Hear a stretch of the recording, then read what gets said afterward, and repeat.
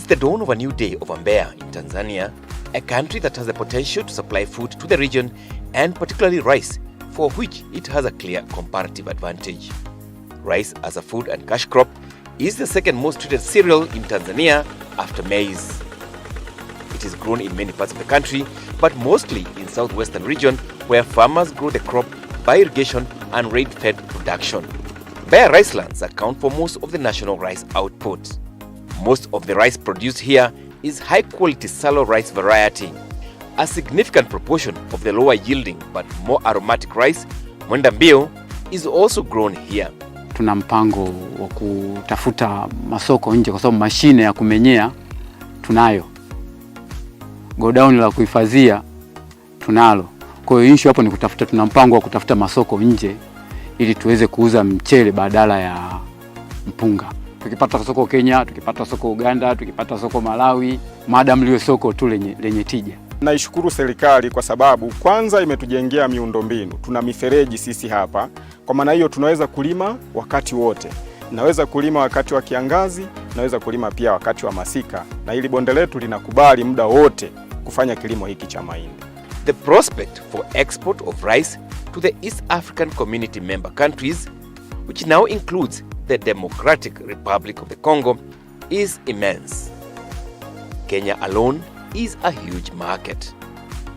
With an annual demand for almost 1 million metric tons against local production of only 180,000 metric tons, the shortfall is met by shipped imports from faraway Thailand, Pakistan, India, and Myanmar. A sizable 37,000 metric tons are hauled in by road from neighboring Tanzania. A review of the rice subsector by Equity Bank revealed that financial support of the whole rice value chain would not only increase production, but also increase stakeholders' income to ultimately transform lives and livelihoods. Equity's initial partnership with farmer members of Ipatagwa Rice Scheme reveals that there is a hunger for support of rice farmers who own between an acre and 10 acres. While financial support is necessary, entrepreneurship training is critical to ensure farmers practice farming as a business. Sasa wewe kujua kwamba kule kuna soko, unahitaji mtu wa pili kukupa jicho, si ndio? Sasa ndio maana hiki kitu tumekuja sasa. Kuhakikisha kwamba tunaunganisha wakulima wetu, wazalishaji na masoko ambayo yako nje ya Tanzania. Kwa maana kama kuna watu wako Kongo, wako Rwanda, wako Kenya, basi wapate kujua kwamba sasa hizi tuna mchele ambao tunautegemea wapi? Isenyera. Mimi na familia yangu tunalima eka 7 na mpunga. Equity inawahisha mkopo kuleta. Kwanza haina usumbufu wowote. Sisi wakina mama tukikopa hiyo mikopo itatufaidisha sana kwenye kilimo, hasa hata kwenye pembejeo. Sisi wakina mama tukipata pembejeo nasi tutakuwa juu zaidi. Tangia mwaka jana 2021 nimeweza kuingia kuomba mkopo katika benki ya Equity. Kweli niweza kuomba milioni 5 na benki ilinipa kwa muda mwafaka. Nilikuwa ninalima ekari 3 lakini kwa 2001-2002 nimeweza kulima ekari 12 na nilivuna gunia 187. Ipatagwa scheme is but one of the 5 rice schemes that are over 1,500 acres each, with Mbuyuni at double that acreage. In all these schemes, rice is grown by irrigation from waters drawn from Kimani River, a tributary of Rufiji River downstream. During Nane Nane celebrations held in Mbeya, Tanzania President Samia Suluhu Hassan re-emphasized the importance of rice production at an event where farmers received delivery of power tillers from Equity. Mheshimiwa Rais, tumetumia kama wakulima wa kikundi cha Ubaso kutoka wilaya ya Mbalali. Tumeanza kunufaika mwaka wa jana 2021-2022. Tumepewa power tiller 35 kutoka Equity na trekta moja aina ya Mahindra. Zimetusaidia kutoka kwenye kipato cha gunia 15 mpaka kufika gunia 40 kwa heka moja. Katika mwaka 2021, sekta hizi za kilimo zilichangia 26% kwenye pato la taifa. zikatoa ajira kwa wananchi wastani wa asilimia 65.6 na kuchangia asilimia 65 ya upatikanaji wa malighafi ya viwanda. Pia zilichangia kiwango cha utoshelevu wa chakula kinachozalishwa hapa nchini kwa zaidi ya 100% na kuzalisha ziada kwa ajili ya soko la nje. Hata takwimu kutoka Benki Kuu ya Tanzania. Empowered to learn, to create, to grow, to harvest, to lead, to dream. Equity. Karibu member.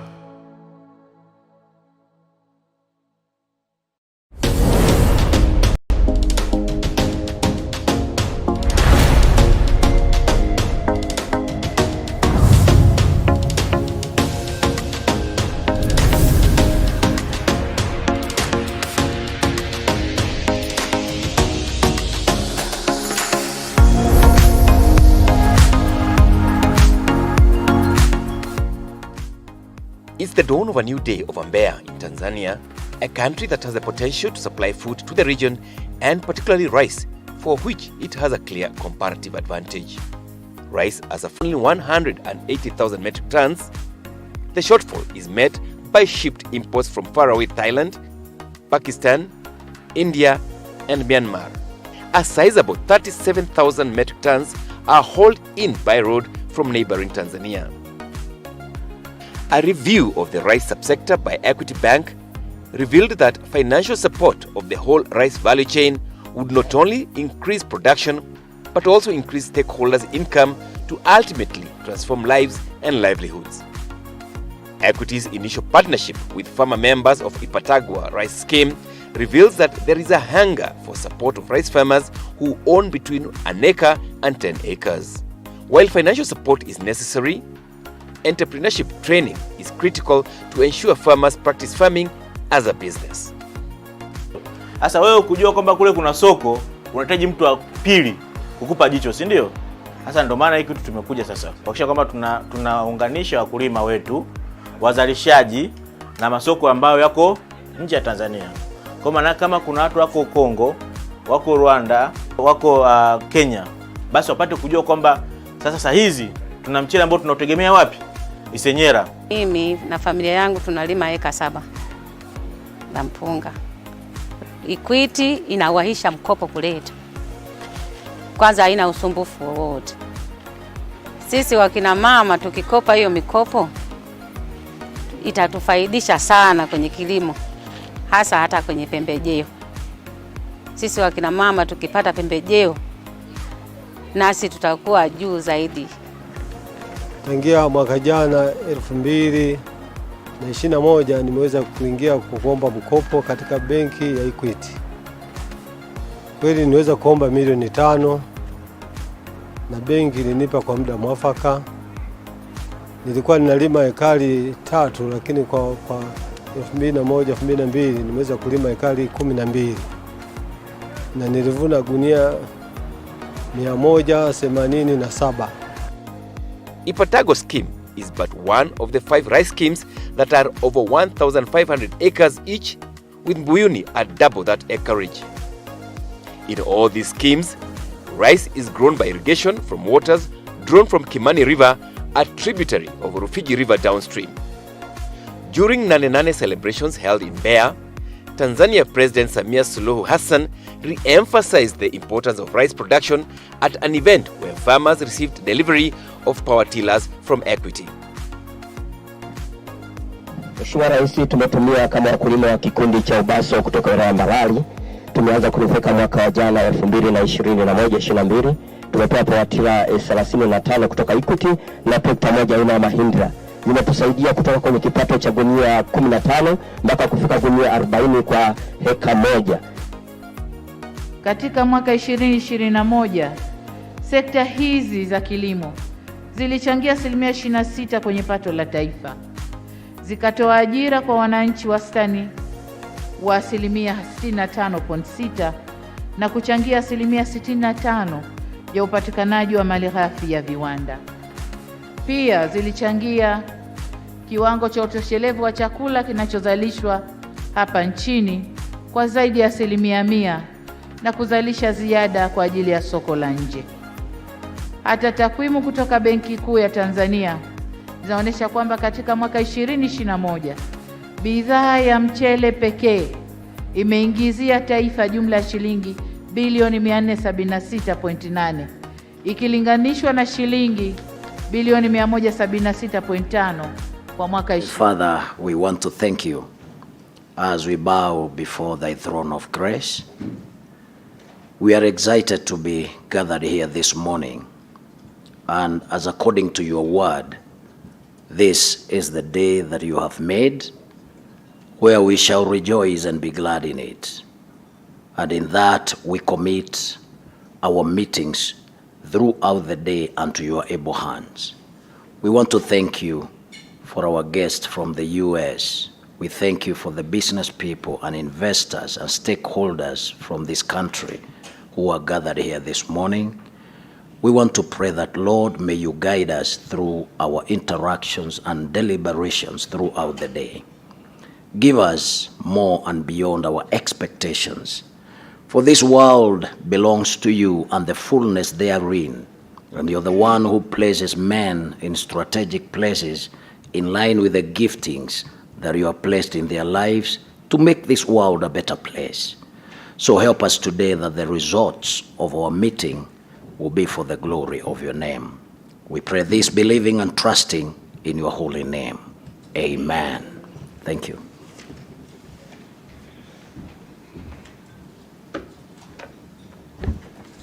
Thank you so much, Bishop from Equity Bank. Once again, I want to welcome us to today's session. Today we shall have quite a number of panel discussions on specific sectors of the industry.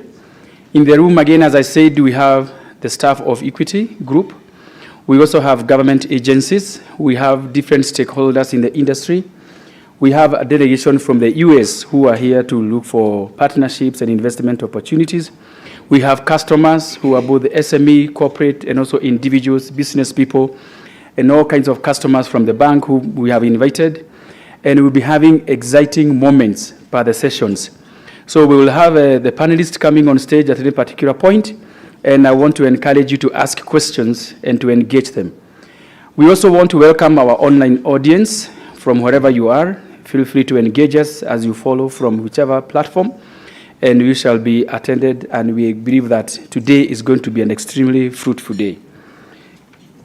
So to make the welcoming remarks, I want to invite on stage the Commercial Director, Equity Bank Kenya, Humphrey Muturi, to come and make the opening remarks.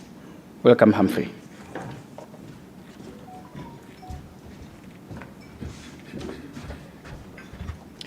Thank you, Erastus, and good morning once again. It's a pleasure to have you all here with us this morning. On behalf of the Group CEO, Equity Bank Group, Dr. James Mwangi, do receive a warm welcome. We are really delighted to host you here today in this trade mission where we are connecting the US and Kenya. The delegation that is here from the US has already had a one-week engagement in Tanzania, as has been articulated, and now they are spending this week in Kenya to be able to understand the landscape of the land, the lay of the land, to see how we can really industrialize Africa. And if we can achieve that in the engagements, the conversations that will happen this day, we believe that we'll have made significant strides in turning around the fortunes of businesses and livelihoods. We here at Equity Bank are all about transforming lives and giving dignity and creating opportunities for wealth creation for the people and the communities in which we live in. And so it's a privilege for us to be able to hold and host this interactive session. I'm delighted to see that the room is really full, which demonstrates that there is real interest in catalyzing and ensuring that regional trade, global trade is also continuing to enhance. It's my privilege to recognize certain senior leaders who are with us. The first presentation this morning and conversation that we'll have will be done by none other but the President of the Kenya National Chamber of Commerce and Industry, Mr. Richard Ngatia, who I will be giving the podium in a few minutes. Mr. Richard Ngatia is a friend of the bank. He's a renowned businessman, and he holds many other hats. He will be at liberty to disclose those that he desires. But I can tell you, it will be beneficial for us to listen to Richard in the engagement that we'll have this morning.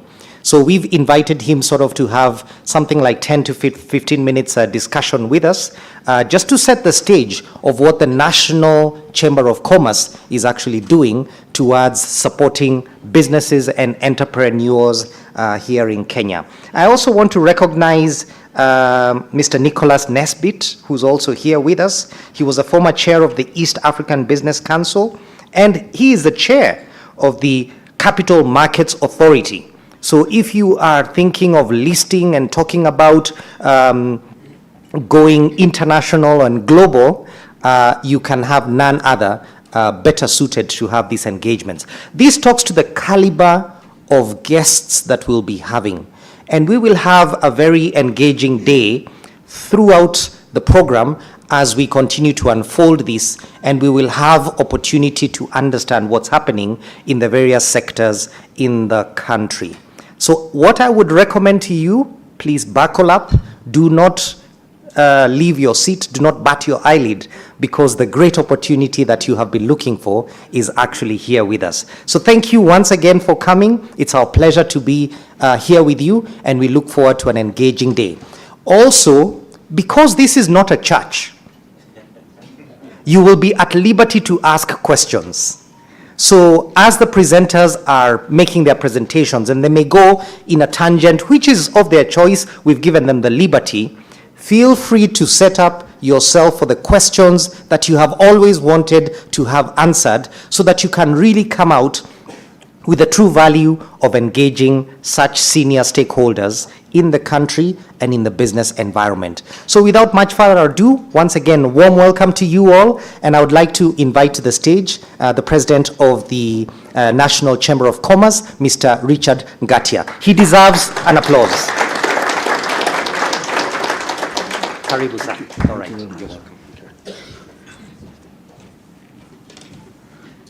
All right, thank you very much for setting the stage. Good morning, everyone. Good morning. Captains of industry, equity family, I'm very grateful to be part of this morning discussion, so as we can see where we have opportunities and how we can be able to approach the U.S. market. U.S. visitors, karibuni sana. Welcome to Kenya, and I believe we shall have a great engagement this morning, and so that you can be able to leave here with information that will bring a meaningful business to you and those you've left behind in the U.S. Kenya National Chamber of Commerce and Industry is proud of over 50,000 corporate members, and also enjoys over 2 million members from the micro and SMEs as well through associations. And we support this location in advocacy, trade facilitation, and of course networking. And this is what we're doing this morning. I'm happy to have this Kenya-US trade mission or discussion today. And of course, the United States, we believe and we know, is the largest destination for Kenya's exports. And with that, of course, we want to continue with engagements with the African Growth and Opportunity Act. This is AGOA, where we have opportunities to present our products to the U.S. market. But of course, we want to see that business, of course, grow from where we are today. And Kenya is the key beneficiary of the AGOA preference and was one of the first African countries to export under this legislation. And so in 2021, more than 75% of Kenya's export entered duty-free under the AGOA. Current AGOA expires in 2025. So we have enough time to make sure that we penetrate this market. I believe there are about 4,000 products that we can choose from, although we're still dealing with less than 200 products, but we have time to improve on this as well. And so we as KNCCI will make sure that we give you timely information on how you can be able to get into this market and beyond as well, and also be able to capacity build Kenyan exporters on quality and standards to conform to AGOA requirements. This is very important. I know you have met regulators yesterday, and those you have not met, I believe with the little time that you have here, we shall be able to have conversations with them. Entrance product development and market testing to meet AGOA requirements is again mandatory. And so Kenya also and the US have been engaging on a free trade agreement which is yet to be signed, so there are negotiations that are going on. But I believe there are a lot of opportunities when this happens, and we are really eager to see that this will be signed as soon as possible. For now, allow me just to take you through a small presentation whereby I'll be talking about Kenya and, of course, why Kenya. And you can see if you can be able to follow the screens, where you can be able to see or listen. Kenya definitely is currently the third largest economy in sub-Saharan Africa, and we are very proud of that. And so why Kenya? One, we have a broader economic reforms, technology development as well, infrastructure improvements. Today, everywhere you walk or you drive, you will be able to see the kind of infrastructure that has been put in place. Exciting consumer market. Again, we have a very vibrant, energetic, young generation that will be able to take you through opportunities and also get into businesses as well. Qualified and cost-effective workforce, strategic geographical location, wide market access, and well-established private sector, and a vibrant capital market. And of course, because the chairman of the capital markets is here, he'll be able to take us through that. If you look at trade agreements, you'll be able to realize that the key agreements are three, and this is the East African Community, where we have 7 countries within that region. Again, common market for Eastern and Southern Africa, that is the COMESA region, 21 member states. US visitors who are here, it's good to note that with this COMESA region, you'll be able to penetrate this market easily. These are landlocked, most of them are landlocked countries and served through Kenya, through the port of Mombasa and now Lamu. African Continental Free Trade Agreement. Again, these are 54 countries. We enjoy a population of about 1.3 billion market, and therefore looking at Kenya as the hub, you'll be able to penetrate this market quite easily. If you look at the investment environment, which is exceedingly conducive, you can see repatriation of capital and profits is guaranteed, constitutional protection against expropriation, and one-stop facilitation as well. It's a one-stop shop.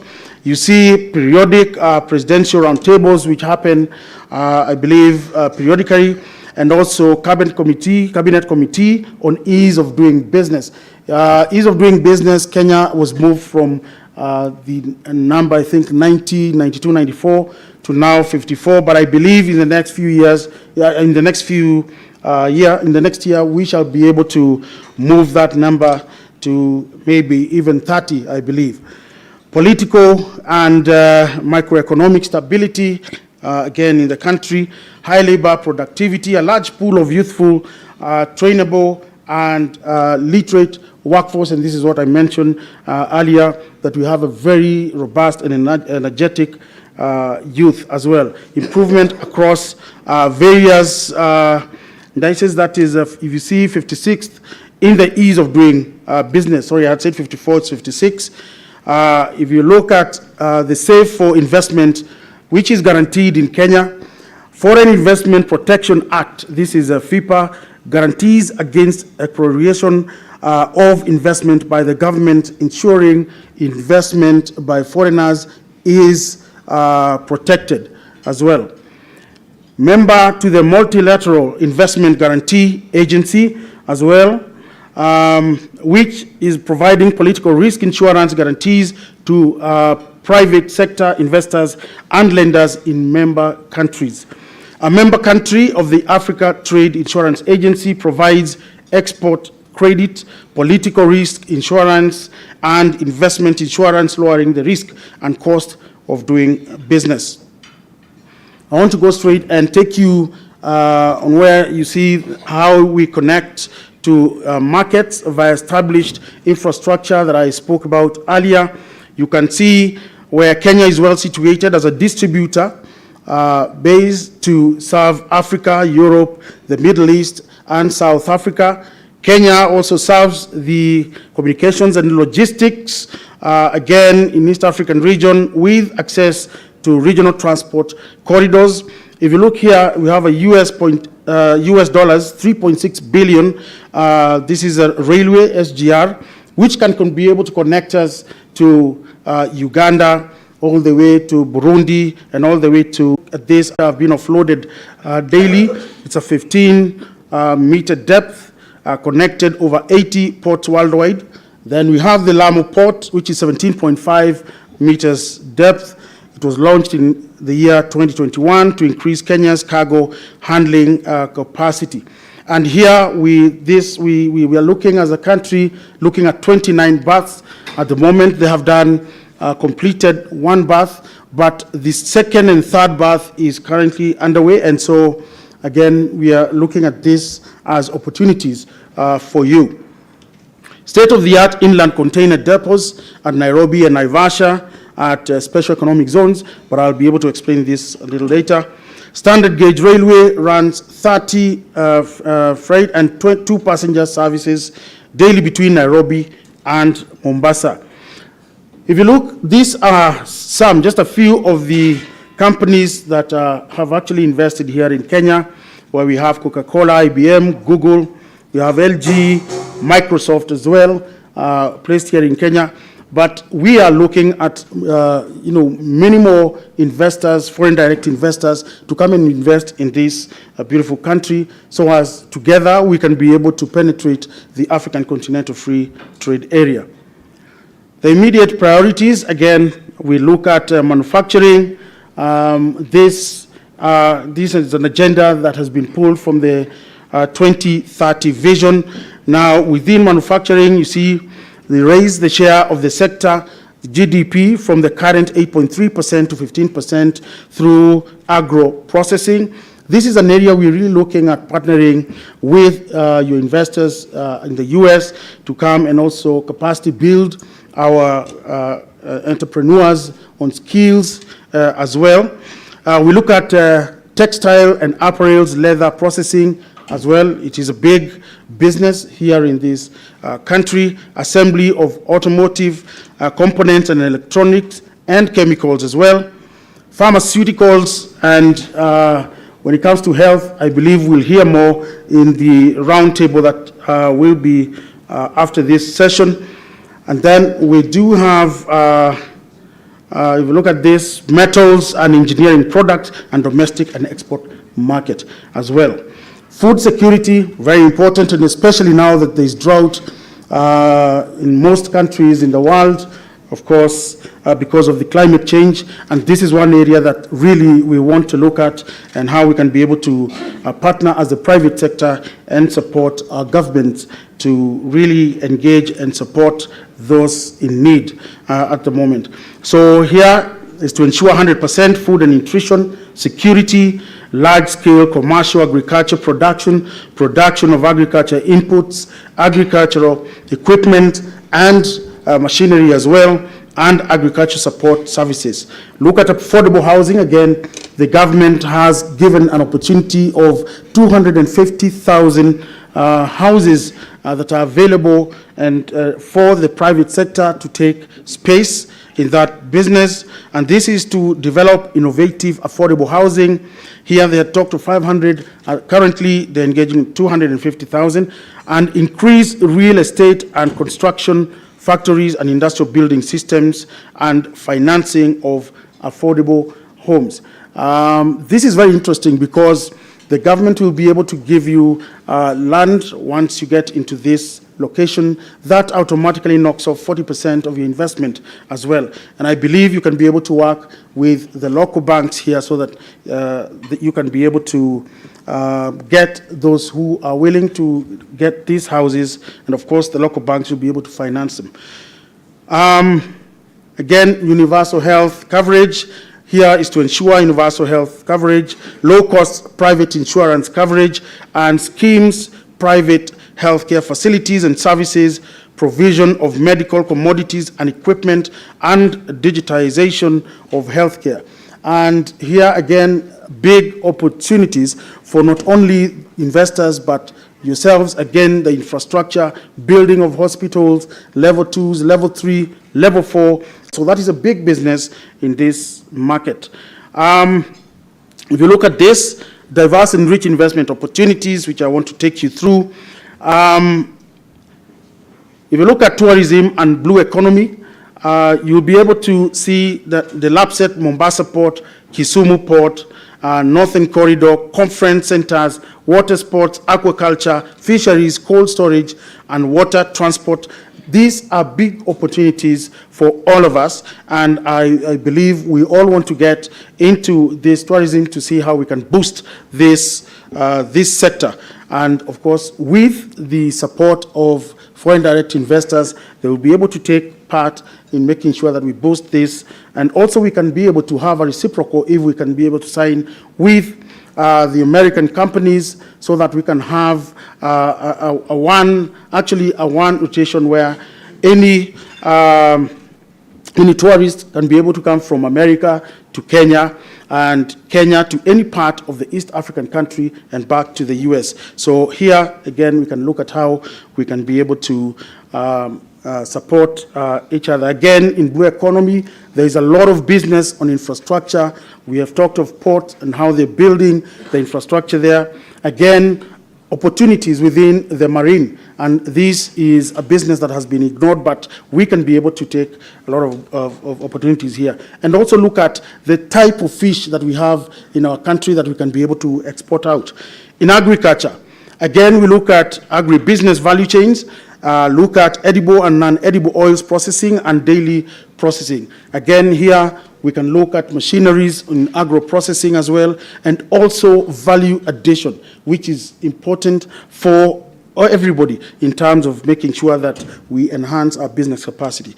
ICT, if you look at ICT, that is infrastructure, agriculture. If you look at agri-tech tools, you look at market information and intelligence as well, e-commerce services, that is on retail, and also regional business and capacity development. Again, in that area of ICT, that's where we have energetic youth on digital platforms, and they can be able to get a lot of business, particularly the startups as well. We as the Chamber currently are in partnership with ICC, this is International Chamber of Commerce, supporting 750,000 youth on digital platforms to capacity build them, train them on skills across the Great Lakes region. This is 12 countries where I chair the private sector, and we are supporting them so that they can be able to get their businesses going. Finance, again, you look at finance, a very key area. I believe that will be expounded by our chairman here. Banking and financial services, again, looking at SACCO societies and microfinance, and also fintech. We have heard His Excellency the President talk about the 50 billion fund to support SACCOs, and I believe we as the association, and especially the Kenya National Chamber of Commerce and Industry, we shall be able to support them so that we can support them on doing due diligence, making sure they give to the right people who will be able to refund the funds as well. But this is one of the best initiatives that we have had so far, and we actually commit to support the government. Oil and gas, again, this on energy, crude oil refineries and finished products retail outlets. This is LNG, regasification, and liquefaction plants as well. So this is an area, again, we want to look at, and also request our visitors here to have a session with us so that we can be able to see how best we can engage in this market. Let's go on to manufacturing. If you look at, yes, thank you. If you look at manufacturing, look at the objectives is to raise the share of the sector to GDP. 10 years corporate tax holiday, once in that zone, 25% corporate tax for another 10 years, and 30% from the 21st year. And this also is the same with the special economic zone. 10 years withholding tax holiday on remittances to non-residents.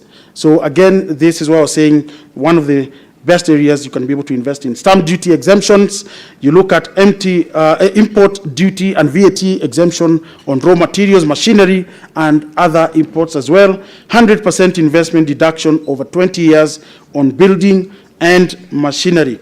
And other benefits within the two zones, you see full operational under one single license, then project approval and licensing within 30 days, and foreign currency accounts and offshore borrowing allowed, no exchange controls there, and unrestricted investment by foreigners. I think this is something that will catch your eye. One-stop shop service for facilitation and aftercare as well. So if you look at where these are located, that is the EPZ, you'll see the one dotted black, the ones dotted black are there. And these are the EPZs, and there are 72 which are gazetted, and 67 are privately owned and operated. But here, there is space for you. You can go take the space. It's plug and play. 5 are public zones, and when you look at SEZs, which are marked in red, there are 5 gazetted, and out of the 5, 2 operational privately owned, and these are Tatu City and Pearl River as well. 3 public zones, which is Dongo Kundu, Lamu, and Naivasha Industrial Park as well. And you can see the lab set here. If you look at links, which links to Lamu Port with Addis Ababa, again, bilateral agreements signed between Kenya and Ethiopia, again. And if you look at this area is to be the largest deep sea port on east coast of Africa. And this is, I explained about the first berth, where we'll go to the second, the third, up to 29th berth. So this is an opportunity where we can partner with the American companies on PPP and see how we can be able to penetrate this local market as well as regionally as well. Oil, again, from Lamu Port to Hawassa in Ethiopia, we can be able to support that. Again, regional airports, that is Isiolo, Turkana, Hawassa, then there is Isiolo Airport, which has already actually been completed. So again, you can be able to penetrate this market of Ethiopia easily. Lamu and Lokichogio, Turkana airports to be constructed, that is business for us who are in construction. Just to take through what opportunities we have at the Konza city. This is a smart city. If you look at, for example, if you look at media, sports and entertainment, actually this has already been done. If you look at offices and technology, this investment has already been done. Actually, phase 1 at the Konza city has already been completed. Universities and schools as well. You look at research centers, which have been done as well.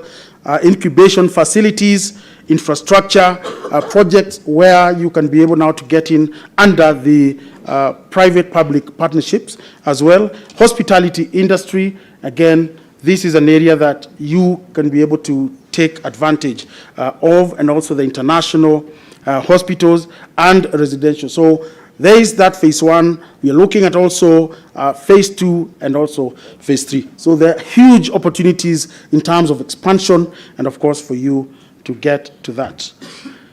Ladies and gentlemen, I want to summarize this in a minute with a short video so that you can have a better understanding on why Kenya, why we need to invest, and why Equity Bank needs to support us. Take a look.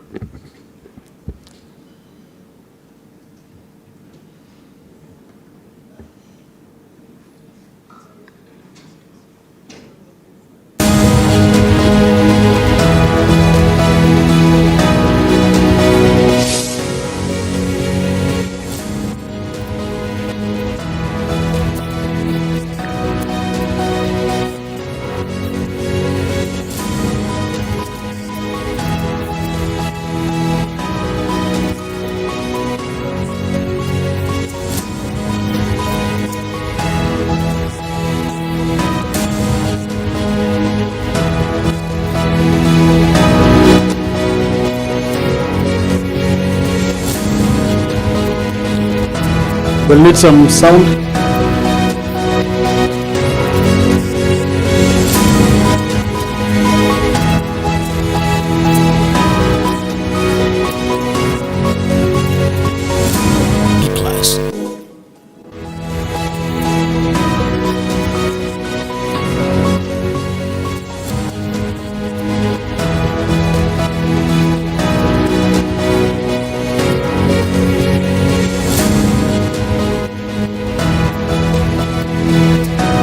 I think we are having a technical problem. All right, ladies and gentlemen, thank you very much for listening. But since we are here, we shall continue engaging. But I want to thank Equity Bank for giving us this opportunity to showcase what we can do here in Kenya, and also to give us opportunity to have conversations with the Americans who are here to look for business. Thank you.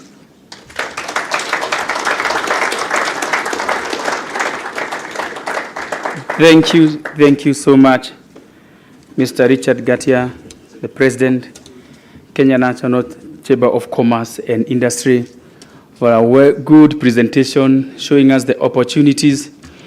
And even apart from the delegates, even we as the Kenyans, I saw the way we took keen interest, and we feel like we should do a seminar, local seminar for the President to come and take us through the opportunities. There were some slides that were of interest, and I saw the cameras being flashed out. I think in case you missed and you wanted to do a screenshot, we are live on Facebook, we are live on our website, we are also live on YouTube, and you can be able to go there and do a playback and take a screenshot. Especially, I saw the incentives. I saw everybody removing the camera, including myself. So I think that is quite informative, and we are extremely grateful for that information. You can still go back and have a look at what Kenya has. Kenya is a great land of opportunities. And even from the pictures, sometimes you still wonder whether this is still Kenya, isn't it? I think the area view of Nairobi is quite beautiful. So ladies and gentlemen, we are progressing on well. As I promised you today, we are going to have fantastic opportunities to get deeper into some of these issues that are presenting opportunities to us. But before that, before I call the first panel that will be focusing on energy and environment, I know the panelists are ready. I just want to again appreciate you for coming and for turning up. I have seen a few people here and there. I think we are quite many. But I think I wish to first acknowledge the President of the Chamber. Thank you so much, Mr. Richard Gatia, for coming over. The CEO of the Optiven Group, Mr. David Washiori, thank you so much, Group CEO. I have seen Benson Motahi, the President of the MSME Alliance. Thank you. If you have board members and other friends you had come with, I think they can also stand so that we also appreciate them. I have seen also the Chairman of Micro and Small Enterprise Authority. Please, Chairman, just stand up for us to appreciate you. I know you have come with also Aden Abdullahi, the board member, and plus other colleagues. Thank you so much. Thank you. We appreciate you and we recognize you. That is James Murray, the board chair, Micro and Small Enterprise Authority. I have also seen the representative from KPC, Grace Joroge, the marketing and development manager. Grace. Thank you so much for representing the Kenya Pipeline Corporation. I have also seen your neighbor.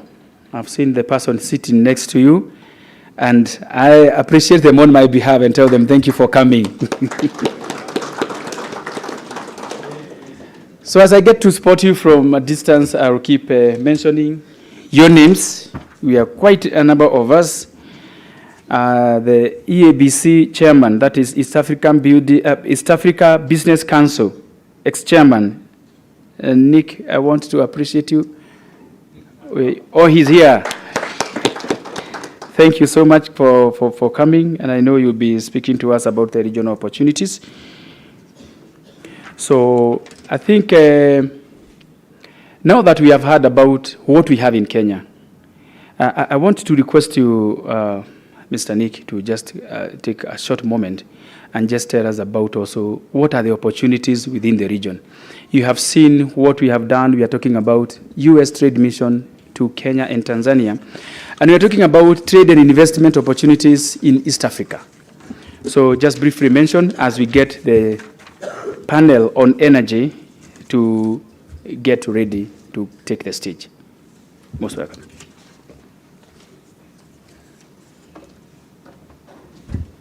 Thank you very much. Good morning, everybody.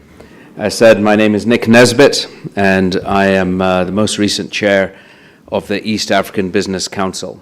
So I was there for about 3 years, and before that during that time, I worked with my good friend Richard Ngatia here as I was chairman of Kenya Private Sector Alliance, which was the apex body in Kenya. So I worked with KEPSA, worked with East African Business Council. So I'll make a few remarks here about the opportunities in East Africa. And I believe I'm speaking to people from Kenya, from East Africa, and people from America. But I can't tell who is who. We all look the same. So if you are from America, would you mind raising your hand? So at least I know who I'm speaking to and where you are. Okay. So sort of here. And some over there. All right, good. So let me tell you a little bit about why this is passionate to me. After my high school in Kenya, I went to the States and lived there for about 20 years. And during that time, I got to see the slow, let's call it, development of Kenya, and came back as an entrepreneur and started the first call center BPO business in sub-Saharan Africa, and really proved to the world the mission that we were on, that you could hire a Kenyan and they could be better than anybody in the world, or as good as anybody in the world. And in fact, in that little call center that we had that grew to hundreds of people, we won awards globally as being the best call center in many categories. So it just showed that with the determination and the understanding of the markets in which you're operating, you can really develop the Kenyan and I'm sure the East African teams to perform at any level, and in particular at a global level. And it just doesn't have to be at track and field, but it can be everywhere. And when I came back to Kenya, I got involved in many areas around the development side. I was on the board of the Central Bank of Kenya for a few years. I was on the board of the Vision 2030. I was on the board of a bank. I was chairman of KEPSA, chairman of East African Business Council. I was even on the board of the American Chamber of Commerce. All of those gave me a view, and in particular when I was running IBM in this part of the world for many years, I also had a very strong view as to what it takes to develop this part of the world. So I'm passionate about East Africa. I see it as a huge market. As chair of the East African Business Council, I was chair of the different apex bodies in the 6 countries during my tenure. We went after DRC and we did what we needed to do to get them to be part of the East African community. This is a huge market. This is a huge market. 280 million people, over 300 billion in GDP. It has extensive trade and development infrastructure. You saw President Gatia show some of it for Kenya, equally in Tanzania, Uganda, Rwanda. They're all developing their infrastructure, their airports, their ports. And it has really changed in the many years since I've been back. Changed so much that, on a personal note, my brother sold his tea company earlier this year to some international buyers. What convinced them was, first of all, somebody telling them not to go to Kenya because it is not a good place to do business. And then once they landed, they actually got to see it was a very good place to do business.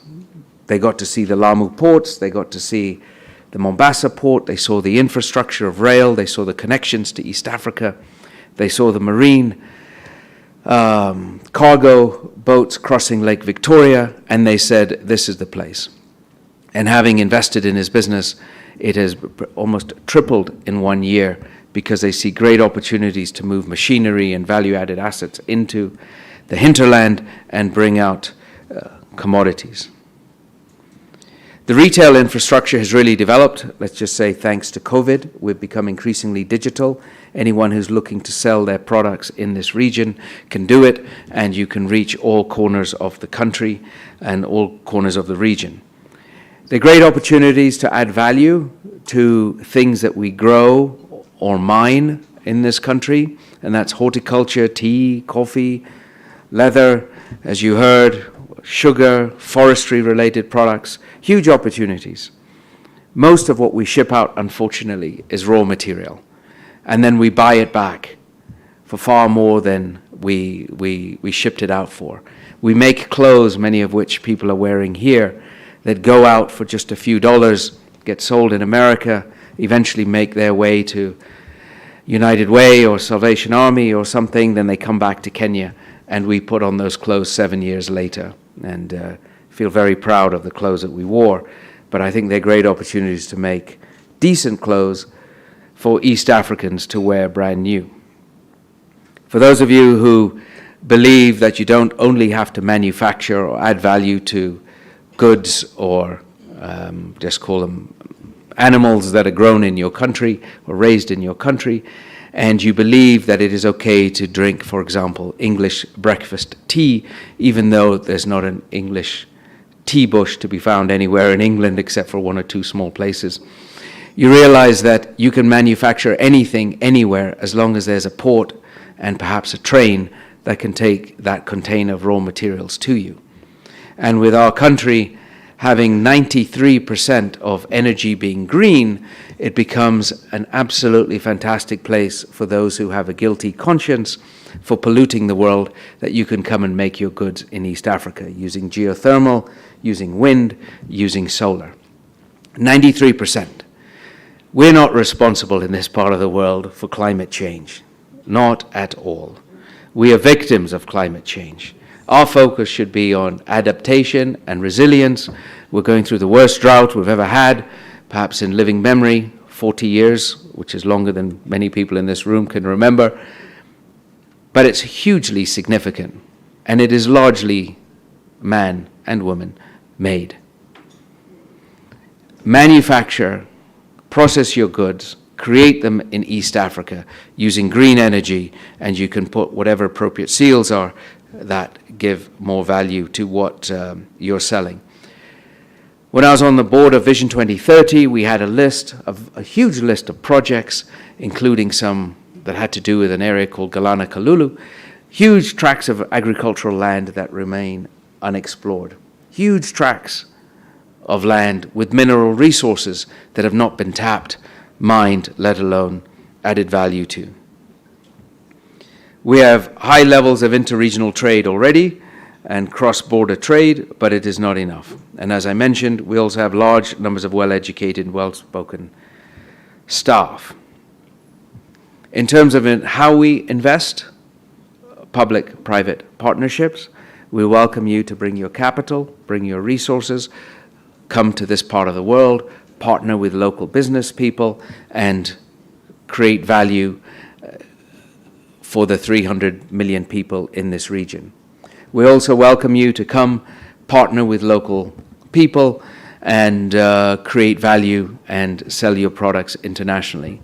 A few months ago, I had an opportunity to sit with some people from Singapore, and what they wanted to do was build kitchens in Kenya.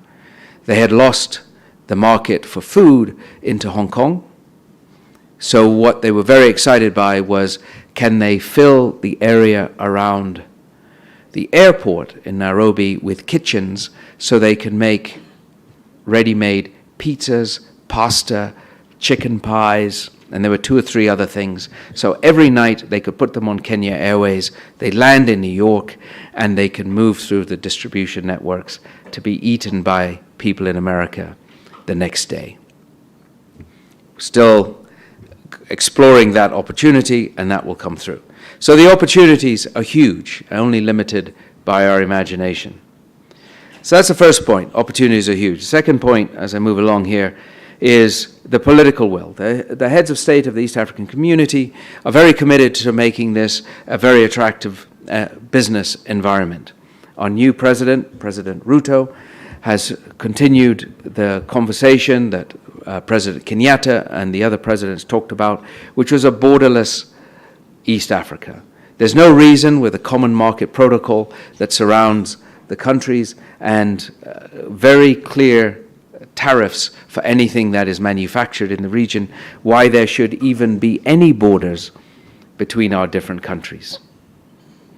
Why should there be any borders? Why don't we make it a full East African Federation? So for those who are looking to invest in this part of the world, I would strongly urge you to think in terms of that is what is coming down the pike, so to speak.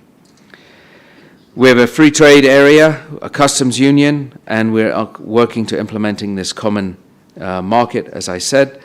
We have incentives. We have a vibrant and upcoming capital and securities market. I chair the Capital Markets Authority, which is like the SEC in the United States, and my marching orders when I took on the role a year ago and that have continued this year are to drive innovation. It's all about innovation, it's all about creating wealth, and my favorite topic, it's all about trade area. Kenya, as a channel in providing seamless access to almost 560 million people across the region and potentially millions more through further integration into bigger economic communities across the continent and the world. It is the region's logistical hub, playing a big role as a transshipment hub for goods moving to landlocked countries in East and Central Africa through the expanded Mombasa and Lamu port. Kenya is also renowned for its coffee, flowers, fruits, vegetables, nuts and many more quality products, and continue to leave millions of international consumers in awe of the treasures of her fertile soil. Within Kenya's highly diversified economy lies countless opportunities for locals and international investment. There are brand new construction projects popping up all over the country, including city highways like Nairobi Expressway, expansion of the Jomo Kenyatta International Airport, and the Standard Gauge Railway, among others. This exponential infrastructure development, coupled with political and economic stability locally and regionally, highlight enormous growth potential for several sectors including mining, agriculture, manufacturing, energy and the blue economy. Kenya has come a long way in its journey to become Africa's Silicon Savannah, from being just another outpost for multiple multinational companies to spawning revolutionary apps, softwares, and digital innovations that are the envy of even the most advanced economies in the world. And when the local and foreigners are not busy bolstering Kenya's economy, they're enjoying her bountiful natural beauty and vibrant city life. World-famous sites and attractions are dotted all over the country, on pristine beaches, wild plains, beautiful lakes, and towering mountain peaks. Not only is Kenya the home of some of the world's most beautiful sights and wildlife, it has also given rise to a number of prominent global figures who have shot to global stardom in international football, athletics, entertainment, and even world politics. So, as Africa and the world head into an uncertain yet promising future, Kenya continues to rise and sets the pace as a pioneer across the board with the big, bold, and brave steps. This is Kenya.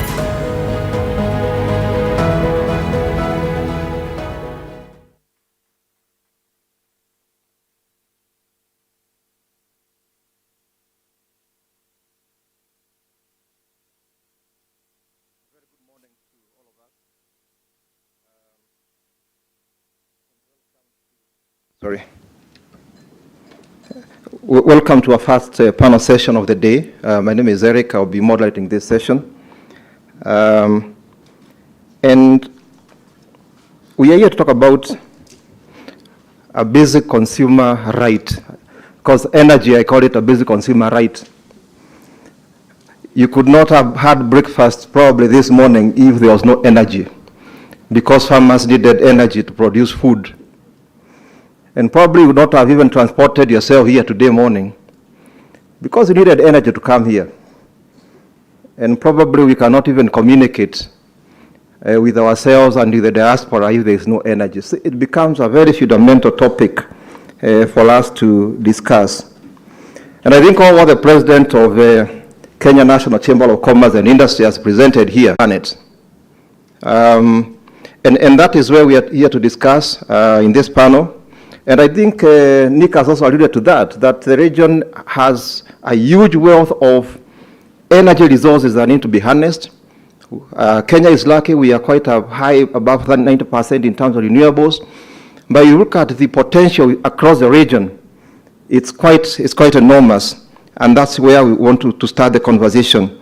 And to lead us in this conversation, I first of all want to invite a great man, the CEO of the Kenya Renewable Association, Kenya Renewable Energy Association, Mr. Andrew Amadi, to come and make a quick presentation, a 10-minute presentation, and then I'll invite the panel session, the panelists to come and react to that presentation. Mr. Amadi, as he walks on stage, we can have the presentation on the PowerPoint. This man is a chemical engineer. He's a chemical engineer, a very interesting man with over 24 years of experience in the energy sector.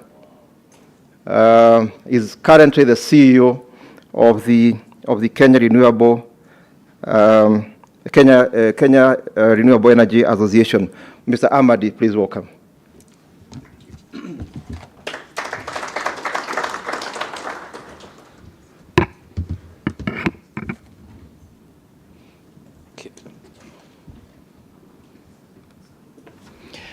Thank you very much, distinguished guests, business leaders, members from the non-governmental organization and the equity group as a whole. It is a pleasure to be here today and to just focus a little bit around the topic of renewable energy and where we are as a country, the opportunities, and of course we'll go into a discussion about the challenges and how to get there.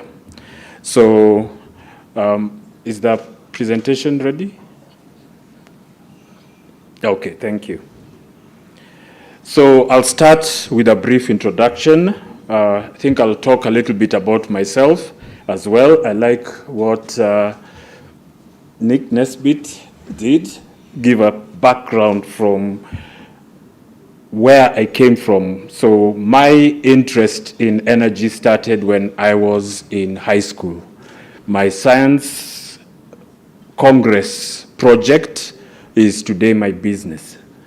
I have been involved in all types of energy used in Kenya, starting with petroleum refining, and worked with every type of renewable energy. And so when the Kenya Renewable Energy Association announced they were looking for somebody to run it, then I saw my name on the description, and today I am here talking and living what I fully and truly am committed to, which is the growth, the opportunity of renewable energy for development and improved livelihoods in Africa. So I'll start with a background on the Kenya Renewable Energy Association. If you can go to the next slide. Oh, I think that's me.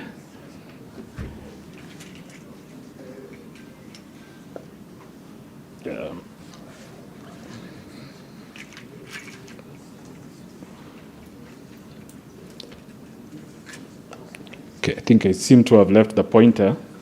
If you can.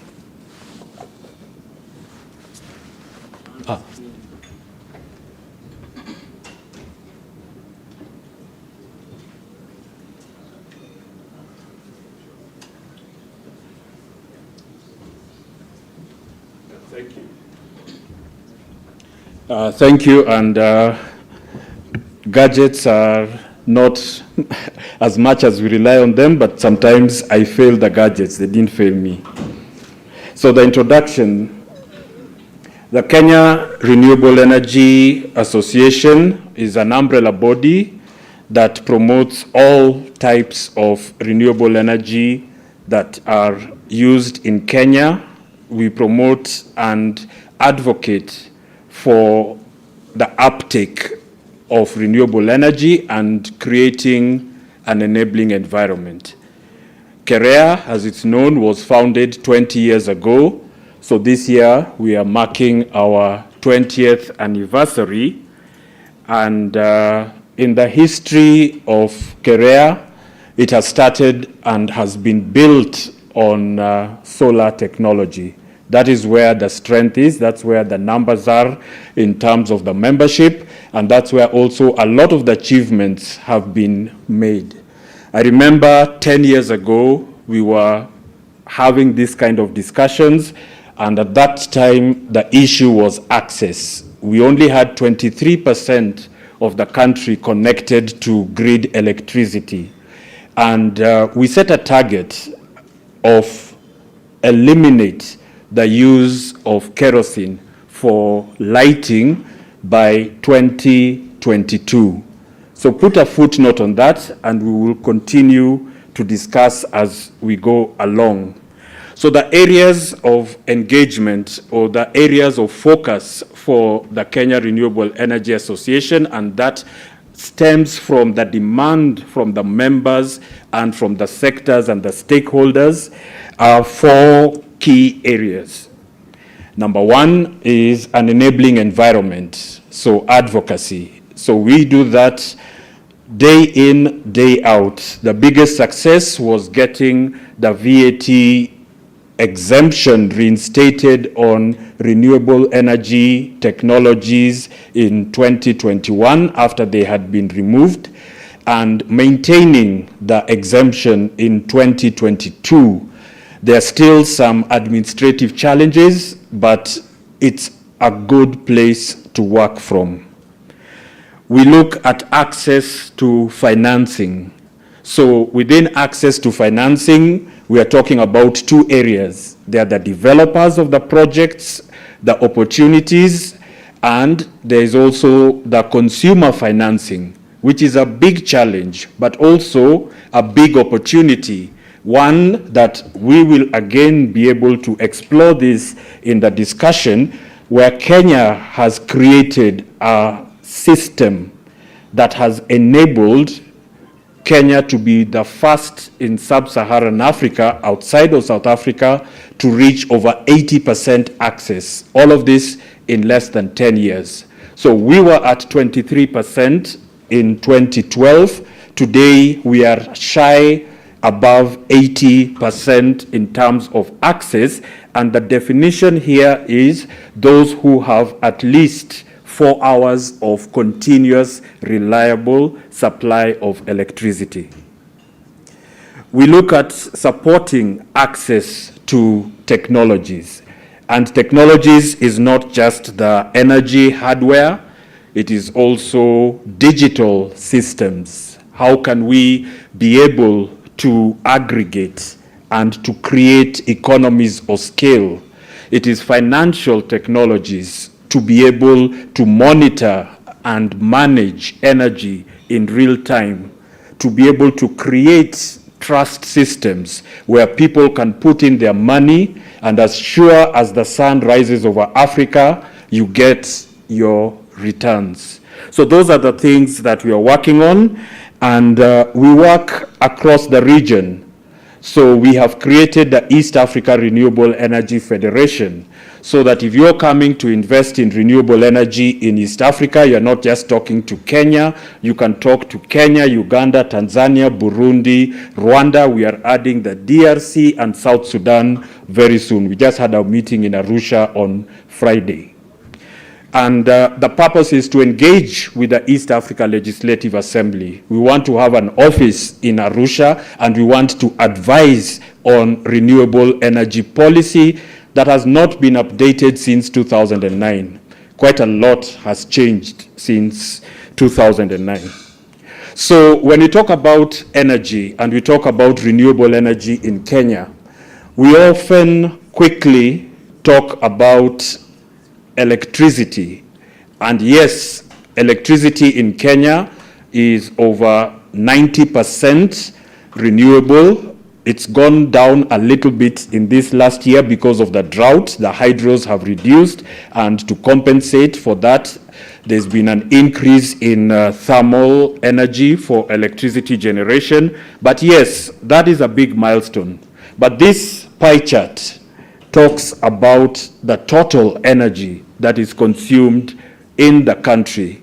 And this is statistics from the Economic Survey 2022 that puts bioenergy, most of it unsustainable, at 87% of the total energy, with electricity at 7% and petroleum at 6%. I'm a little bit skeptical about the petroleum numbers, but these are the official figures from the Economic Survey. They have the best data, and it's corroborated by the Energy and Petroleum Regulatory Authority statistics.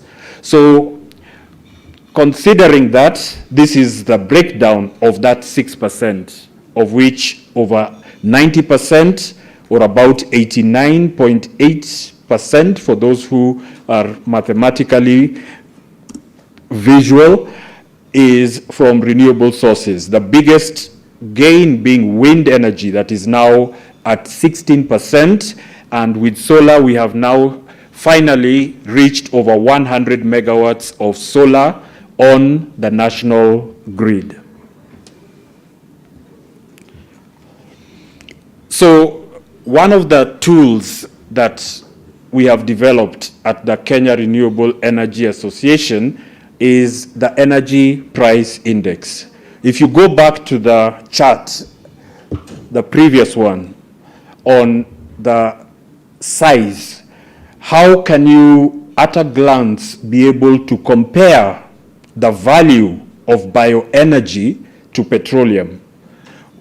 How can you compare the cost of electricity to the cost of biogas? It's not instinctive. It's something that takes training. It's something that certified energy managers do on a regular basis, but it is something that is generally not available to the three main target consumers of energy. That is the actual consumer, the investor, and the government. So what we did is we converted all the units using a standardized measure of the cost of energy, which is the levelized cost of energy, and express it in shillings per kilowatt hour. So from this, I know the numbers are not so clear, but the concept, the principle is simple. Looking at it, you can tell what is the cost of the energy that you are buying against all the other options.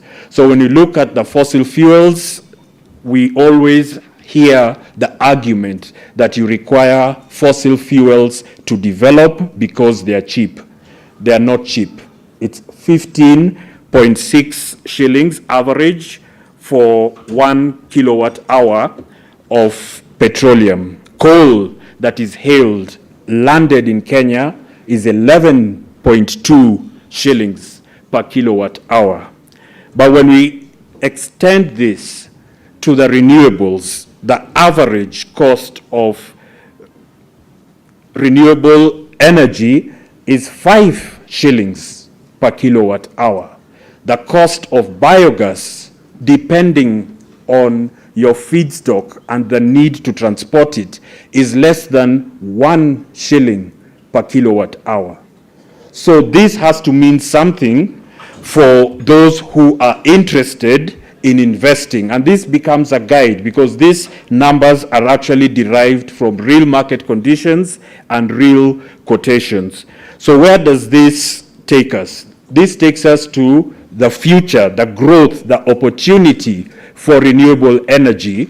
It's no longer about access. Yes, there is access to clean cooking. We need to reduce the size of the unsustainability of the biomass that is used for cooking.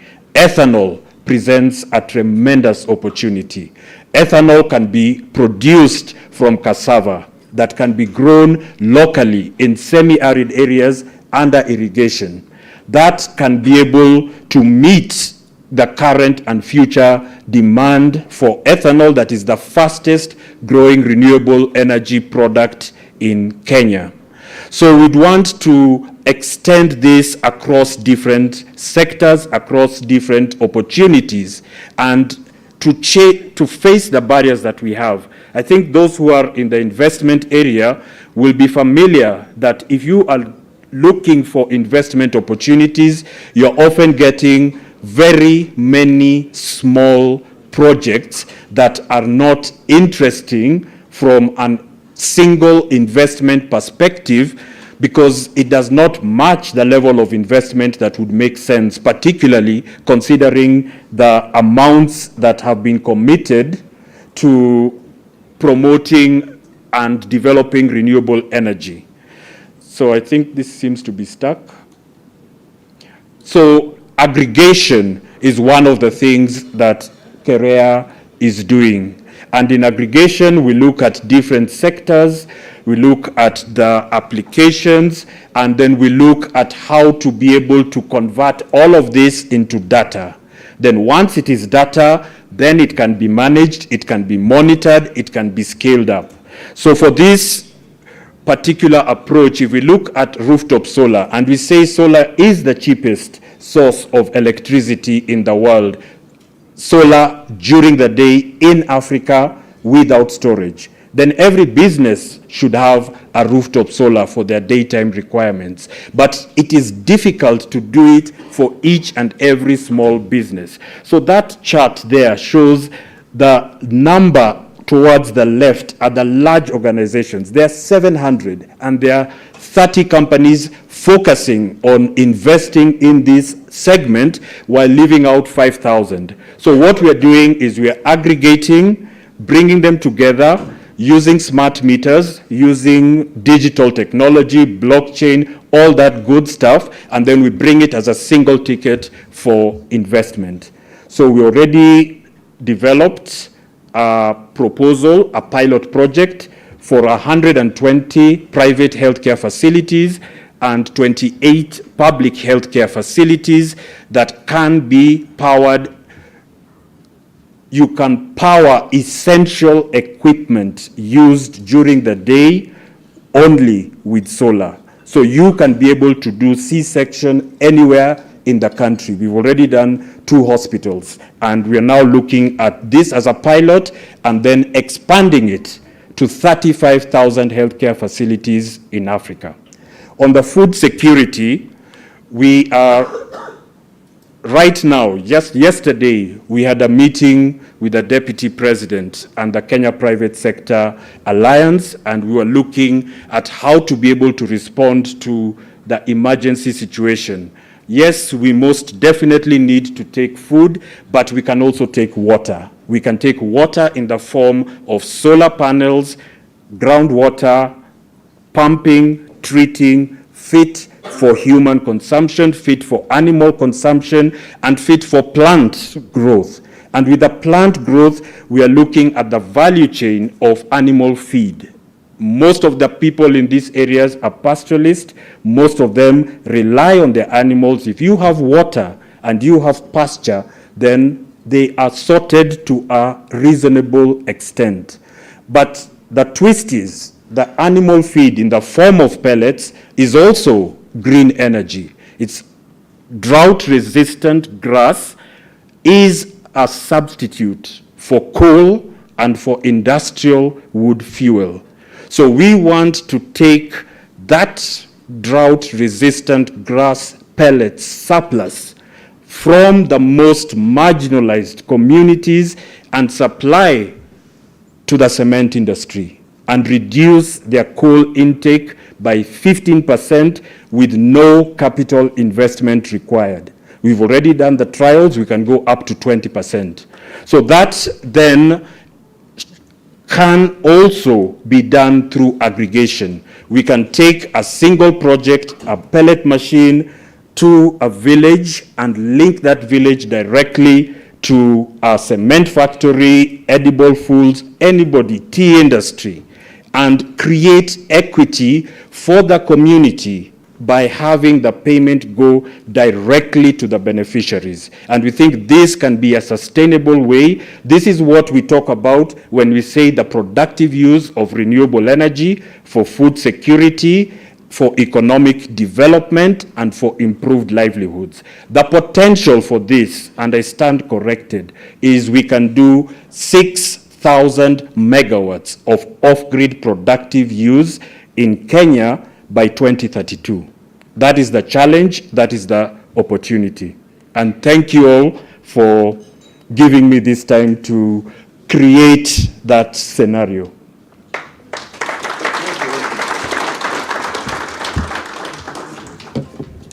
I think it deserves a better round of applause for that topic. Allow me then, in terms of time, to quickly invite my panelists. Please walk on stage. Hanisa Wero, please join us on stage. Hanisa Wero is the Strategic Alliances Leader for Africa for Sun King, works with banks, with telcos and fintechs, and she works across 17 countries in Africa. We have Mr. Rohit. Rohit, I will not pronounce your your second name. Rohit is the head of technical sales at Spermatic, our very good partners as well. He's a mechanical engineer, a chemical engineer in the power sector with experiences in India, Southeast Asia, and Africa, and has also worked for other companies, including General Electric. Of course, I've already introduced the CEO here, Amadi, and we also have Isaac Obare. Is Isaac with us? Yes. Yes, Isaac, yes, I think I saw you. Isaac is the director, special product infrastructure and renewable energy at Rentsco. So welcome, gentlemen. And I don't know whether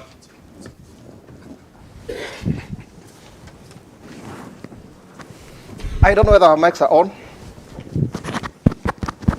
Yes, testing. Confirm you can hear us. So welcome, gentlemen. I'll give you, each of you, just 1 minute in the interest of time to just introduce yourself and react to what Mr. Amadi has just presented. Let's start with Anissa. Yes, good morning, everyone. Good morning.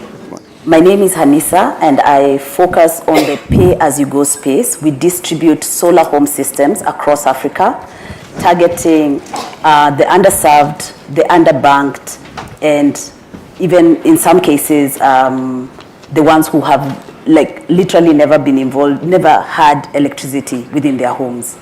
So our product ranges from about $7 to $2,000, and we are now moving into the productive use space. So just to react to Mr. Amadi's presentation, and just to reiterate what was mentioned earlier, to eradicate poverty, we need to start with the bottom. So when we talk about a $7 unit, when we speak about solar home systems or energy, everybody thinks about a very expensive solar product. But we start at $7 because we believe that unlocking poverty will begin with the people at the bottom, the underserved, the ones who are in the rural areas and cannot even afford $2 in a day. So I will let my next panelist introduce himself as we continue with engagements. Thank you. Thank you, Anisa. Good morning, everyone. To react to Mr. Amadi's presentation, he has mentioned that 87% of energy in Kenya is being generated from biomass, and I can proudly say that majority of the thermal energy which is been generated in the Kenya is being generated by the equipment supplied by us. So we have about 1,500 installations of boiler over here which are operating on the biomass. If we accumulate that energy, it is about 3,000 megawatts of energy, so which is reducing quite a million tons of carbon reduction in footprint over here. So Mr. Amadi has also mentioned about the cost of grid power. The average cost of levelized cost of grid power over here is about 15 shilling, 16 shilling, which is roughly 14 US cents. So there is a great potential in reducing the cost of production by installing the solar power plant. And that is the reason the solar is becoming quite a popular in last few years, and people are going for it. I will request the next panelist. Morning, everyone. Morning. Thank you very much. My name is Isaac Obare. I'm a mechanical engineer by profession and also a financial analyst. I come from Rentco Energies. We are providing renewable energies, and we are really interested in the solar energy, and actually we have worked with them in a number of projects, Speromatic, and I'm happy that we are here in the same panel. Wind energy, we are getting into it in Kilifi. We have the marine, which we are still exploring, and geothermal, where we are interested and we are already in. So ideally, first of all, I could wish to convey my CEO's Robert Nyosimi regards to all of you of Rentco, and then at least as we continue with this conversation. So that is where we are really concerned, but also to react to what he has said is we still believe that this is the best way to go in terms of renewable energy, because it's actually cheaper. We have done all this kind of simulation and we know very well. And I happened to be in his office yesterday, and I didn't actually know that I was going to be in this meeting today, but we discussed a lot of simulations and we realized actually we are quite cheap if we went this green energy. Thank you very much. Thank you. Thank you. Thank you very much. Back to you, Hanisa. Sun King, a small startup US company, I think 10, 15 years ago, decided to come and do their first project in Kenya as a small company, and now growing to be one of the largest solar home system suppliers in the world, in presence, I think, in over 60 countries. Tell us about that journey. A small startup in the US decided to come to Kenya. How did you grow Tell us about that journey very quickly in 2-3 minutes. Right. Thank you, Eric. So Sun King was founded in 2009 by our leadership, that is Mr. Patrick Walsh and Anish Thakkar. These were two engineers who they first went to India with Engineers Without Borders and realized that there was no access to energy. And so they worked on a small solar home system and distributed it there. Then they quickly decided to come into Africa, and they set up in Kenya as their first office. That was in 2012. And in 2016, they realized that manufacturing affordable quality clean energy products is great, but there was a bigger issue that was in Africa. And the issue was access to consumer financing and also access to distribution. So what they decided to do is set up a distribution matrix that we currently dub Easy Buy within our organization, but you would know it as pay as you go.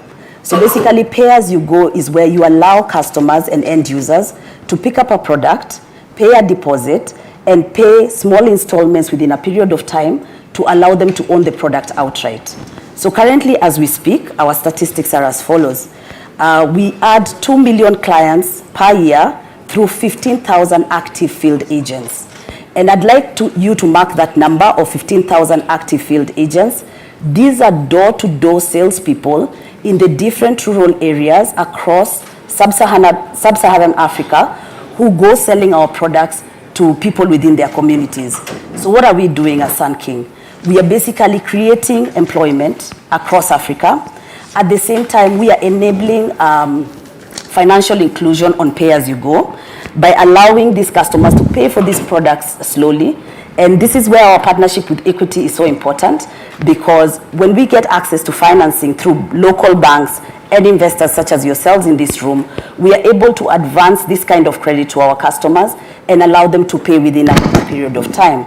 We have 30,000 pay-as-you-go smartphones that we are now advancing to our customers, because what happened in the ecosystem. So as we started advancing the lower price products, that is the $7 product, our customers then evolved to the $100 products, and then evolved to the $2,000 products, which is a productive use inverter system that we are now selling, dubbed as the Home 8000. We then realized our customers are becoming sophisticated. So they started asking for smartphones. They started asking for loans. They started asking us for school fees financing.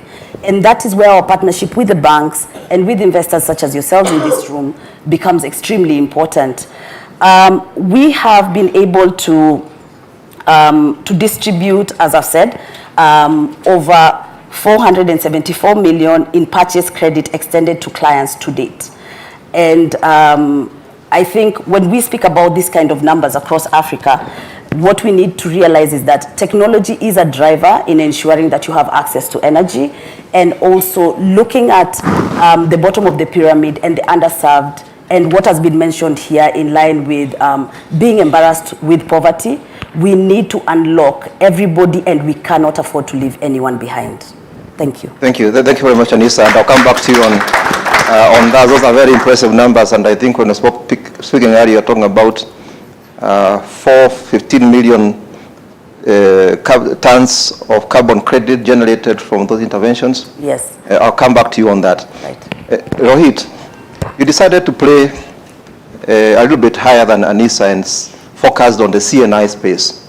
Tell a little bit more about that market. What are the potentials in there? What are the challenges, at the CNI space? Right. So in the commercial and industrial space, the major important for any manufacturer is how he can reduce his cost of production. And if he is willing to do that, he can become a competitive in the market, and he can pass on the benefits to the customer and become a more sustainable in the market. So when we talk about the solar, as we understand, the grid cost is reasonably high in this part of the world. The solar plants in the daytime becomes a very crucial way of reducing the cost for the customer.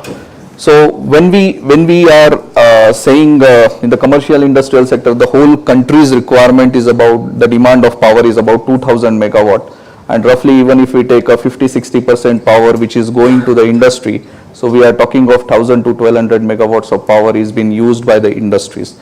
So far in Kenya, I believe about 100 to 120 megawatts of solar installation has been done, and where the daytime solar power is being used by the industry, and out of which about 50 megawatts of project is being done by Spenomatic, which are live now, and clients are saving a lot of millions of shilling by putting up this solar plant, and another 20 megawatts of projects which are under execution. So the idea is when the client is putting up the solar plant, he should get the uninterrupted power.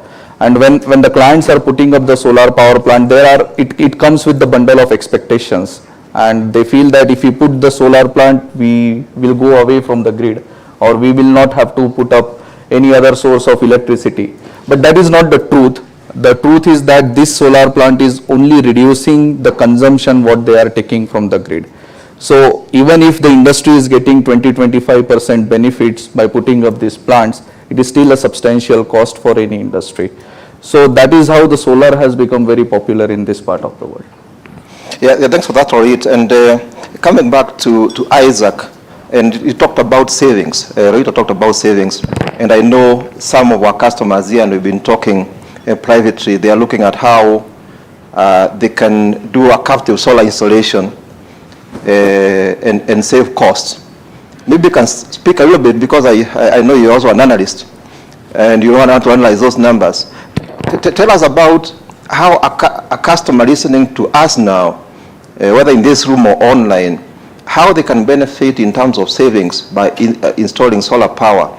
And number two, a follow-up question for you is, we've had some discussion with customers here who are saying, do I buy it outright? Do I lease? And Rohit, I can see you shaking your head. Probably you also want to make a comment on that. But let's start with Isaac. Okay, thank you very much. And I think in terms of the savings, we've actually been having the issues because, and I have to share with you maybe the challenges as well, because they are there. You see, it's like the billing process. Billing, you know, it's not like KenGen generates power from Naivasha in Olkaria, then they put the meter there, they charge you, and you are staying in Earth River, and the meter is in Olkaria. So those are the challenges that we've been trying actually to really manage, but I think we have reached some kind of consensus, and I think that was very critical for us. The reason why I'm trying to give that scenario is that, you know, somebody cannot produce power in some place and charge you 3-4 kilometers away from the plant because there are energy losses. So we were trying to really work on it with the Spenomatic because they are our partners, and I think we have reached that. So I think even as our partners also come in, or whoever is interested, we are able now to give a very stable and very good solution to that. Number two, in terms of the savings, because I think the current tariff for the, I can say, sorry if there's KPLC, because we are going to renewable energy and everything, and whatever its savings are, I think we work also backwards, that we have maybe a tariff of around 20 or something like that shillings.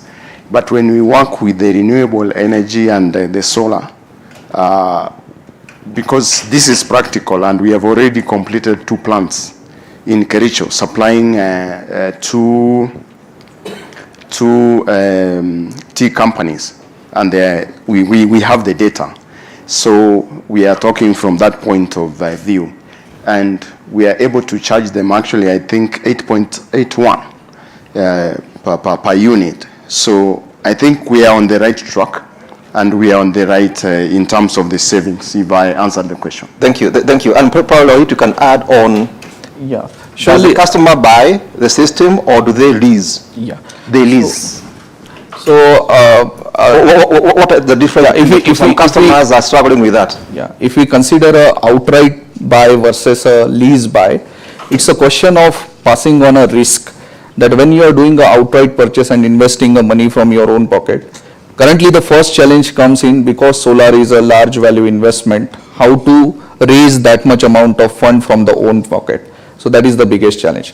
Even if you have this fund, then should the customer be taking a risk of it or not? That is the second question. So that is why a lease play a very important role, where client don't have to look for a money in his pocket, and he can go away from the risk of solar plant, whether it will operate, not operate, because lease comes with the complete operation and maintenance with top of the line quality equipment, and client is making the leasing payment to the financiers from his savings only. So to give an example, let's say by putting up a solar plant, client is getting a saving of 100,000 shilling. So out of 100,000 shilling, he might be paying 50,000 as a lease, and still he have a net positive cash flow of 50,000. So in a thumb rule, there is a 50-50% of a ratio. So with respect to the cost of solar power, if we talk, in an outright purchase, of course, the cost of solar power is a very minimal. It can be less than 1 shilling if I don't consider the value of a money. And in the leasing, let's say it is a 10-12 years of a leasing period, the cost of solar powers works out to be around 8 to 9 shilling. So similarly, it happens with the asset finance also. And if we bring outright purchase option, a lease option, and the asset finance option, and bring it on a 20 years platform, the cost of solar power for the asset finance is about less than 5 shilling. With the leasing, it goes about 8 to 9 shilling. And with the outright purchase, it goes about less than 1 shilling. Now the client can make the easier decision that which option he wanted to go ahead with. So this gives the clear, transparent picture to him that whether solar would be beneficial for him or not. And in the majority of the cases, solar is a beneficial even after repaying to the financiers. So that is why the popularity has been increased. Sorry, just to also add on these options, there is also the energy as a service option, whereby you engage an entity like an energy service company, and this is probably the future of how energy will be delivered and distributed. And the service provider takes on the risks, both in terms of technology and in terms of the financials, and then their work is to make sure that it meets the 3 criteria that consumers want. They want it to be reliable, they want it to be affordable, and of course it has to be available for when they need it.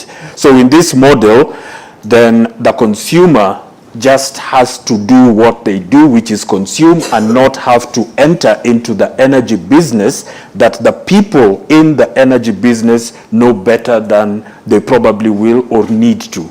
So that is also another option that is being developed, and that is the model that is being used for the private healthcare facilities. Yeah, and thanks for that, because I was discussing with some customers yesterday, and they were asking, if I do a captive installation and I'm producing more than I need, can I sell it? I would tell them to put a charging station for electric vehicles. Maybe you can speak to the net metering conversation that has gone on for 20 years. Yeah. Where are we with that? Where we are is that we have had the regulatory impact assessment of net metering done, and we had a workshop in July of this year where we looked at the recommended framework in terms of what is possible. So it is now at the stage where the Energy and Petroleum Regulatory Authority will now concretize this into regulation and then have it passed and put into effect. However, the model that will be done, and this is going to be, number one, limited in terms of how much power you can be able to generate and sell, both a minimum and a maximum. And then number two is that there will be no cash back on this net metering. You will export and they will net off from your consumption at an agreed rate, which you produce and you sell to the utility at 60% of what they sell to you. So all you can do is to be able to buy down your cost. If you produce more than you consume, then your bill goes to zero. but it will not generate revenue. However, in the transition to electric mobility, as we are looking for new charging stations, solar is the cheapest way to power mobility. So if you have excess power, put a charging station and put that into matatus, into vehicles, and you will get a much higher return than even if you were to export it at 100% of your cost to the national grid.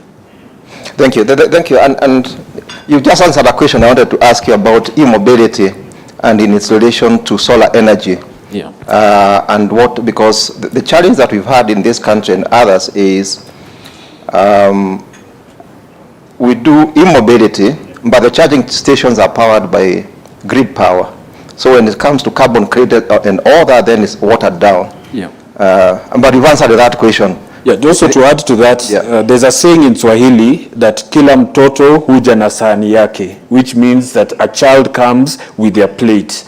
And in this context, if you're bringing in an electric vehicle, bring in commensurate solar power for that vehicle. So it's like you've prepaid for the transportation for the next 25 years at a fixed rate that will not change.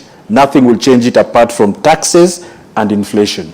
Thank you. Thank you, Andrew. Anissa, we are looking at this in terms of a regional context, and I know we have audience in the region. How is your penetration within the region, within Africa, and especially for our viewers in DRC, where we know the electricity access is less than 15%? What are your plans in terms of solar home systems within DRC context and indeed within the region? Yeah, thank you, Eric. So our partnership across the different countries in sub-Saharan Africa is, we are currently in 17 countries across Africa, and with Equity Bank, we are working with their subsidiaries in Uganda, DRC, Tanzania, and soon, I think, South Sudan, right?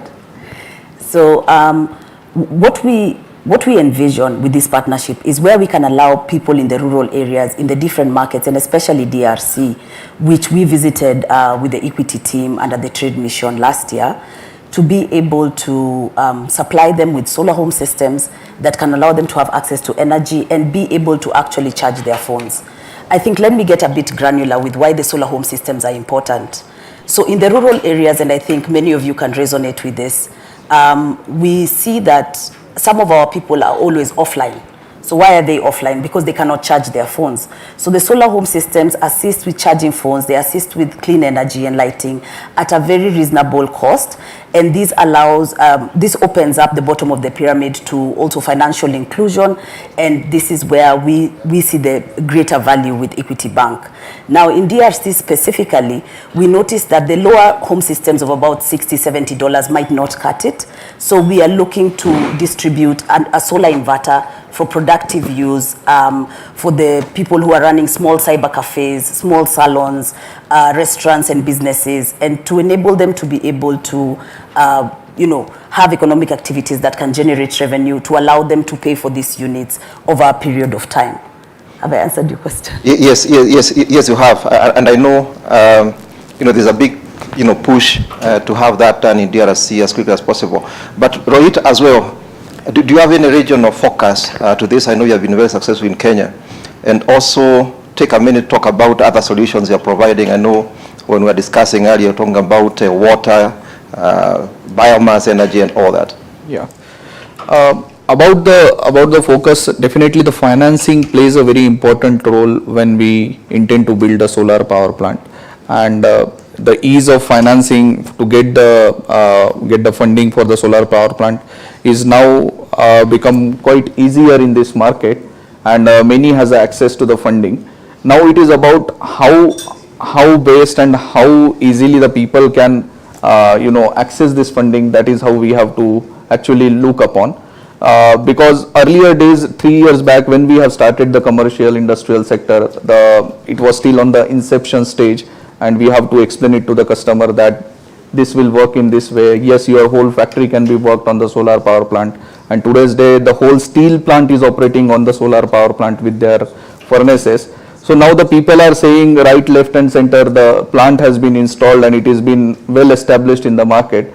So it is the question about how the support about the funding, the easiness about the funding, the cost of funding can be reduced down and can be offered to the customer so that they can reduce on their cost of production.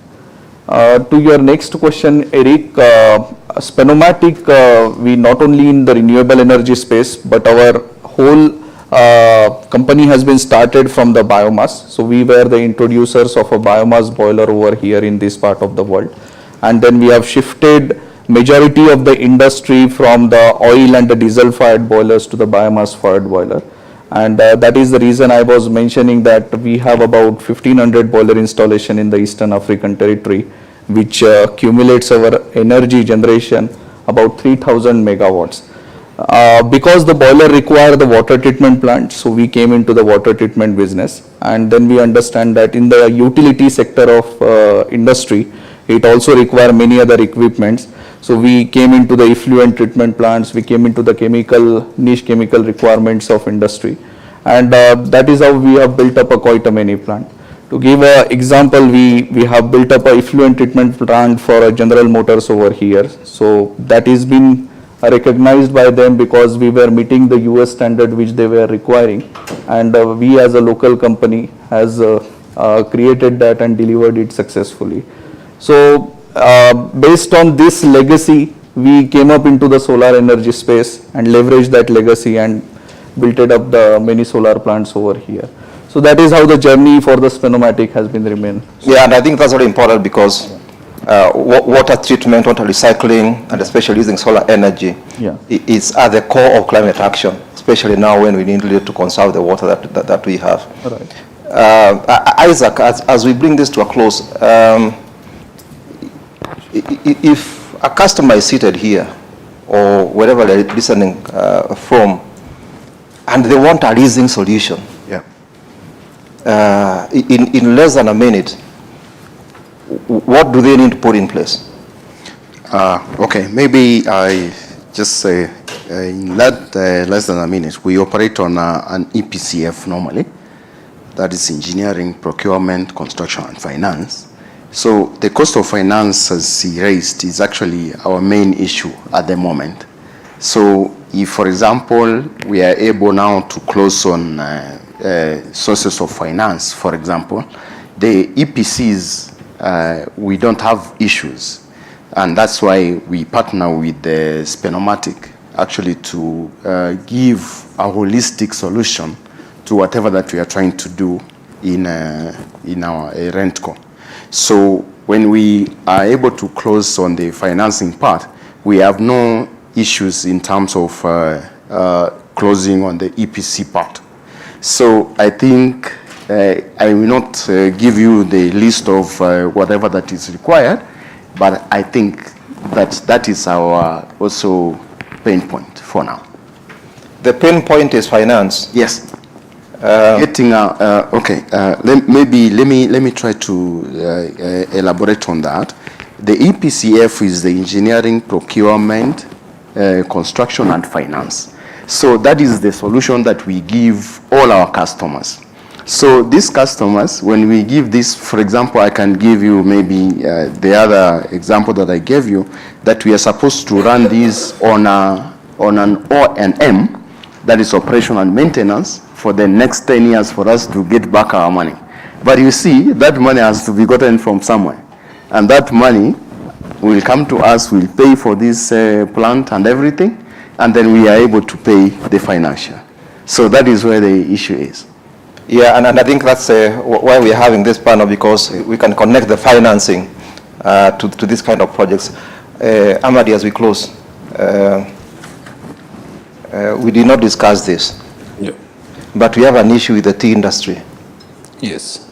In 21st century, we are still cutting trees to dry green leaf. Yeah. What are we doing there? What are the solutions we need to? Actually, good question. I did an energy audit for 3 of the largest tea factories in Kenya in 2012, and I never stopped thinking about the solution. The ultimate solution is combined heat and power from sustainable biomass. Now the question is, what biomass? source, and how scalable is the production. So we've already found drought-resistant Napier grass to be scalable because it can grow in semi-arid areas with very little water. So you can do it in Narok. You'd need about 2,000 acres, and you'll be able to supply the entire tea industry with a sustainable source at a reduction of the actual cost that they are paying. They can use the madenge in Baringo, an invasive species that regenerates very fast. It can be processed, crushed, turned into pellets, into briquettes, and supplied to the tea industry. You're talking of less than 200 kilometers from Baringo to the Kericho Upper Rift area. So there are solutions that can be done today, and actually they are being done. It's only that the process has been a bit slow. There isn't sufficient understanding about biomass.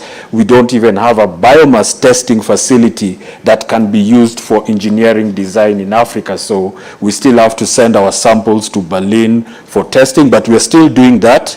And this is a solution that can be solved in the next 5 to 10 years. And that's an investment opportunity in Africa right there. Yes, $200 million will be able to sort the tea industry.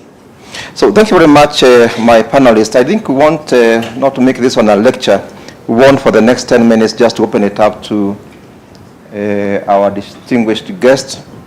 I know there's a roaming mic, and I can see there's a first hand there. Professor, let's start with Professor.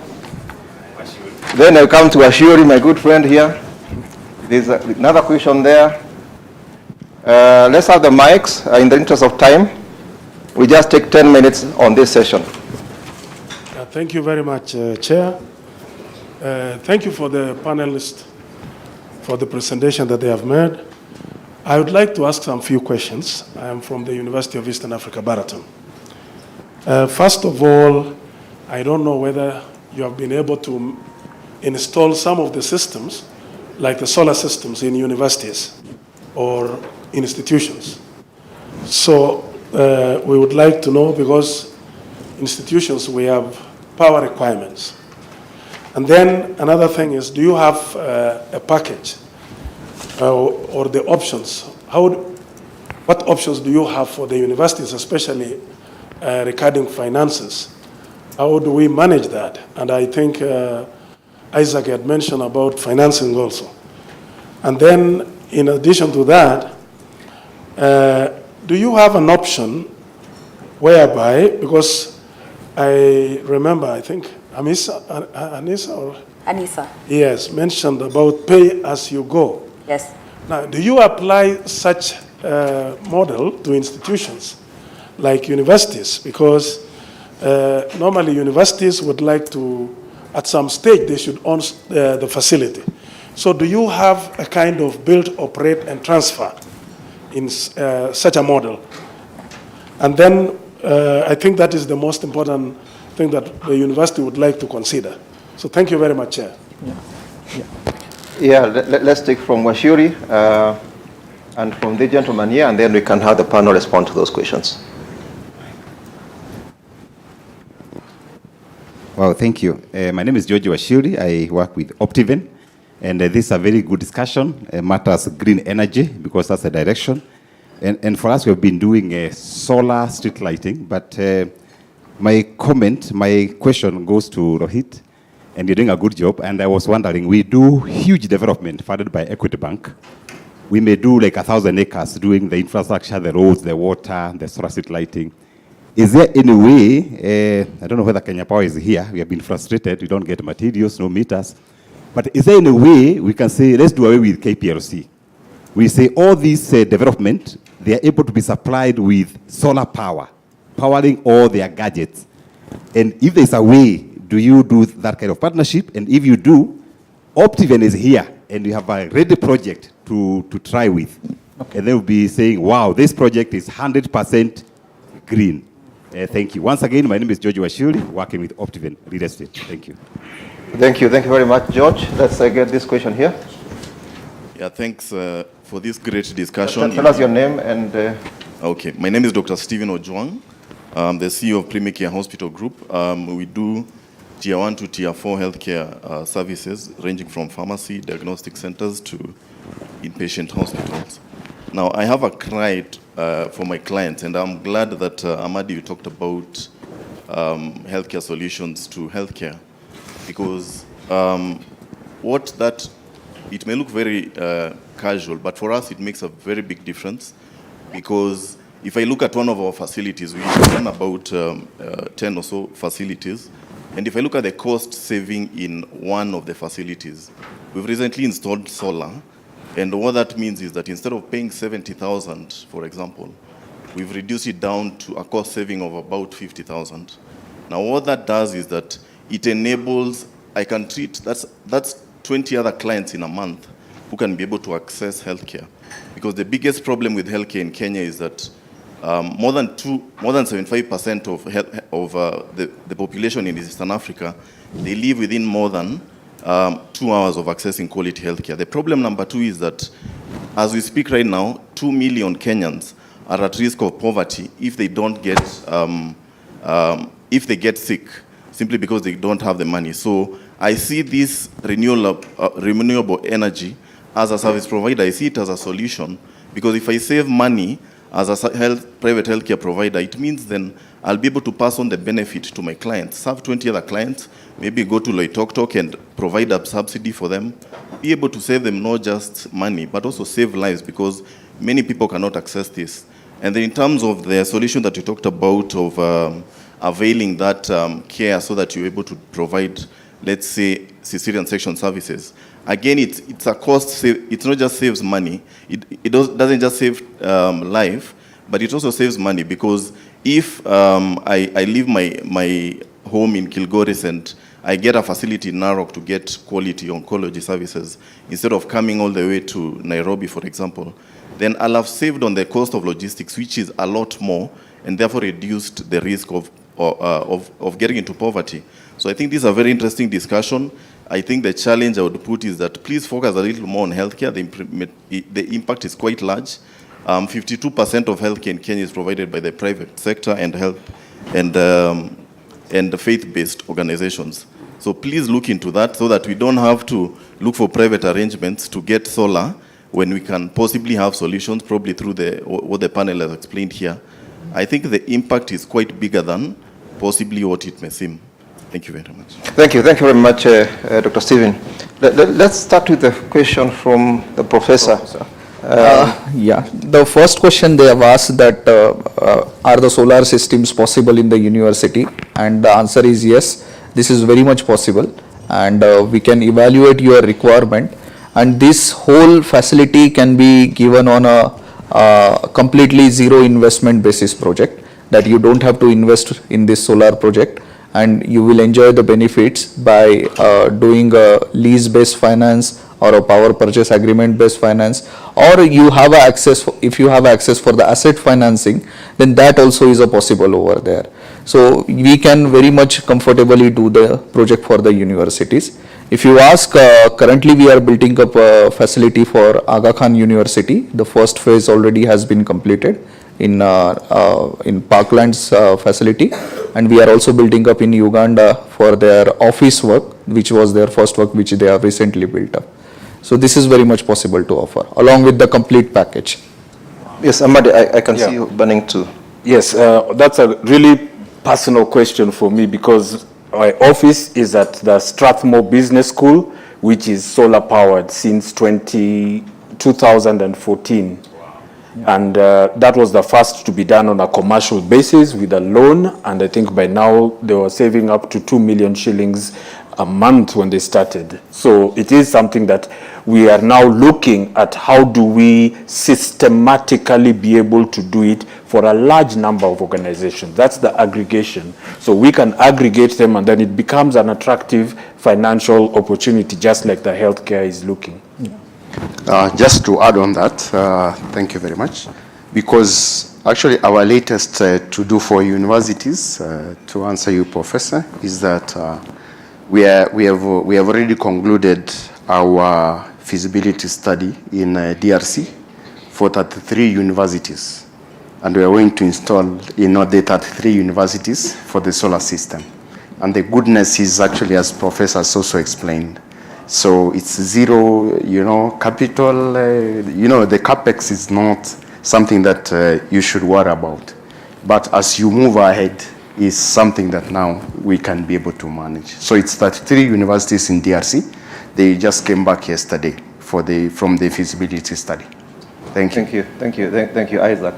And Mr. Washiri here want to do green construction. Can you make quick comments on that? You want to develop an estate that is green. Yeah, so we can do the complete green building, green road and green infrastructure, where you can go fully off-grid. With the technical capabilities we have over here and the products which are available, that is very much possible. But the question comes in, at what cost?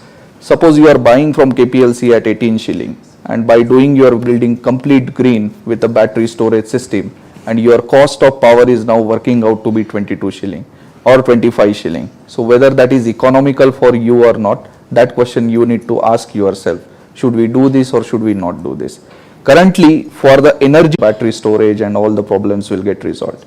But the batteries are not that straight, to be very honest over here.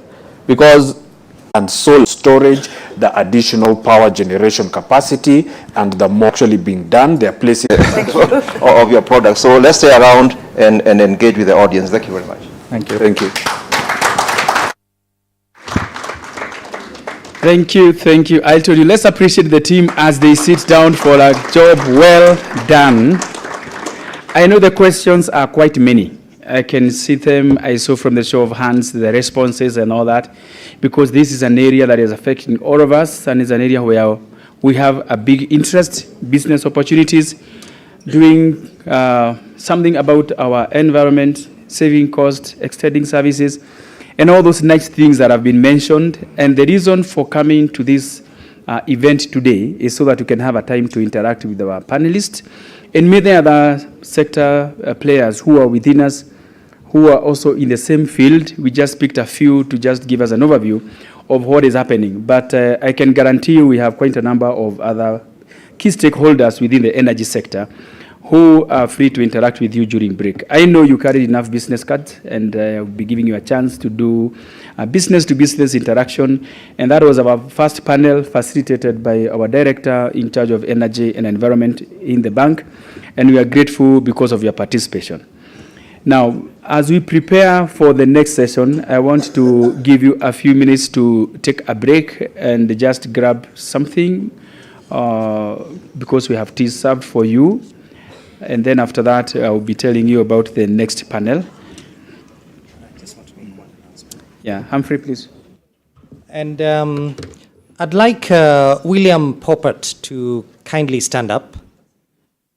This is one of our delegates from the US. He has a specific interest in the energy sector.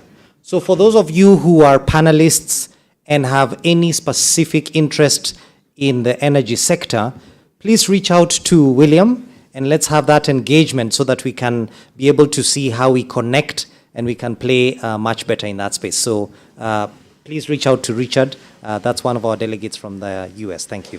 Go ahead. Thank you so much. Let's appreciate it. I think at this point also I want to ask some of the delegates who are here. I know some of them have already gone out for field visits and business to business, but I can see some of them are with us. I'll just ask them to stand up from wherever they are without really introducing themselves. But just for you to see them, you could be sitting next to one. Then later during the break, you can try and find out their areas of interest. Just our delegates just stand for people to see where you are seated. For the ones who are in the room, others are outside, others have gone for visits. You'll get to know them better. Let's clap for them. Now, the next panel that will be coming on stage is about health. And health is very critical, and it's a very big part of us. And some of the questions that were coming even from Daktari is about healthcare and healthcare services. So I'll be inviting them on stage to start preparing for the setup as I give you a 10 minutes break, 10 minutes maximum. So you can go and grab a cup of coffee and then come back so that we see What do we have? What are the opportunities? What are the challenges? And how is the healthcare landscape in Kenya? We have a panel that is made of experts in the industry. We have doctors, we have leaders of within the health sector, and I would want us to engage them and get to know what are those opportunities and challenges. What can we do? What is the bank doing regarding the same? So ladies and gentlemen, I want to give you just 10 minutes and then we shall be back. For those of us following us online, that was the end of our first panel, and we'll be having agriculture in the afternoon. We'll also be looking at the legal framework of doing business in Kenya. Thank you so much. This is the U.S.-Kenya Trade Mission U.S. mission to Kenya and Tanzania. We have done Zanzibar, Dar es Salaam, and this week we are doing Nairobi. See you after the break. Thank you.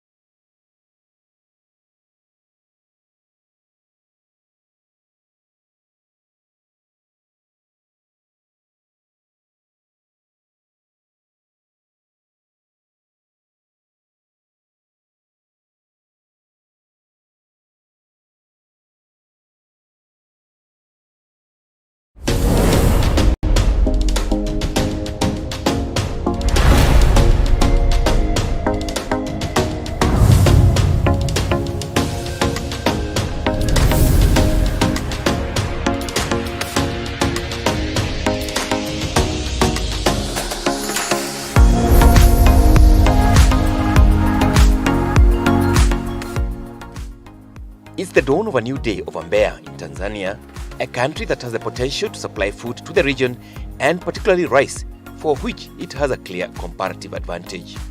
Rice as a food and cash crop is the second most traded cereal in Tanzania after maize.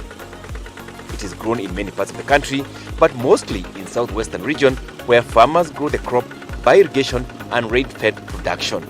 Mbeya rice lands account for most of the national rice output. Most of the rice produced here is high-quality salo rice variety. A significant proportion of the lower-yielding but more aromatic rice, mwenda mbio, is also grown here. Tuna mpango wa kutafuta masoko nje kwa sababu mashine ya kumenyea tunayo. Godown la kuhifadhia tunalo. Kwa hiyo issue hapo ni kutafuta, tuna mpango wa kutafuta masoko nje ili tuweze kuuza mchele badala ya mpunga. Tukipata soko Kenya, tukipata soko Uganda, tukipata soko Malawi, madam liwe soko tu lenye tija. Naishukuru serikali kwa sababu kwanza imetujengea miundombinu. Tuna mifereji sisi hapa. Kwa maana hiyo tunaweza kulima wakati wote. Naweza kulima wakati wa kiangazi, naweza kulima pia wakati wa masika. Na hili bonde letu linakubali muda wote kufanya kilimo hiki cha mahindi. The prospect for export of rice to the East African Community member countries, which now includes the Democratic Republic of the Congo, is immense. Kenya alone is a huge market. With an annual demand for almost 1 million metric tons against local production of only 180,000 metric tons, the shortfall is met by shipped imports from faraway Thailand, Pakistan, India, and Myanmar. A sizable 37,000 metric tons are hauled in by road from neighboring Tanzania. A review of the rice subsector by Equity Bank revealed that financial support of the whole rice value chain would not only increase production but also increase stakeholders' income to ultimately transform lives and livelihoods. Equity's initial partnership with farmer members of Ipatagwa Rice Scheme reveals that there is a hunger for support of rice farmers who own between an acre and 10 acres. While financial support is necessary, entrepreneurship training is critical to ensure farmers practice farming as a business. Sasa wewe kujua kwamba kule kuna soko, unahitaji mtu wa pili kukupa jicho, si ndio? Sasa ndio maana hiki kitu tumekuja sasa. Kuhakikisha kwamba tunaunganisha wakulima wetu, wazalishaji na masoko ambayo yako nje ya Tanzania. Kwa maana kama kuna watu wako Kongo, wako Rwanda, wako Kenya, basi wapate kujua kwamba sasa hizi tuna mchele ambao tunategemea wapi? Isenyera. Mimi na familia yangu tunalima eka 7 na mpunga. Equity inawahisha mkopo kuletu. Kwanza haina usumbufu wowote. Sisi wakina mama tukikopa hiyo mikopo itatufaidisha sana kwenye kilimo, hasa hata kwenye pembejeo. Sisi wakina mama tukipata pembejeo nasi tutakuwa juu zaidi. Tangia mwaka jana 2021 nimeweza kuingia kuomba mkopo katika benki ya Equity. Kweli niweza kuomba milioni 5 na benki ilinipa kwa muda mwafaka.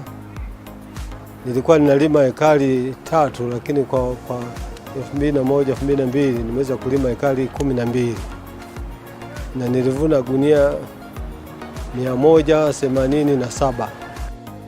Ipatago scheme is but one of the 5 rice schemes that are over 1,500 acres each, with Mbuyuni at double that acreage. In all these schemes, rice is grown by irrigation from waters drawn from Kimani River, a tributary of Rufiji River downstream. During Nane Nane celebrations held in Mbeya, Tanzania President Samia Suluhu Hassan re-emphasized the importance of rice production at an event where farmers received delivery of power tillers from Equity. Mheshimiwa Rais, tumetumia kama wakulima wa kikundi cha Ubaso kutoka wilaya ya Mbalali. Tumeanza kunufaika mwaka wa jana 2021-2022. Tumepewa power tiller 35 kutoka Equity na trekta moja aina ya Mahindra. Zimetusaidia kutoka kwenye kipato cha gunia 15 mpaka kufika gunia 40 kwa heka moja. Katika mwaka 2021, sekta hizi za kilimo zilichangia 26% kwenye pato la taifa. Zikatoa ajira kwa wananchi wastani wa 65.6 na kuchangia 65% ya upatikanaji wa malighafi ya viwanda. Pia zilichangia kiwango cha utoshelevu wa chakula kinachozalishwa hapa nchini kwa zaidi ya 100% na kuzalisha ziada kwa ajili ya soko la nje. Hata takwimu kutoka Benki Kuu ya Tanzania zinaonyesha kwamba katika mwaka 2021 bidhaa ya mchele pekee imeingizia taifa jumla ya shilingi bilioni 476.8 ikilinganishwa na shilingi bilioni 176.5 kwa mwaka 2020. By far, the most challenging aspect of the rice value chain is marketing. A director of Ruhie Rice Milling and Warehousing Service Company, Raphael Mbaise, has 55,000 bags of paddy in his stores. The farmer Kamila started with 1.5 acres of land under rice, but today he produces rice on 200 acres. With 20 tons milling capacity per day, Mbaise could clear his warehouses by milling the paddy, but instead he staggers the milling because of a constricted market outlets. Mbaise's views have advised Equity's determination to partner with stakeholders on the rice value chain to provide project finance for warehouse construction and payment solutions for wholesale and retail traders. Our rice is sold in various regions, say Dar es Salaam, Zanzibar, Tunduma, and Mwanza. But all these points, they are related to outside the country. So those who are taking our rice to Tunduma, they are looking at the Congo market. And those who are going to Mwanza, actually, they are going to Kenya direct. The bank is ready to provide asset financing for mechanization of farming and for transport of exports and imports to various destinations across East Africa. So we as Equity Bank, we have committed that we'll link our farmers to those markets because they appreciate that buyers from Congo DRC, buyers from Rwanda, Kenya, they offer them a reliable market and good price for their produce. Rice is not the only crop grown in the region. Maize, the most traded cereal in the country, is also grown here alongside wheat, beans, peas, and soya. Indeed, not far from the rice fields of Ipatagwa is the maize growing farmlands near Ilaji in Uswahilini. Maize is grown by irrigation and from rain in season. Nimejipanga Equity ikinipatia mtaji niweze kulima zaidi hata ya eka 5. Natarajia kuuza soko la Inyala. Natarajia kuwauzia watu wa aina mbalimbali, kwa mfano Kenya, Malawi wanakuja kuchukua zao letu la mahindi. Kweli kuna changamoto kubwa ambazo huwa zinatukabili sisi kama wakulima wa kilimo cha mahindi. Changamoto ya kwanza ambayo ndio kubwa ni ukosefu wa mtaji. Kwa sababu tunashindwa kuzalisha mazao mengi kwa sababu hatuna mtaji ambao utatuwezesha kuweza kununua pembejeo za kilimo kwa wakati, hususan katika upande wa madawa na upande wa mbolea. Alikadhalika hata mbegu bora ambazo tunaamini kabisa Equity Benki wao wakiweza kutuwezesha, tunaamini tunaweza tukatatua hizo changamoto kwa wakati. With a 200 million people market in the region across the middle of Africa, trade in agriculture will grow, supported by Equity's Africa Recovery and Resilience Plan. The strategy we have adopted is the African Recovery and Resilience Plan. We have leveraged on the East African Community Common Market and leveraged on the African Continental Free Trade Area. It's a regional plan, it's a continental plan, because we have realized the only thing that can support us to succeed is the market. The larger the market, the better. Agriculture industry players in Tanzania and across the East African Community member states are encouraged to tap on the 700 billion Kenya shillings plan to feed the region.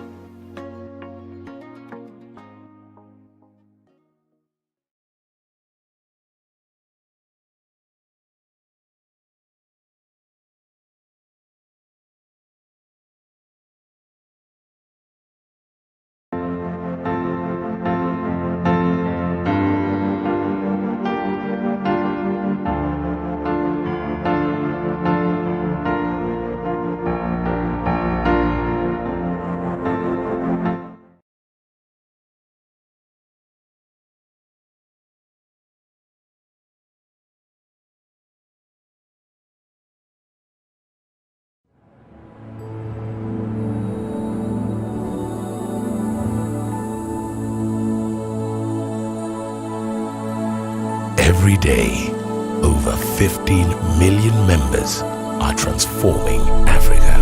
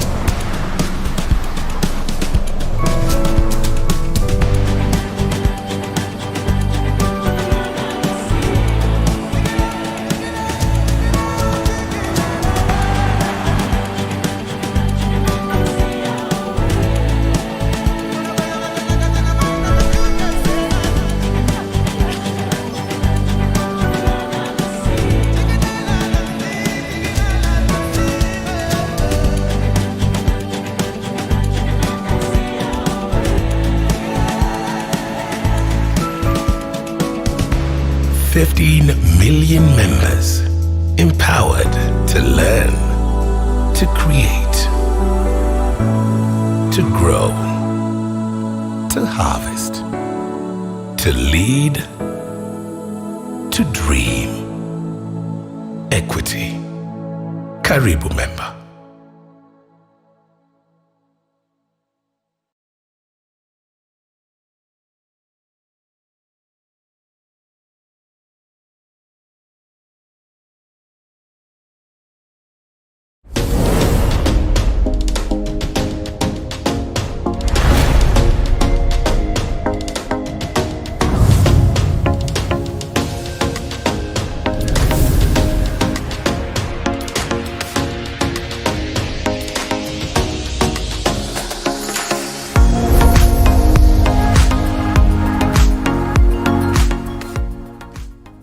It's the dawn of a new day of Mbeya in Tanzania, a country that has the potential to supply food to the region and particularly rice, for which it has a clear comparative advantage.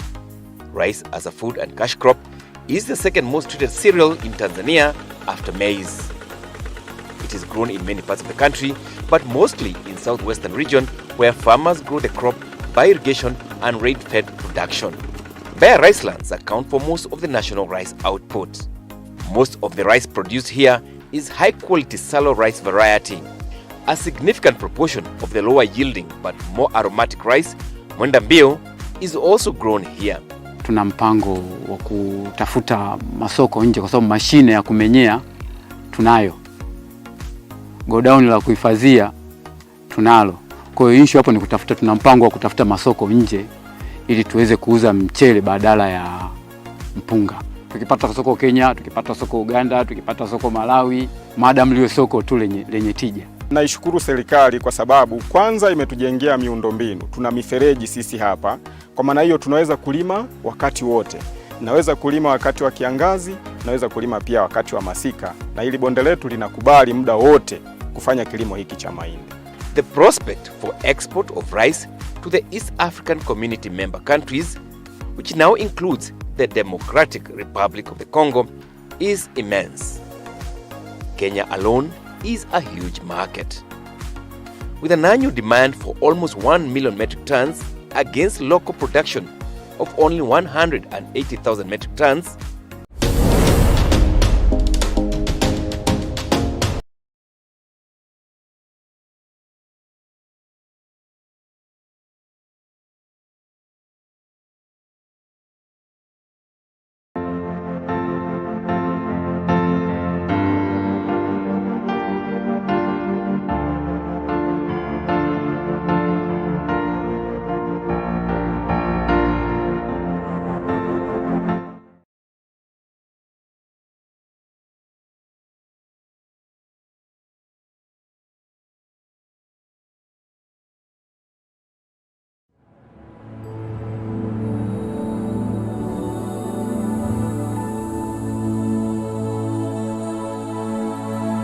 Every day, over 15 million members are transforming Africa.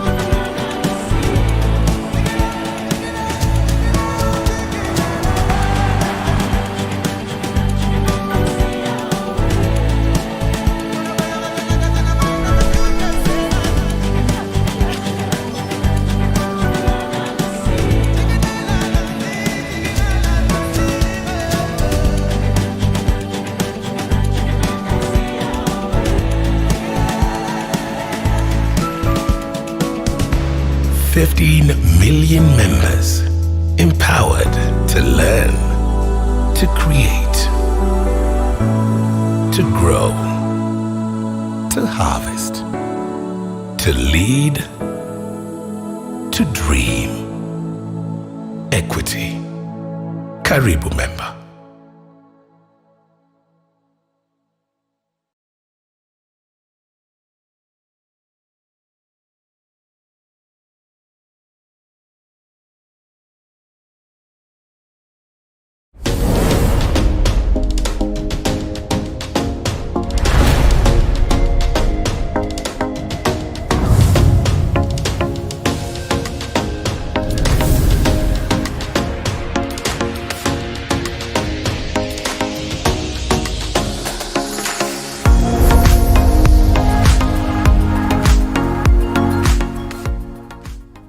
It's the dawn of a new day over Mbeya in Tanzania, a country that has the potential to supply food to the region and particularly rice, for which it has a clear comparative advantage.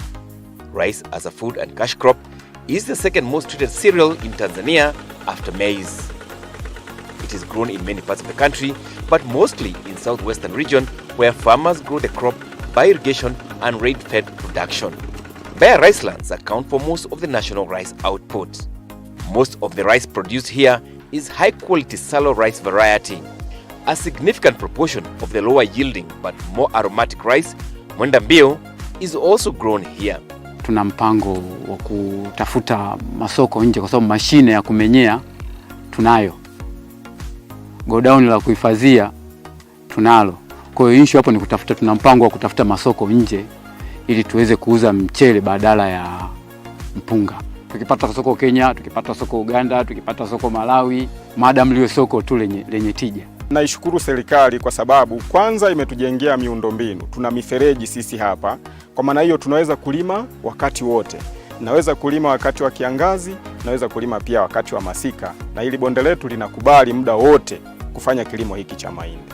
The prospect for export of rice to the East African Community member countries, which now includes the Democratic Republic of the Congo, is immense. Kenya alone is a huge market. With an annual demand for almost 1 million metric tons against local production of only 180,000 metric tons, the shortfall is met by shipped imports from faraway Thailand, Pakistan, India, and Myanmar. A sizable 37,000 metric tons are hauled in by road from neighboring Tanzania. A review of the rice subsector by Equity Bank revealed that financial support of the whole rice value chain would not only increase production but also increase stakeholders' income to ultimately transform lives and livelihoods. Equity's initial partnership with farmer members of Ipatagwa Rice Scheme reveals that there is a hunger for support of rice farmers who own between an acre and 10 acres. While financial support is necessary, entrepreneurship training is critical to ensure farmers practice farming as a business. Sasa wewe kujua kwamba kule kuna soko, unahitaji mtu wa pili kukupa jicho, si ndio? Sasa ndio maana hiki kitu tumekuja sasa. Kuhakikisha kwamba tunaunganisha wakulima wetu, wazalishaji na masoko ambayo yako nje ya Tanzania. Kwa maana kama kuna watu wako Kongo, wako Rwanda, wako Kenya, basi wapate kujua kwamba sasa hizi tuna mchele ambao tunautegemea wapi? Isenyera. Mimi na familia yangu tunalima eka 7 za mpunga.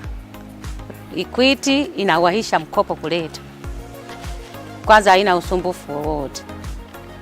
Sisi wakina mama tukikopa hiyo mikopo itatufaidisha sana kwenye kilimo, hasa hata kwenye pembejeo. Sisi wakina mama tukipata pembejeo nasi tutakuwa juu zaidi. Tangia mwaka jana 2021 nimeweza kuingia kuomba mkopo katika benki ya Equity. Kweli niweza kuomba milioni 5 na benki ilinipa kwa muda mwafaka. Nilikuwa ninalima ekari 3.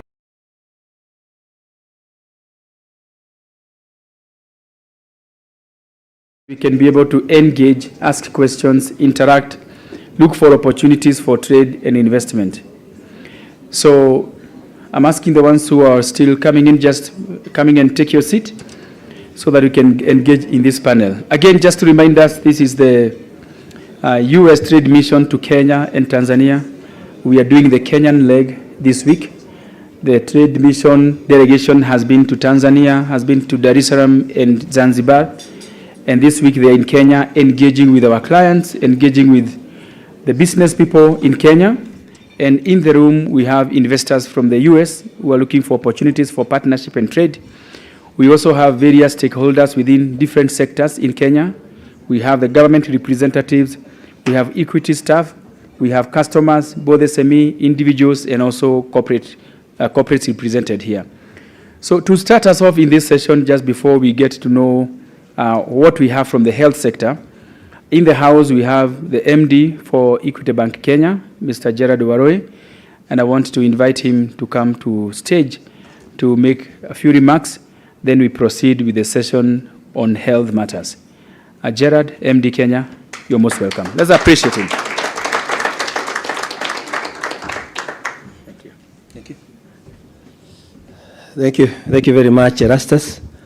Good morning. Good morning. Good morning, visitors. Good morning. Morning once again.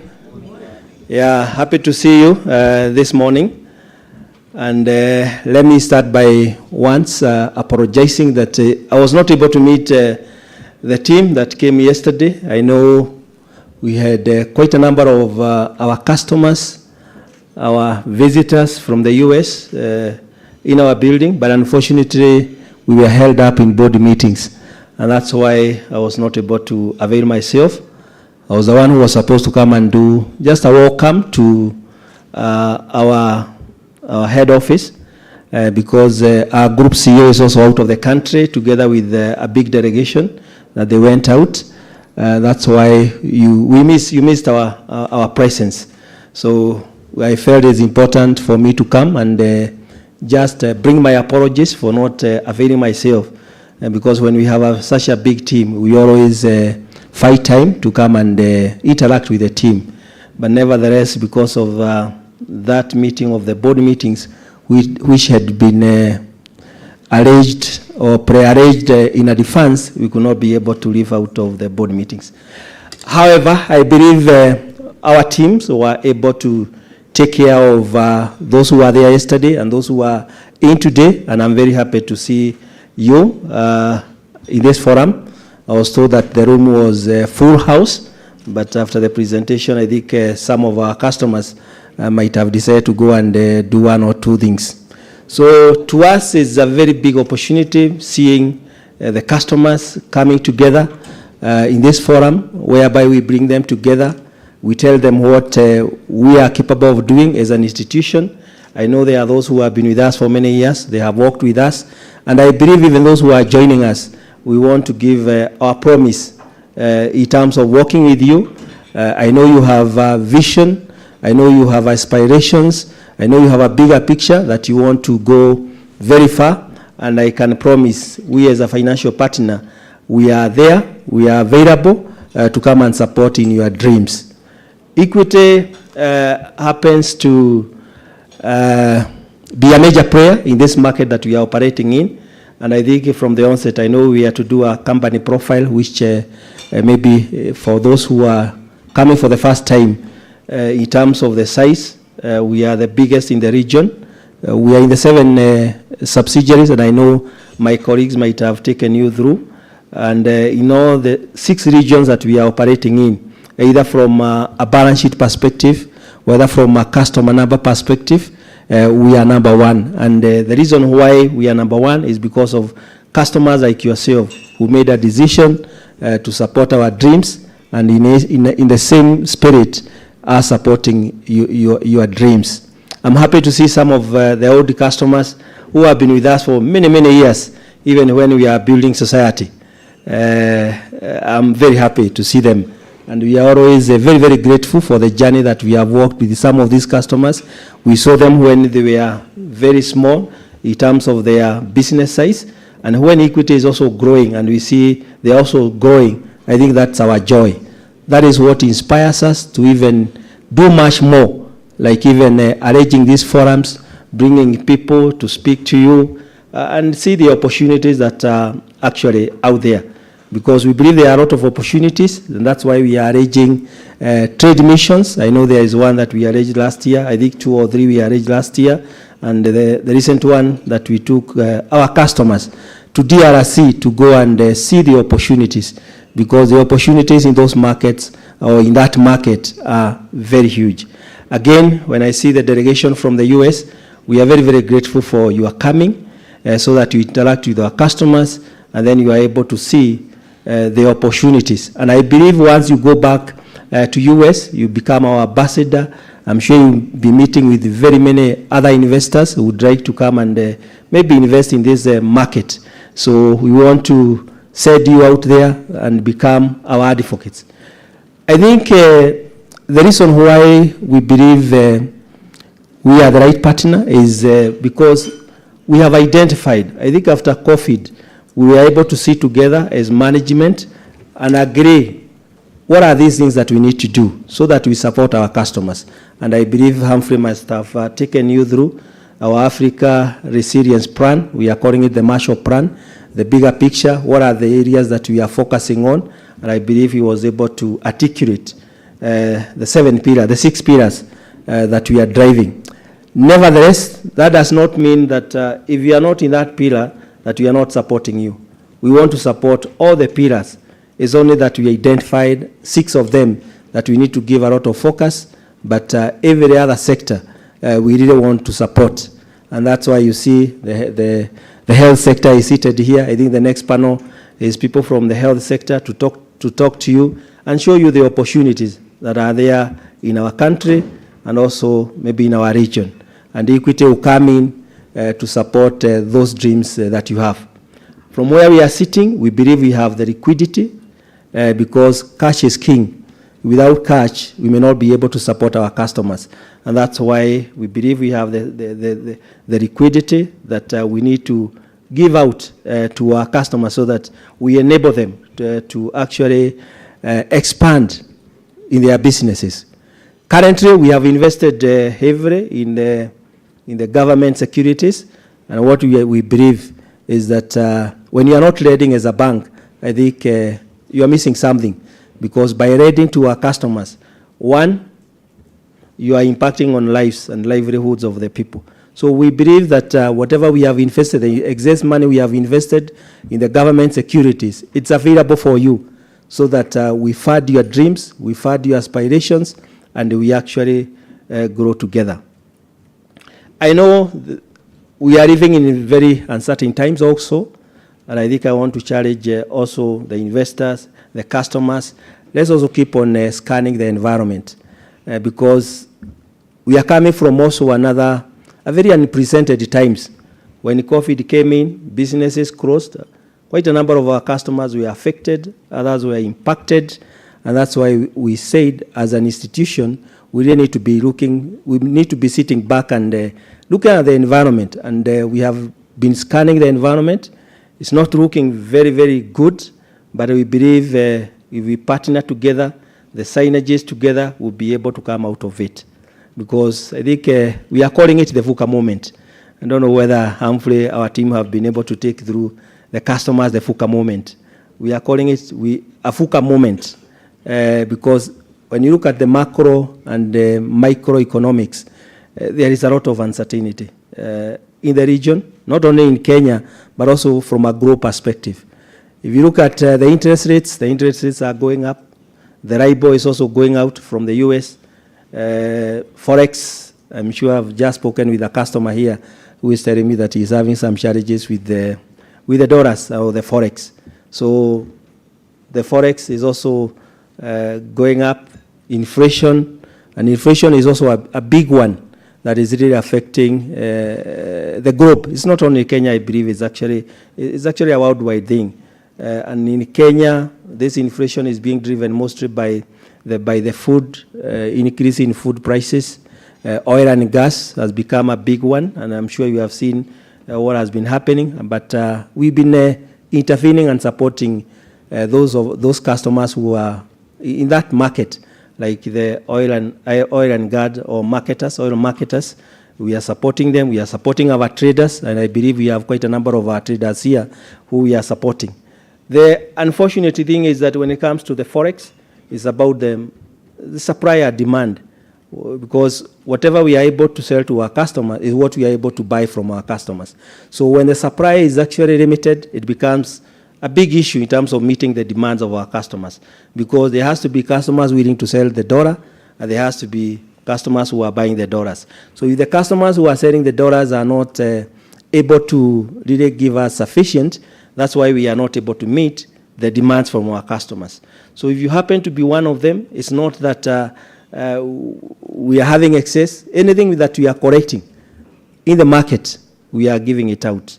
We are not sleeping with any excess because we know our customers are in need of those dollars. And that's why we are saying the environment is a bit VUCA, that VUCA. The VUCA is about, those are issues of volatility, uncertainty, complex, it's a complex environment, and also ambiguity. It's a bit ambiguous. It's not very clear. So that's why we are saying it's a VUCA environment, which requires people to keep on scanning what is actually happening in the market, so that you position yourself, and once you position yourself, I believe we will be able to come out of it. We've come out of the COVID environment, and I believe we'll also be able to come out of this environment that we are in, where everything is going up. I think a number of us, we are happy this morning when we woke up and we found some little showers. I said, yeah, we were very happy, and said, okay, 1st of November, it is raining. So we are praying that it's going to rain, and I believe it rains. Our customers, especially the farmers who have been heavily impacted, because when farmers are impacted, everybody becomes impacted. So we are praying. So I think I don't want to take much of the time. Let's make use of this opportunity, learning, sharing, so that out of those sharing and learnings, I think there will be a lot of synergy. I believe we are going to strengthen our businesses. I believe we are going to get markets, because it's all about markets, knowledge, and also getting to hear what is actually happening there, especially from the big player, or maybe our, what do we call them? Is it, how can I explain the team that is seated here from a health perspective?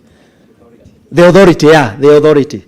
I think when we hear it from the authority, they know, because when you talk about health, I don't think we may not be able to know what is really happening. They are the experts, and they can be able to share with us and show us where are the opportunities, what are the areas we need to be a little bit careful. And once you get that information, I believe you are able to progress in your business. So once again, thank you very much for your time, because you have sacrificed your time. And if you have sacrificed your time, we believe we'll be able to give you value for your time by bringing you people like the team that is seated here to speak to you. And I believe by the time we leave this room in the evening, you'll not be the same person you came in. I'm sure you are going to learn something. Once you learn something, you'll be able to go and implement so that you become agile, your businesses become agile, and your big businesses becomes strengthened in terms of going forward. So again, once again, and let me not take their time, because it was their time. It's only that I felt it's important to come and meet the team, and really appreciate your coming. Once again, thank you very much, and have a good session. Santeni.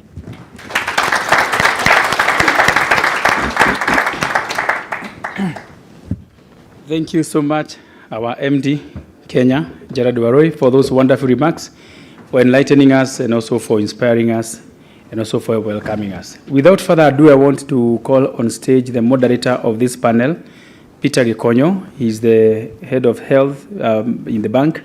So in the bank, we also look after specific issues within sectors, and that is why we have someone who is in charge of anything to do with health as far as financial services is concerned.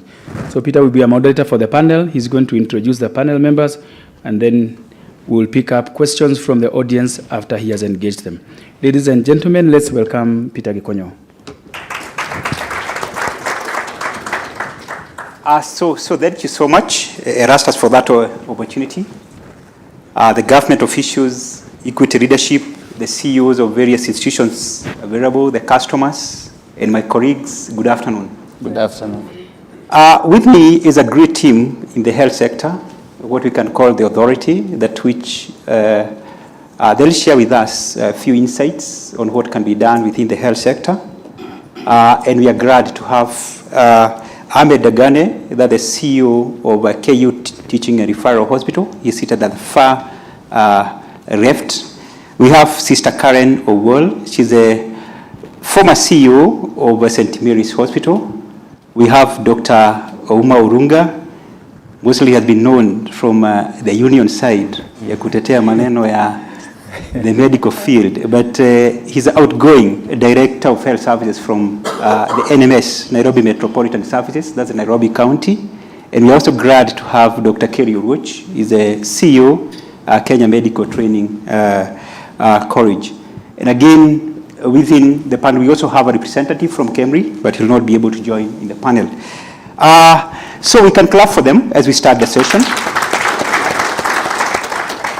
I'll give them 2 minutes each so that they can give us a brief of whom they are and the institutions, and maybe we see how we can be able to align ourselves within the thematic areas of the government initiative of the USC towards achieving the better universal health care in the country.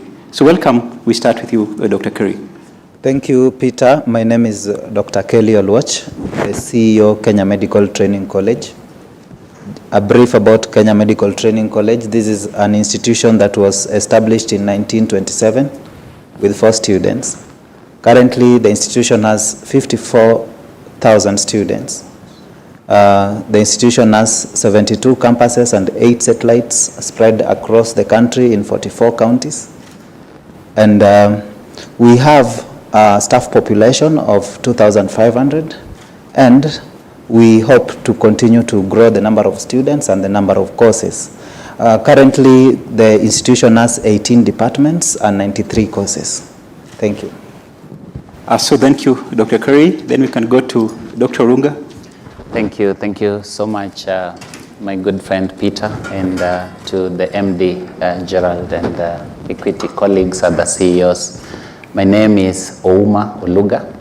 I am a physician by training, and I describe myself as a public health advocate because I'm very passionate about public health sector, to be specific, but health sector in general. And currently I'm Director Health Services in Nairobi. I'm also Ministry of Health because I was seconded to Nairobi from the Ministry of Health, so I'm part of also this senior leadership at the Ministry of Health. Previously worked as Secretary General and CEO of the Doctors Union, leading 7,200 members.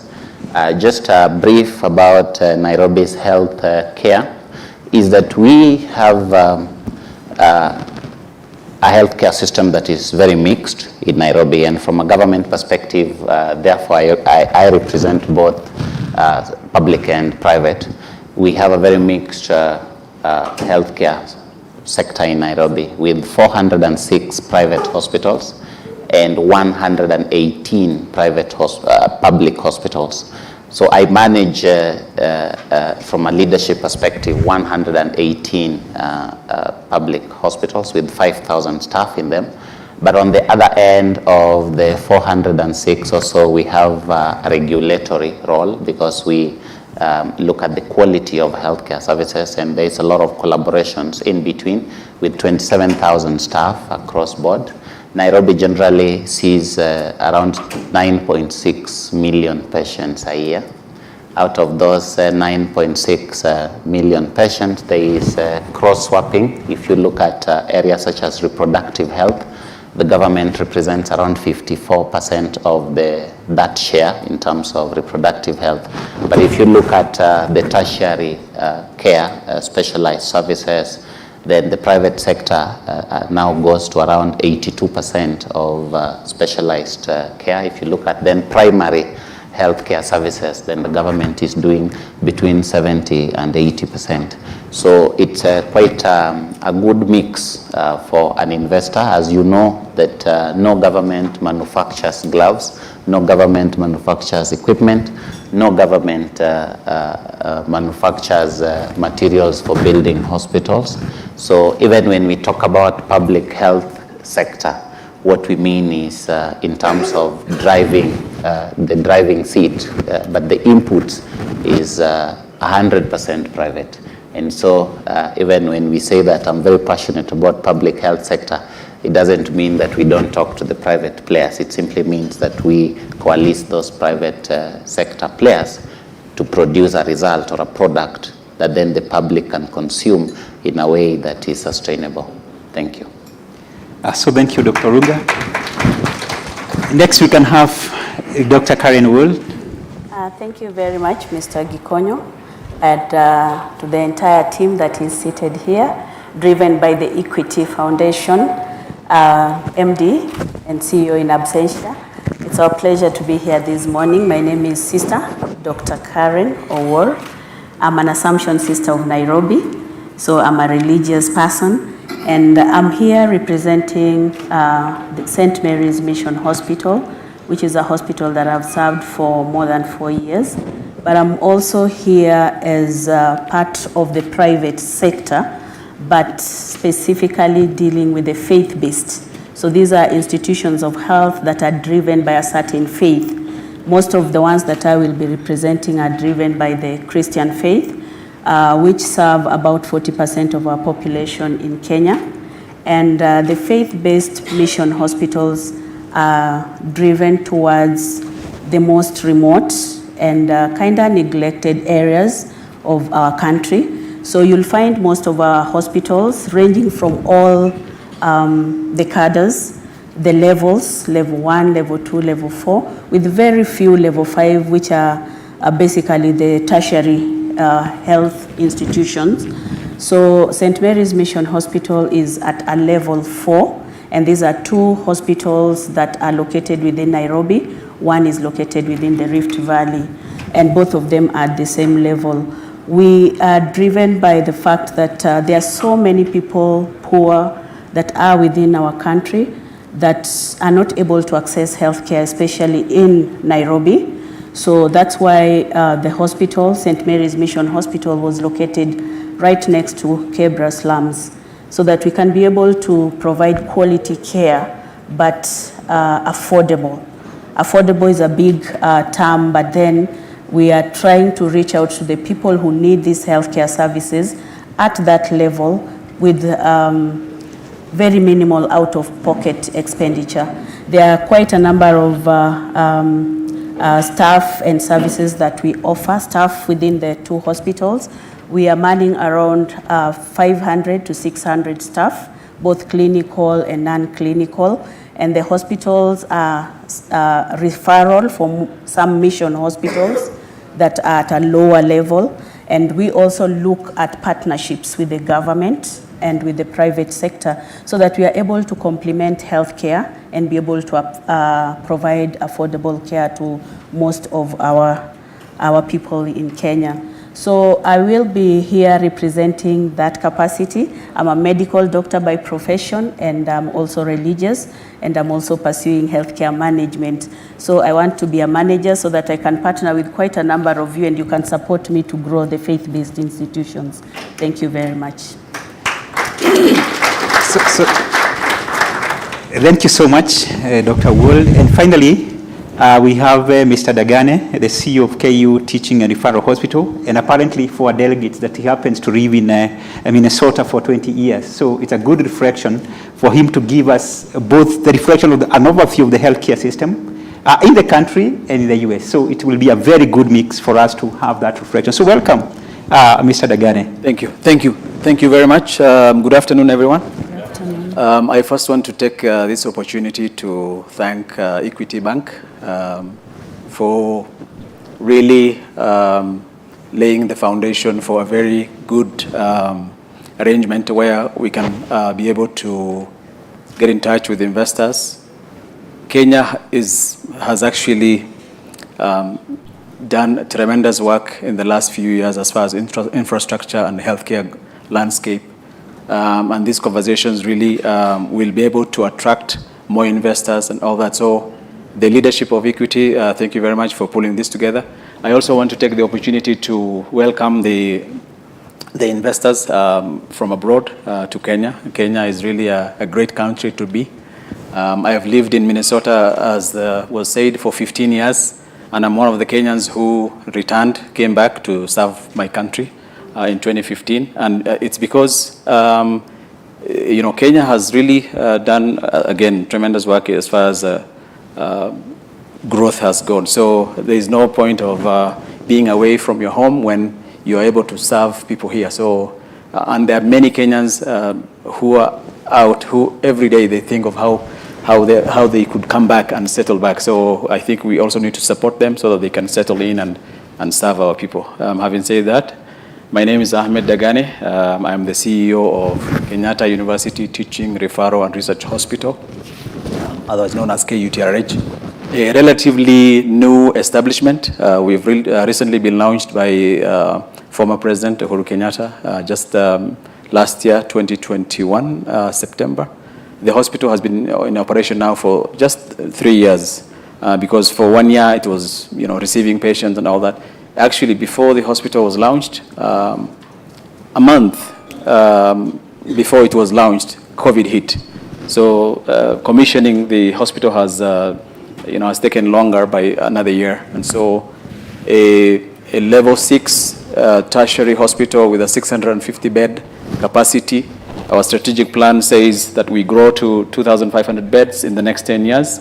And we will talk more later, but the hospital is placing itself to provide highly specialized services that are not available anywhere, not just in the country, but also in the region. I'll tell you more what those services are. And of course, there's so many other opportunities for investment. At this rate, Kenyans should no longer be going abroad seeking treatment. Everything should be available here. We will have those conversations. And again, thank you so much, and very nice to meet you all. So thank you so much, the panelists. And we'll go straight, because of the interest of time, we'll go to direct to our discussion. And the first one goes to Dr. Curry. And we start from training point of view. And I want you to give an outlay of the healthcare training in the country. Just a general overview. You can touch from KMTC side, and also maybe slightly you can also touch from the public institutions that reach over the medical training. And maybe if the opportunity is there, you can quickly highlight to our delegates and customers as well. Okay, thank you so much, Gikonyo. The healthcare training in Kenya are organized at 2 levels. We have middle levels and higher tertiary levels, that is universities. At middle levels, healthcare training involves certificate courses, diploma courses, and higher diploma courses. At university level, the training offers degree courses, master's and PhD courses, specialization courses. I want to say that Kenya Medical Training College is the largest trainer for human resources for health in Kenya. We produce up to 85% of human resources that are consumed locally. We averagely graduate around 12,000 every year. This year we will graduate the highest number, and that is 16,000 graduates. That means a lot to this country and other countries. That means that locally we're able to produce sufficient numbers to meet our local demands and have a bit to export. And I want to say that we have a lot of opportunities in health training in Kenya. I will want to look at it from my perspective of middle-level human resources for health in Kenya. As I had mentioned before, KMTC is present in 44 counties, and we have 72 campuses and 8 satellites. And in this, we have 54,000 students. There are opportunities in various areas in health training in the country. Number one, I would want to look at the issues of financing of healthcare training. That is the education of healthcare workers. In the country, financing of education is organized through HELB. But again, there is a trend where private players are also able to tap into this market of financing of healthcare training. And this is a big market because as we grow, the organization in the next 5 years will have over 70,000 students. And that means that the HELB opportunities for financing will not be sufficient. And therefore, we will need to have private sector chip in. So far, we have had that practice of private sector chipping in financing medical education. But we would want to have more of private sector interaction in this area. The other issue in opportunities in healthcare training is the issue of student accommodation.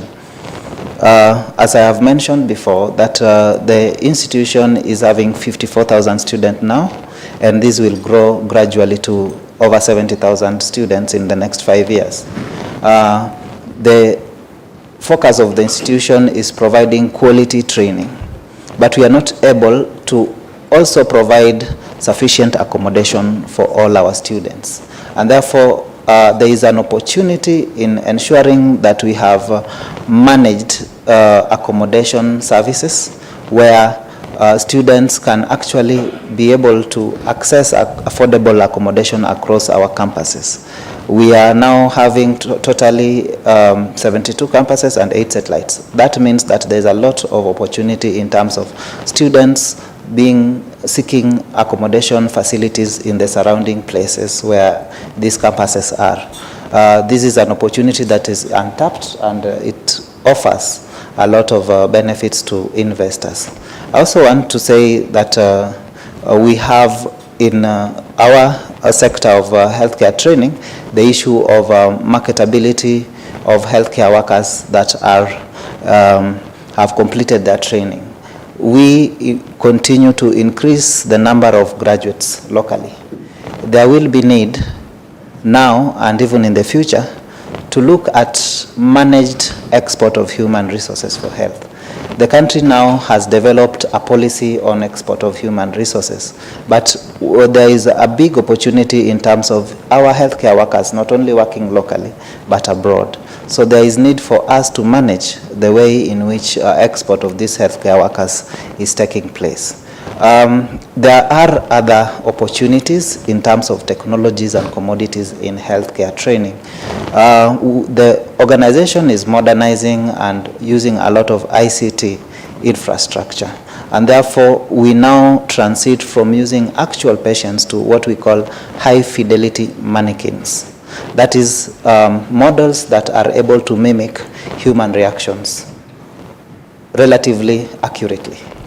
So we have established a lot of focus in this area because with time and with the number of human resources we want to train, all of them will not fit the training facilities that are available in terms of hospital practical areas, and therefore there will be need to increasingly invest in high fidelity mannequins and ICT infrastructure that allows students to get sufficient experience before they touch an actual patient in the hospital. We are also investing so much in what is called simulation laboratories, so that we are able to enable our students at that point of training in the lab to be able to have practical sufficient experience, so that by the time they access the hospital, they are able to have the skills that are needed that enables them to handle patients safely. There are other areas that are of importance in terms of healthcare investment in medical education. This country is well endowed because it is in an equatorial area, and therefore there is when I came in, there was the issue of renewable energy. Our hostels across the country will require, in addition to the national grid that is the normal power supply, a lot of investment in terms of renewable energy that allows students during the day to be able to access affordable lighting and electricity at a cheap, accessible way. This is an opportunity that we still lack. I mentioned that this institution has campuses in far-flung areas that are inaccessible in terms of sewerage system and all that. So we are investing and focusing on biodigesters as another way in which we can provide safe disposal of waste. And this is another opportunity that we have. There are emerging opportunities. In maybe briefly. US, yes, I'm actually on the last point, and I'm saying this because. So there is the issue that is emerging of medical prescriptions in developed countries where we need artificial intelligence transcribing those prescriptions, outsourcing that service to countries like ours. So we have at the moment a discussion with companies in the US where through ethical means we are able to transcribe and be able to translate medical information for artificial intelligence. We are trying to pilot it using our higher national diploma graduates so that we can export some elements of prescription and some elements of medical practice through this means. Thank you so much, Peter.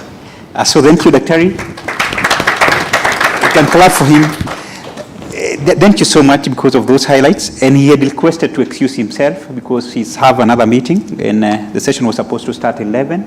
And I believe that he has given us the highlights. We'll be able to pick up the questions, and maybe the rest of the panelists can be able to answer on his behalf.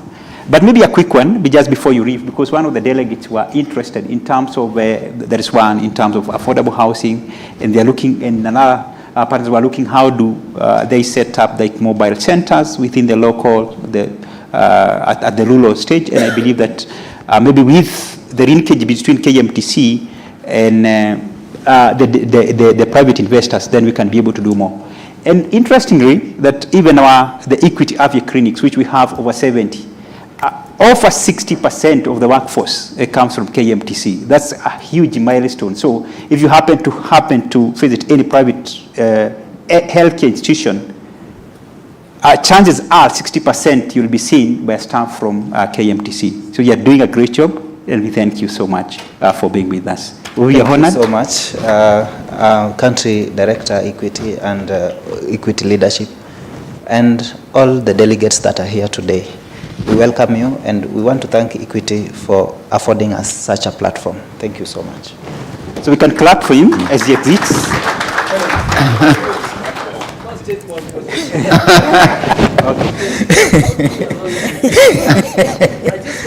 So you can give him the mic. Hello, my name is James Murray. I'm the chair of the Micro and Small Enterprise Authority. And I see a big opportunity in telemedicine. I know we have talked a lot about having sufficient doctors, and doctors who sometimes go on strike, sometimes they don't care, they don't appear sensitive to the suffering of the majority people. Now, I wanted you to tell us very briefly, what's the future of telemedicine and how can we enhance this to remove ourselves from the perennial strikes by doctors or nursing staff? I know it's very widely used in the US and other countries, but this country seems to be stuck on the traditional, go to the doctor, get your vitals checked, and get a prescription. And I've seen the Indian model that's working very well, and the US as well. Telemedicine, what's your take? Okay. How are you? I'm fine. My name is Deuri. I happen to be the director of, chairman of economic diplomacy in the Kenya National Chamber of Commerce. And in our traveling abroad, there's quite a huge demand of the health sector workers. And you find we are actually underrepresented. You compare us with a country like Philippines, you compare us with a country like India, we can't even match. And what is your institution doing to ensure that the student you're graduating and also get job out there, especially in regards to culture, in regards to certification, because I'm told that is the biggest impediment. Thank you. So maybe quickly you can. Okay, thank you. Take those two questions as you exit. Thank you for that. Those two very important questions. Number one, the future of telemedicine in the country. I want to recognize that telemedicine in the country is still at its infancy stage, and there is a lot of growth that needs to take place, particularly on the issues of ethics and standardization. We, as an institution, Kenya Medical Training College, are quickly adapting to technology. We want to make sure that we train healthcare workers who are able to practice telemedicine, and we are looking at it in various ways. Number one, through our curricula, to ensure that our curricula are adaptive to telemedicine. Secondly, we are working with partners to ensure that the nurses we are training, other healthcare workers who we are training, are actually competent enough to be able to practice telemedicine. It is an area that the Ministry of Health and the training college, that is Kenya Medical Training College, actually keen in ensuring that we exploit it to its full potential.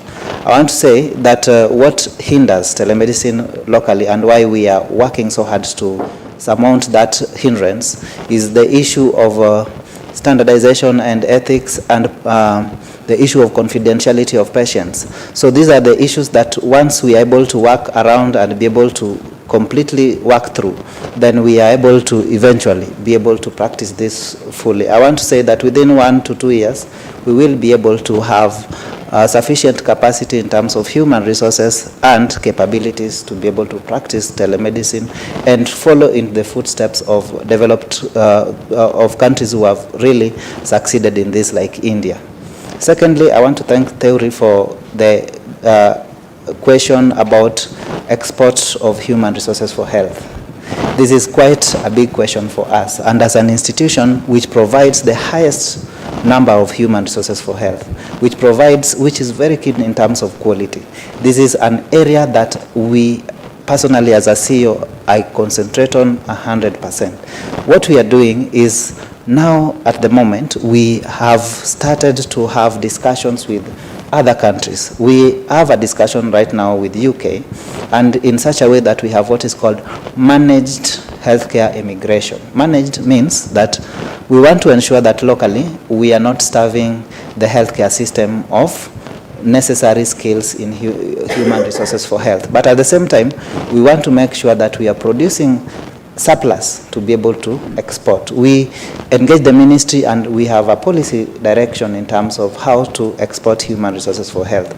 Currently, as an institution, we have started and we have succeeded in exporting human resources to the UK market. How it works is like this. The NHS system in UK scans its environment for the demand and supply of healthcare workers in UK. And what they do is they communicate to us through Nursing Council of Kenya about the deficits that they need and the numbers they need. Nursing Council and us now work in terms of ensuring that we produce those that are needed for the next export. Currently, we have 150 ready for export. And what we do right now is, number one, we have an English training center at Kenya Medical Training College that offers IELTS and OET training. We are now working to make sure we have NCLEX examination being done at the institution. This means that those who used to travel to India or South Africa to do this exam will now have to do it locally, because we are working with Pearson VUE to ensure that we have an examination center at Kenya Medical Training College. It will reduce the cost of those who want to get access to markets outside the country. The other thing we are doing is what is called, we do pre-departure training. We want to customize our healthcare workers for the country of destination. And so we involve and engage institutions in those countries to ensure that the culture that the identified healthcare workers who are supposed to be exported to those countries, we identify the culture, we identify the languages, we identify what kind of ethical considerations are needed before export is done. So we've done that successfully with the UK, and we collaborate with the British Council and British Embassy to make sure that that works. But as you are saying, there's a lot of demand for healthcare workers. Currently, we are going to produce the highest number of graduates, that is 16,000 in this graduation of December 1st. Next year, we will be producing 20,000.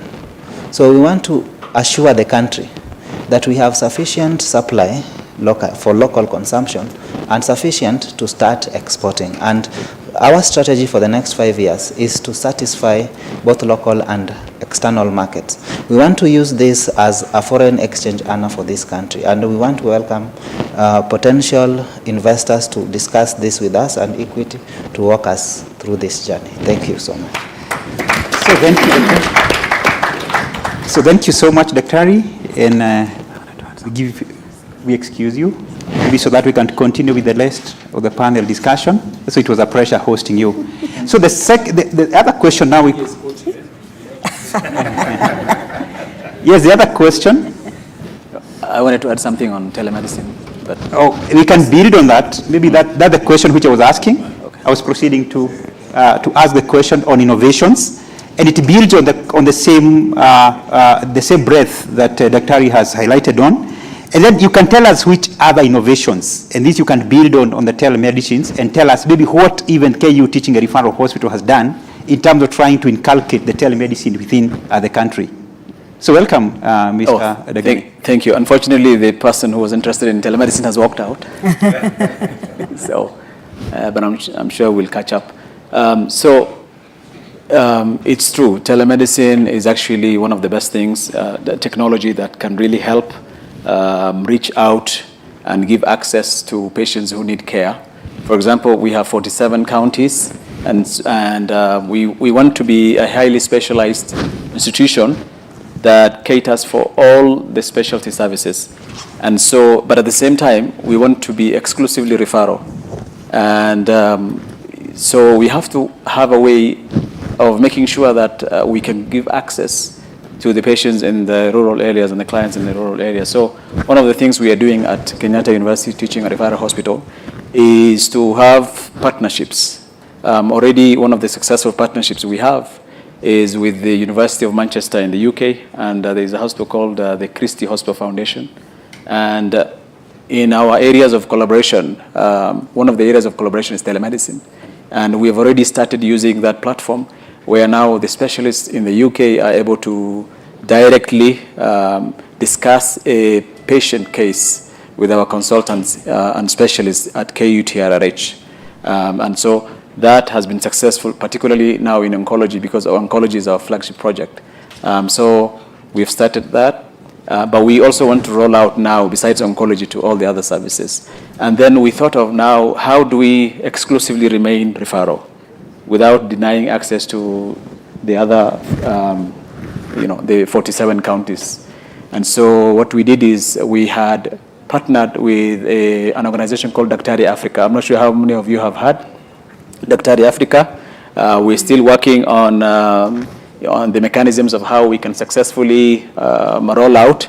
But one of the things we do is our specialists seated at KUTRH will be able to converse and talk to the medical officers in the rural areas so that they discuss the patient case, and then they are advised right there whether the patient warrants to be transported all the way to Nairobi for services. So we haven't rolled that out, but that's one of the innovations that we really want to make sure that we don't clog the system at KUTRH, because if everybody comes to the hospital for simple cases, and some Kenyans will walk for a common cold to a level 6 referral hospital, and we want to be a highly specialized hospital, so we want to make sure that we take care of those smaller cases in the devolved centers, while we only allow or take care of patients who really need these services. And so, plus many more upcoming partnerships for telemedicine. So thank you, Mr. Dagane. Now we can move on to, this one is, maybe you just hold on the questions. Hold the questions kindly. I want to piggyback on the telemedicine. Given the outbreak of pandemic, in a lot of places, people are using telemedicine to reach out because people are afraid to even go to have contact with their doctors. And so it is important, especially here when you said all your doctors are trained for the consumption of the country, where there is a barrier, language barrier, it becomes difficult for people to just use your own people without, especially when you are contacting London and UK, you need to use your own cultural group because it is important for people to have understanding of telemedicine. A lot of therapies where I come from, we use telemedicine throughout the pandemic, and that is the best access that we could have for people in the rural area as well as in the community and in the city and the urban area. So I think it is important to really pay attention to that, and we did a quick crash program for people to learn telemedicine. And I think we don't have to have a degree in it. We have a quick program that people can really access that within 6 months, within 3 months, and they get the quick snap of that. And so it is important that as you develop your own curriculum, make sure it's culturally relevant as well as language friendly user or user friendly. Because a lot of times when you go to these countries, you get something that you didn't apply for. So I just want to encourage that this telemedicine is the way of life right now, and especially for communities from the diverse area from where I come from in US. So please, let's pay attention to this. It's very important. Okay. Thank you. Thank you. So thank you. That's one of the questions from one of our delegates. It's quite a good one. And I hope that the panelists have really taken it up during the question and answer session. Then we'll be able to address that in more depth. So thank you for that word of question. Then we can move on to Dr. Ruga. This is for you. And we are asking ourselves, one of the key aspects of health is the medical tourism. Do you think that as a country that we are ready to be a medical tourism center? Maybe you can give an overview of that.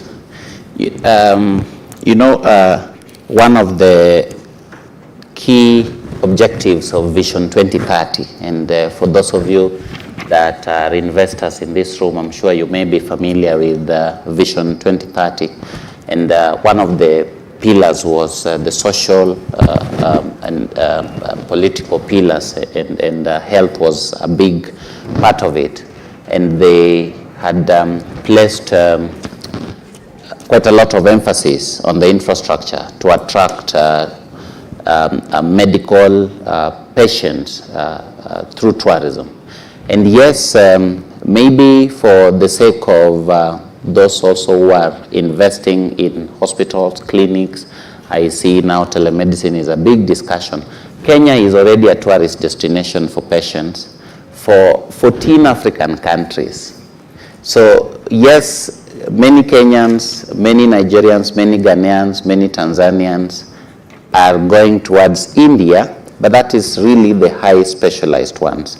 There are many Africans, 14 countries, that are already heading to Kenya. If you come to Nairobi Hospital, Aga Khan, Avenue, Mata, and even some of our specialists, you will find working class or mid-level Africans who have come to seek care here.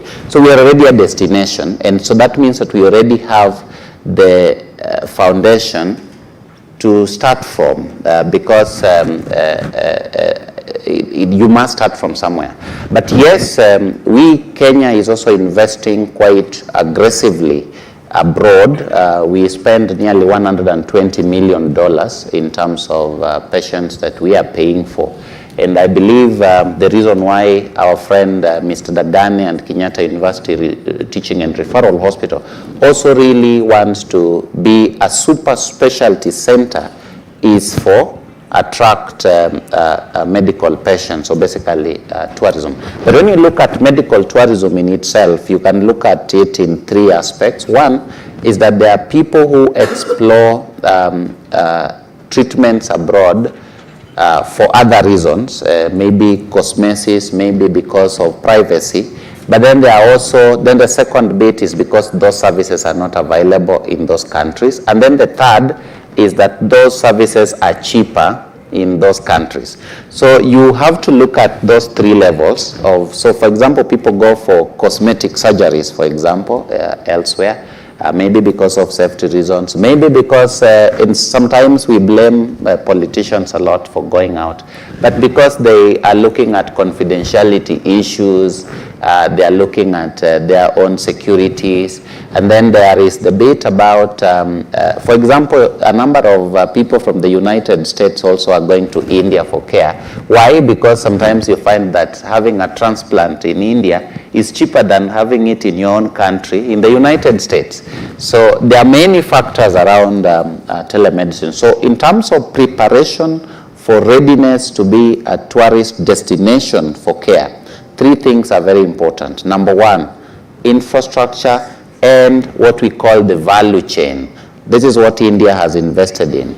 So right now in Kenya, there are several marketing agencies that are scanning for these patients, preparing them here, doing those trainings that are also important for them before they go to India. Number two is the value chain from the airport here to the airport there, to the hospital there, to the hostel.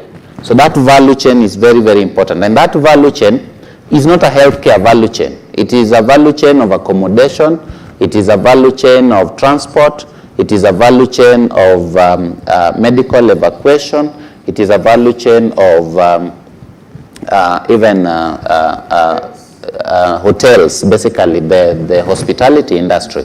And so that still goes back to the investors in this room. So yes, it is health sector driven. That value chain is dependent on you because even in Kenya here, before you talk about medical tourism abroad, Kenyatta National Hospital, which is a public hospital, some of the highest cost of care is transport cost, because patients come from Meru, from Isibani in Migori, from Busia, they spend 2,000 shillings in a night bus, and when they come to Kenyatta, there is no hostel there that they can stay in. So they have to go and sleep at Ambassador in town and all of that.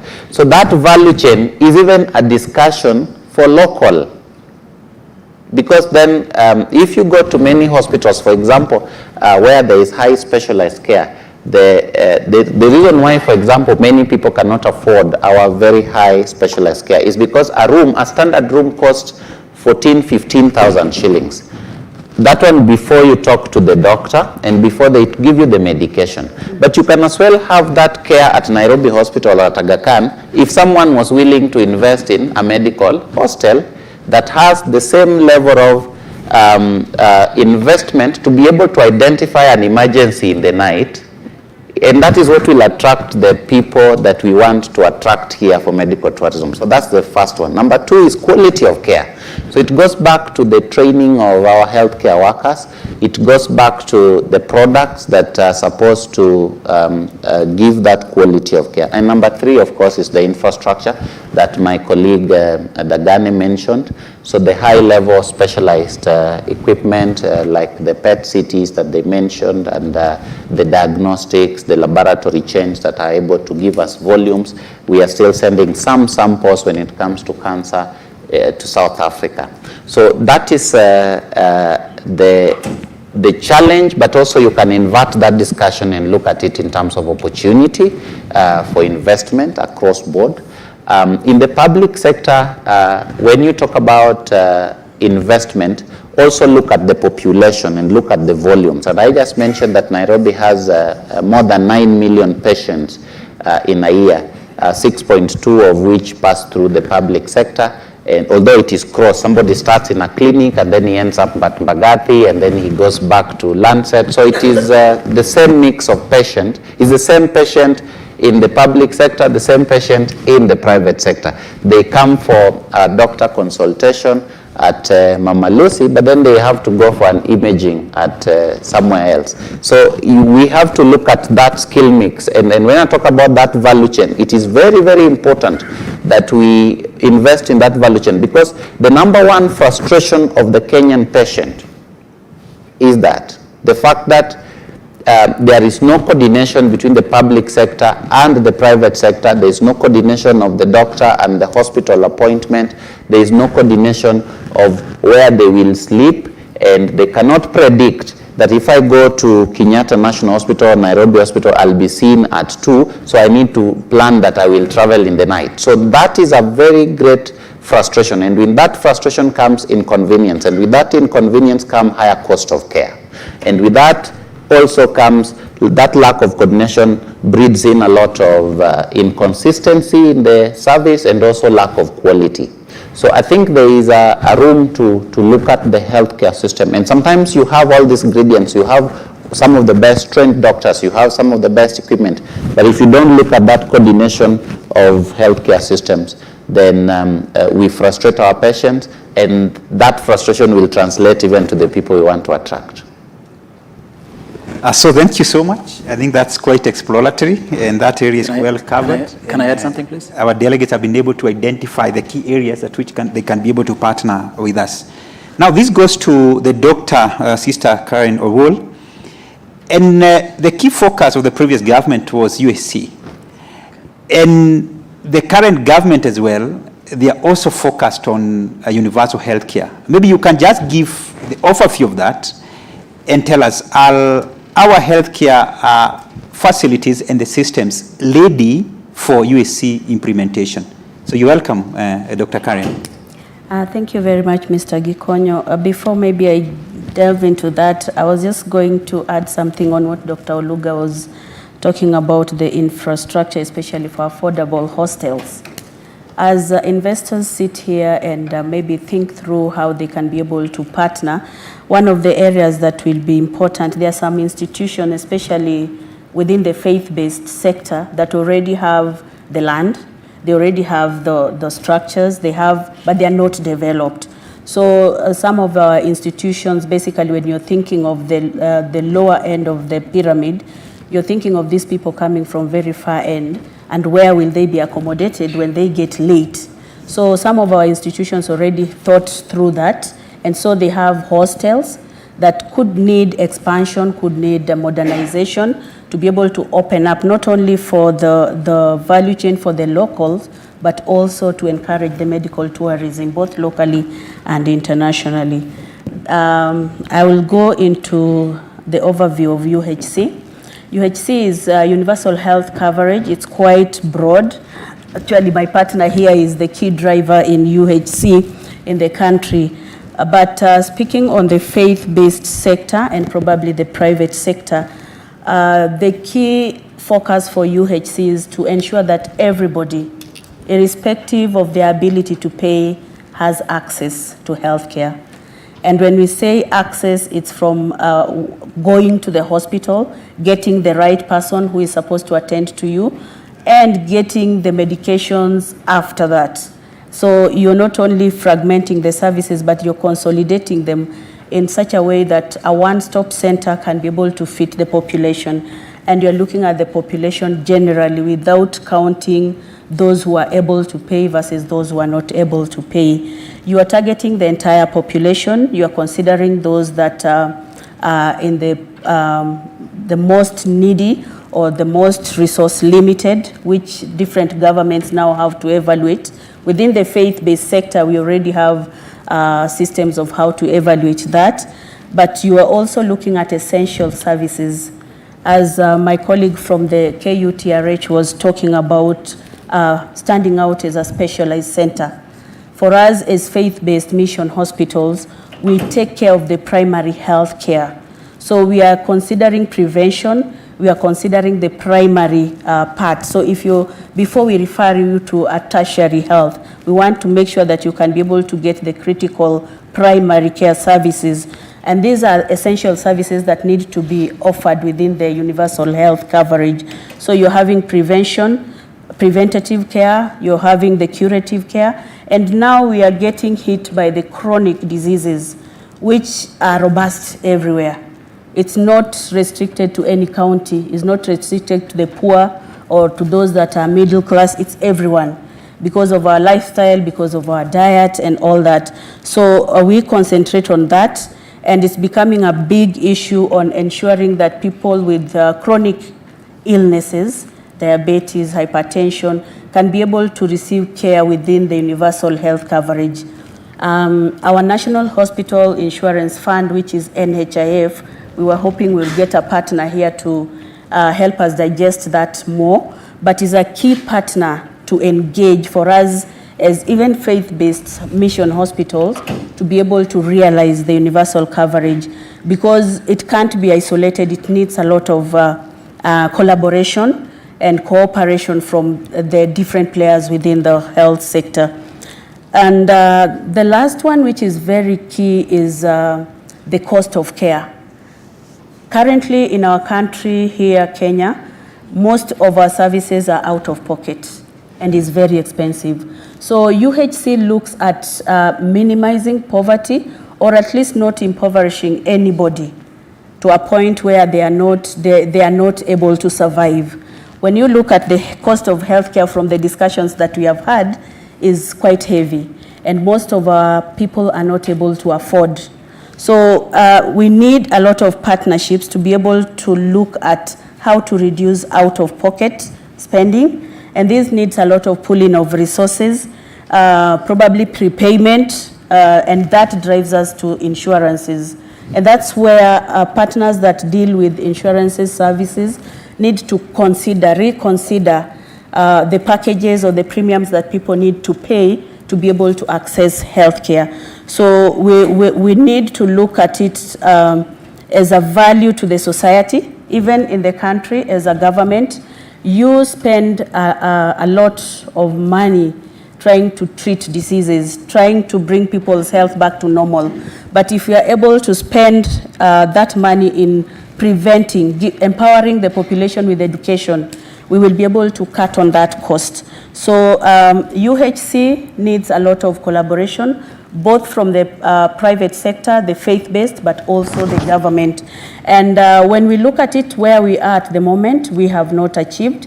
We are still in the engagement processes with the different stakeholders so that we can see how best we can realize it for the country. We are still limited, and my partners in the government will be able to maybe input on where we are. Within the mission hospitals, the opportunity that we have to be able to support the realization of UHC is reducing on the cost of human resource, the infrastructure, and the cost of medications, the pharma area. So as mission hospitals in Kenya, we currently have a body that subsidizes for us our pharmaceuticals. It's not complete, it's like isolated is one. So many partners that can come into through meds and help the mission hospitals be able to get the equipments, the medications they need. That lowers the cost of treatment for our patients. So we will be looking at individuals who are interested in partnering to improve the infrastructure of hospitals, because as we remain faith-based and as we remain at the primary area, we are also dealing with people who are well-educated, who would need value for the little money they are paying. So improving those infrastructures, ensuring that these hospitals have the medicine, that when I come to St. Mary's Mission Hospital, as an example, I'm not going to be given a prescription to go and buy these medications somewhere else. Just for an example of that hospital, the consultation is 100 shillings. That's barely $1. But you'll be able to see a physician like Dr. Luga. You'll be able to see a gyne at 100 shillings. So if we are able to consult with you at that level, and then we push you to go and buy medication somewhere else for over 1,000. We are not actually helping you. So to be able to realize the UHC within the country, we need that partnership, and we need to look at resources that can be able to help us to minimize the cost of care. And also, the managers, those that are managing these institutions, the resources that we are having, how best are we managing them? Because that then helps us not waste resources, whether it's human, whether it's finances, whether it's the already existing infrastructure, but we use that so that we can be able to reduce on the cost. Maybe I will stop at that point and ask Dr. if you allow me, Dr. Luga to be able to input on the Ministry of Health perspective. That's allowed, maybe quickly. Yeah, you can build on that. I think she's already given us quite a bit of what the practice looks like. I think it's just about the policy. The current health policy, as far as financing is concerned, is mainly output-based in terms of, I think the pilot was input-based, doing commodities through KEMSA, giving hospitals human resource. But now it's moving towards NHIF, where the government or through the partners are more of looking into communities, identifying those that are poor and vulnerable, and purchasing for them a cover through the NHIF. And then I think you have been very keen to listen to His Excellency the President now speaking about NHIF and those of us that have the ability to work, have income, and the expected reforms that the President himself has been very keen on, and which also started with the Ministry of Health in terms of rallying everyone to really pay up at their level. But then for those that are extremely vulnerable, that are poor, that then the government will be able to put in money for them, so that then we have what we call 100% coverage. But that coverage is as far as financing is concerned, as far as what we call a social insurance is concerned.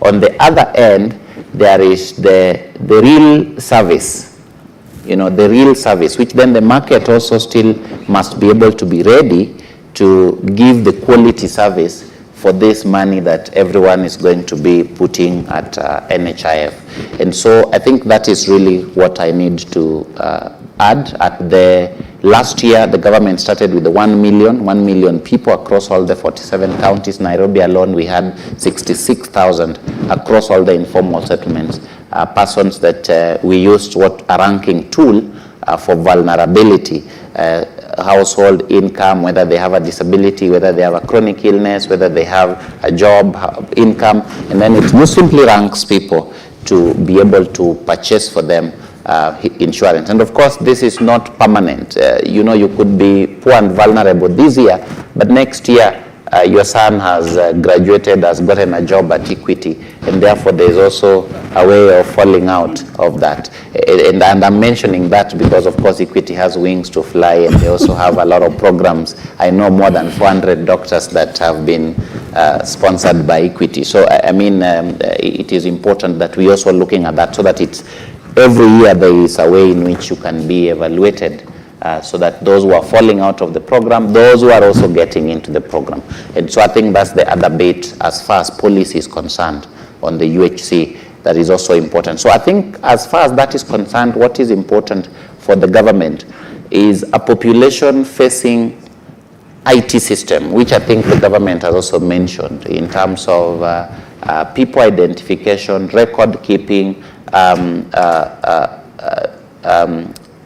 real-time information, and of course at the back end of it also is artificial intelligence to be able to even classify how many people among all of these people have diabetes. Then now with that you have the other engagements, either with the pharma industry, either with the people who do prevention, either with the people who also do specialized care, so that then we can be able to reduce the cost, because the cost is a big thing for people in this country. So if you look at IT, I'm sure you mentioned telemedicine, but not just telemedicine. I think there is a whole opportunity for digitization of health services, whether it's across hospitals, whether it's across supply chain.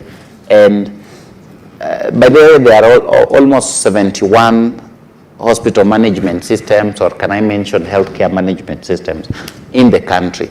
But I think there is still a lot of room for people to do something that will be either accepted, because you find these 71, they just have either one aspect or the other aspect, and so they're not complete or they're not comprehensive. But right now we are looking at platforms that are really complete, that can integrate portability of information, that can look at accountability of the healthcare worker and visibility of products. And so I am not an expert in that system, but I think it is important that we put this out there, because I think this is for especially engagement with government institutions, NHIF, hospitals. They are really going to be heavy on IT and technology. So thank you, Dr. Karen and Dr. Ouma on that. I think that's quite, you have given it justice. And this goes now to Mr. Dagane. The country is recovering from the COVID-19. And one of the things that which you saw, because the KU Teaching and Referral Hospital became one of the key centers that which was handling the COVID-related issues. Do you think that as a country we are ready that if another pandemic comes through, or additionally, that we can look at the key issues, that the healthcare issues, like the oncology, the cancer issues? It has become one of the key killers in the country. Do you think the country is prepared for these kind of issues in terms of technology? And if not, then you can build on that and say that which collaborations that do you need to ensure that is achieved within the country? So those are two questions in one. So welcome. Okay, thank you. Thank you. Before I get into answering those questions, I want to support my colleagues. There's something that I wanted to say when Dr. Oluga was on the floor in regards to value-driven, giving value-driven access to patients. And so at Kenyatta University Hospital, we are a little bit step ahead. What we're trying to do is we had benchmarked with most of the healthcare institutions in the Western world, and when we had built the Integrated Molecular Imaging Center, which houses our PET-CT and our cyclotron machine, of course we said, well, patients will be coming from the region. They'll be coming from Uganda, from Tanzania, from Ethiopia, from across Africa, because the kind of machine we have, the only other country that has is Egypt and South Africa. And there's another highly sophisticated machine that we had recently procured, which is in the installation stage, which will be launched by His Excellency the President, called the CyberKnife. And the only country in sub-Saharan Africa that has that sort of cancer management machine is Egypt. And so we're like, if we're going to be attracting patients to be able to seek these services, then how are they going to be accommodated? So we had constructed a 100-bed hospitality center, which has a restaurant services. It's fully furnished, and it's highly affordable. It's 3,500 as opposed to 14,000 that Dr. Oluga had said. So, and also we had partnered with NHIF, which is a sister government agency, to be able to see how we can provide for those services. So we are looking at patients who have NHIF. They are able to walk in without paying anything for the PET services. And then, yeah, they don't pay anything out of pocket for patients who have the National Hospital Insurance Fund. And so that's what we're doing to give access to patients. And as you can recall, this country has the Constitution for 2010. It says that all citizens have the right to access to quality and affordable health care. So I think that's what we are doing what we are doing as a hospital to make sure that we are able to give access. So we already have that 100-bed hospitality center. And now the next stage is to procure buses that can ferry patients from the airport, having shuttle services from the airport so that they are picked from the airport all the way to the hospital. So, Daktari, we are a little bit ahead, and we will try to implement all the international standards that we can. And this idea was actually borrowed from India, because we had sent a team to India, to their cancer centers, to see how they are receiving Kenyans, because Kenyans are trooping all the way to India. Now, they should, after the CyberKnife is installed and launched by His Excellency the President in the next few months, there is no reason for any Kenyan to go to India for cancer services, because we have everything we need for cancer.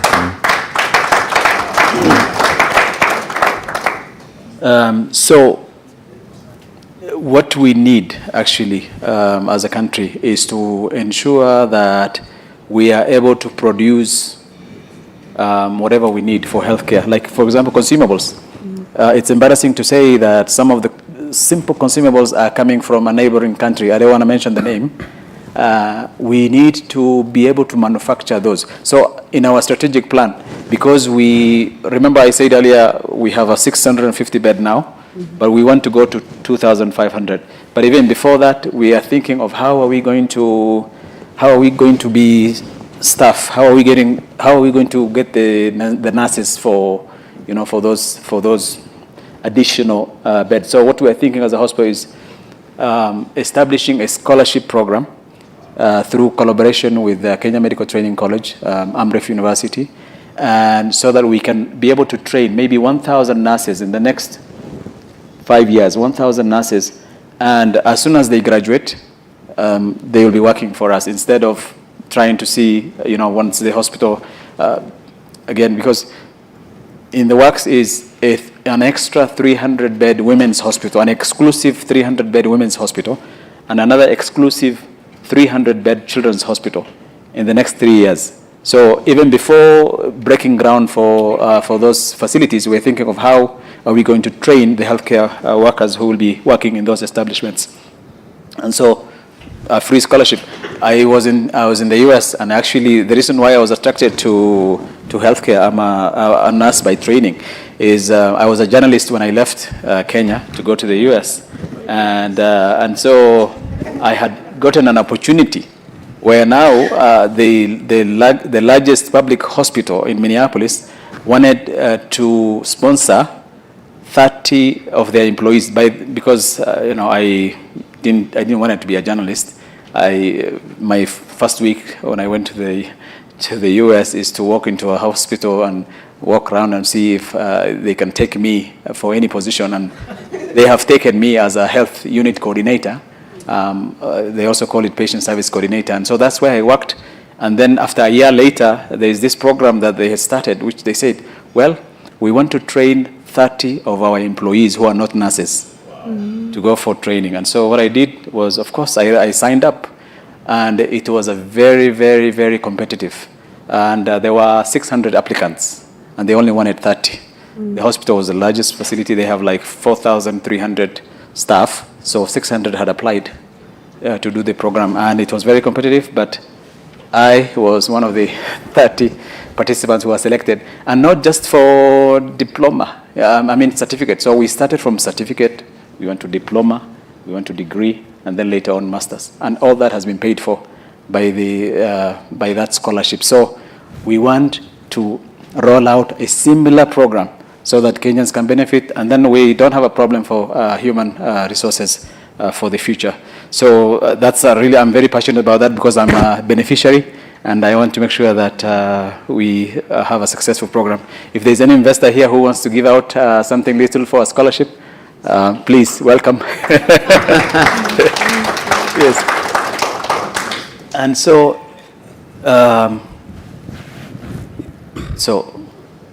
part of our strategic plan is to have a biomedical manufacturing plant.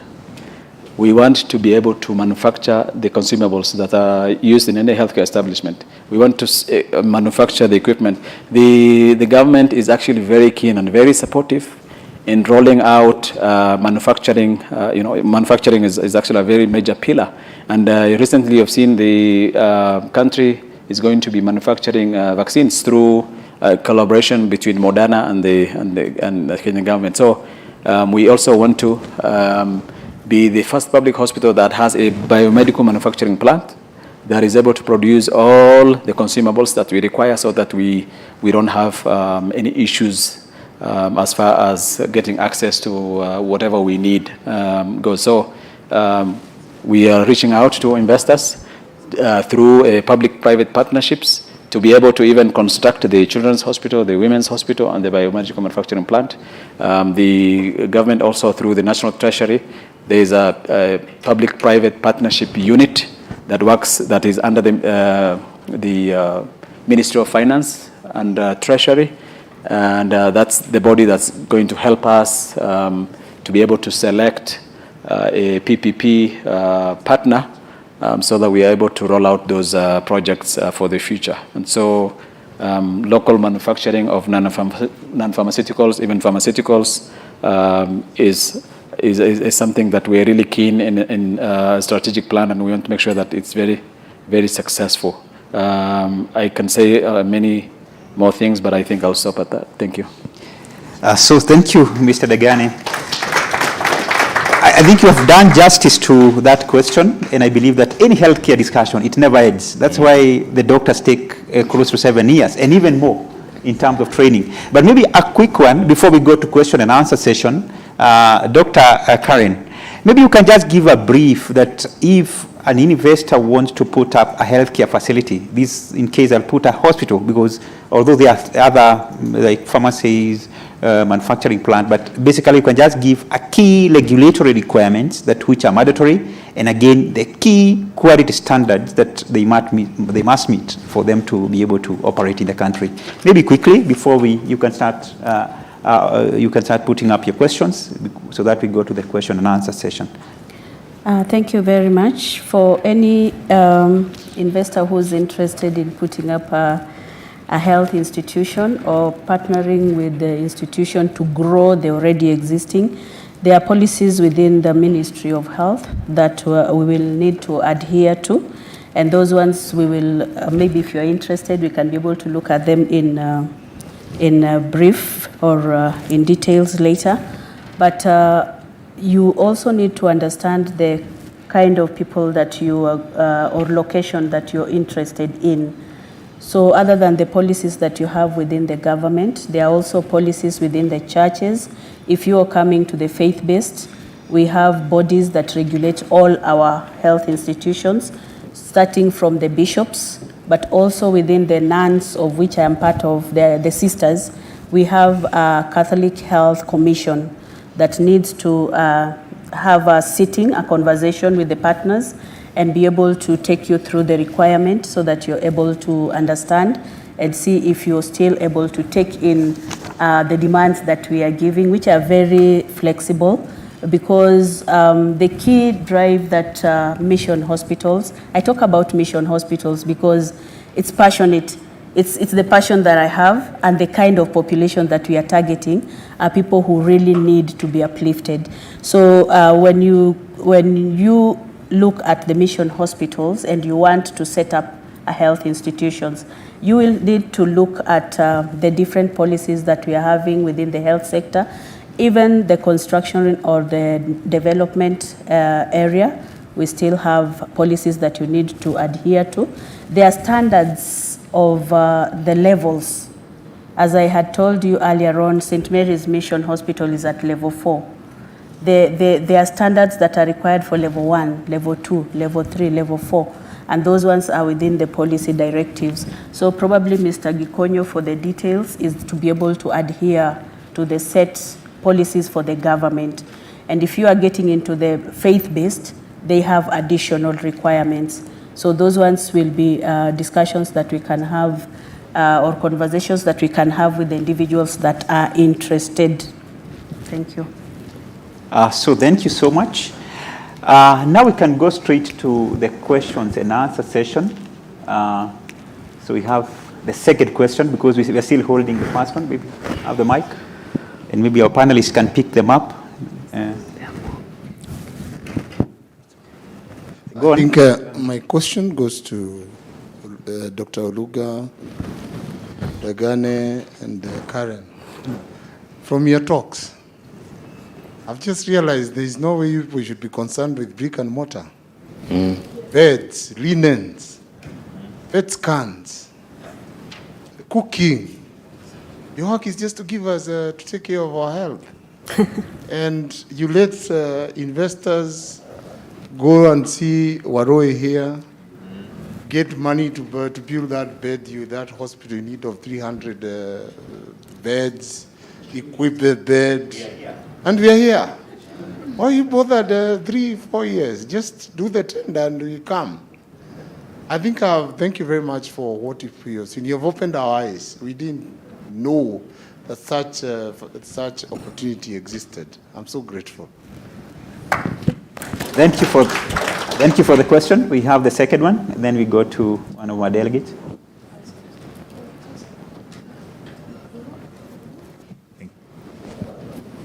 Thank you very much. My name is Reni Lupalo from Megascope Healthcare. Mine is just to add or enlighten what has already happened.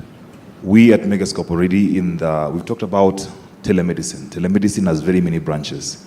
We have taken a small section in teleradiology.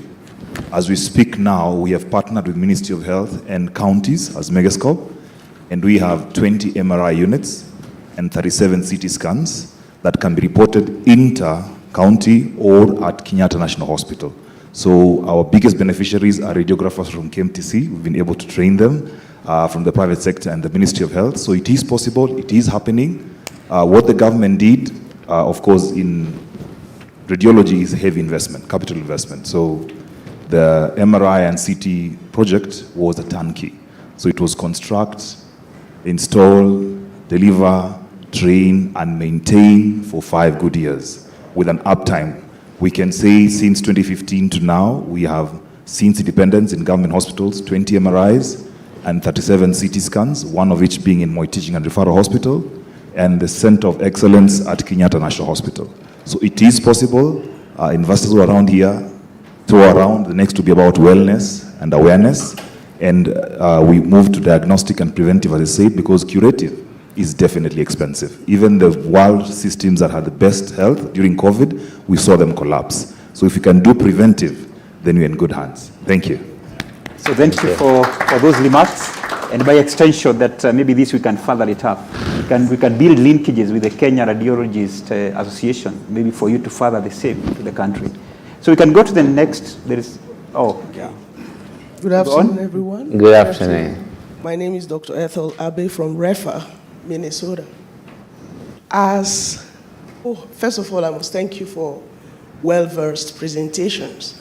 You enlightened all of us to what the health sector in Kenya is doing. I can say we are proud of you, and we hope to have to do with you in some area. Now, I think I tried to capture my question down so I don't forget. As custodians of the health sector, and given the uncertainties of the present times, like the managing director rightly pointed out, the VUCA situations where the environment is volatile, uncertain, is very ambiguous, and people are concerned. And with the outcome of the pandemic, I think we are seated with the right people to ask, what has happened to the mental health of the population? And what is the health sector doing with the stakeholders to understand the implication of the pandemic and the ongoing war on the mental psyche of the population? In addition, I'd also want to know if you have recorded high incidence of suicides, suicidal ideations, anxiety, panic depressions, and manic depressions. And what is the health sector doing to address such issues? Thank you. So thank you for that wonderful question. Yeah, go on. I don't know if I can beat her question, but my question is, I've sat here, I've listened about telehealth, I've heard about the big hospitals you want to build. My question, and with like you, I've worked with the health systems in Minnesota for over 20 years, and currently I work with the state on bridging the gap on disparities to women especially women of color who are getting a lot of cervical, breast, and uterine cancer. And with that, I want to ask, I'm looking at the woman that's living in my village, Cheptuyat village, who has no access, who doesn't know that there's something called breast cancer, who doesn't know there's something called cervical cancer, they don't know how to self-test. What awareness are we doing to these women? And I'll tell you what I've done in my village. I've had conversations, and it's scary to know that there are women who don't even know there's something called breast cancer. As you said, we like to cure, which is very expensive. How do we prevent? I would like to engage stakeholders who would like to look at mobile clinics. We have mobile mammograms in Minnesota. So what we do is we take the tests to the women, because when you tell a woman in Cheptuya to take a bus to Kericho town to go get just a mammogram, they won't get you. They won't even do it. 9 out of 10, they won't do it because there's bus fare, which maybe she doesn't even have access to that. So looking at how is the healthcare looking at eliminating barriers, because there are many. When you talk about telehealth, I'm thinking about the house girl my mom has who has a mulika muizi. She can't access internet or anything, and even internet in my village is crazy. You can't even get, because we're in a valley, you know. So I don't know what telehealth means to you, but for me, telehealth means the comfort in my house. I sit, I interface with the doctor, I tell them how I'm feeling, and the doctor tells me this is how you feel, then he sends a prescription to Walmart. I go to Walmart and pick the medication. What does telehealth mean in your terms? So thank you for that wonderful question. Maybe we can pick the last one so that we can give now the panelists. Thank you very much. I am very pleased to hear about what knowledge you gain in Minnesota. I know that hospital, I'm part of that hospital. And we have created different approaches for people at different levels. We have capacity building for lower care workers, like community health workers, which I think might be something you can look into, because those are less expensive. If you are talking about expensive health care, you need to build capacity, public health capacity within that group of people. Mm-hmm. Just as you went to Minnesota and you benefited from that, I am aware of that hospital, and I worked there with the Somalian community. We created a community called University Community Clinic for our brothers and sisters from Somalia. And because of the cultural uniqueness of their illnesses, the tropical diseases that they complain about is different from what Minnesota origin has. And so it is important to have different levels of healthcare, especially community healthcare workers. I chair that group in Minnesota, that we train people only 30 hours, and they become community healthcare workers. We also have what we call mental health first aid that is originated from Australia, but we use it a lot in America. It's taken over by the federal government, and they're pumping money into mental health first aid. It's a 40-hour training for people to have signs and symptoms and be able to identify what are the issues of mental illness. This is very important. We also have a program for youth who have been involved in SUD, substance use disorder. It is important that those areas need to be looked into. As you train these big level hospital doctors, we need to look at all these level of cares that are very less expensive. That is one of the areas I really want to talk about, and I hope you want to partner with us in that area. It is important because when you look at those, we call it wellness. You don't have to be sick. Sometimes people say, I'm not sick, but I'm not well. How do you define that? So it is important that you look at wellness, that people can take care of themselves without seeing the doctor. So those are the skills that might be important for us to input to your training program. Thank you very much. So maybe the final one, the very last one. Okay, he can go first. That last speaker, well done.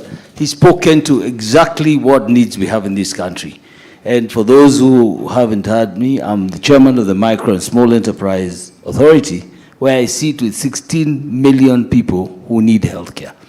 Now, the complication of all the statements that have been made here have been summarized by, what's your good name, sir? Dr. One. Because community healthcare workers is what we need to solve these problems. The first point of contact, before you can think of the level 5 treatment, that first contact person. And as I listened to the presentations, I thought about the solutions that need to be dealt with. I visited a hospital in India, Ahmedabad, one-stop center. A lot of people die in between taking this test to the next place. If you're sick, you're sick. You need a one-stop center.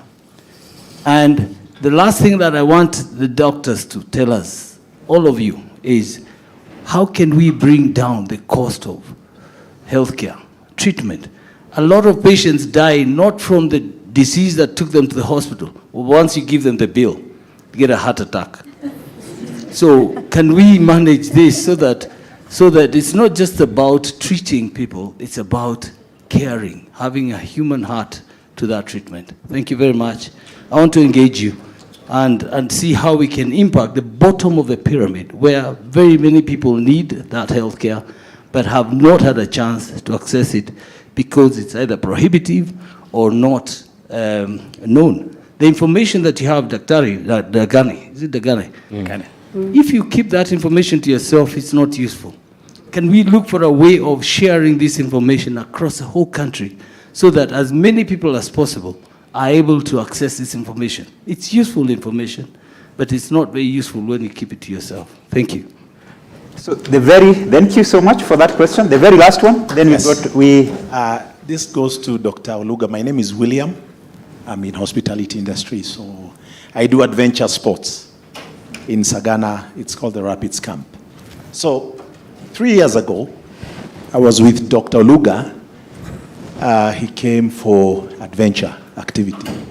So he stood on a cliff and he wanted to jump somewhere in the river, 40-feet cliff.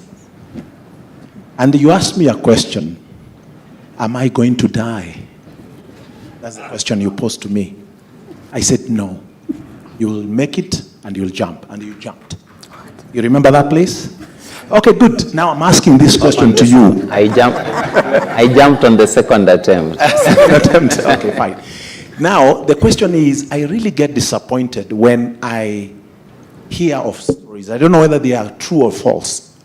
When a cancer patient who is on level 4, if that is the medical term, is stage 4, they are told, come next year in June in this country.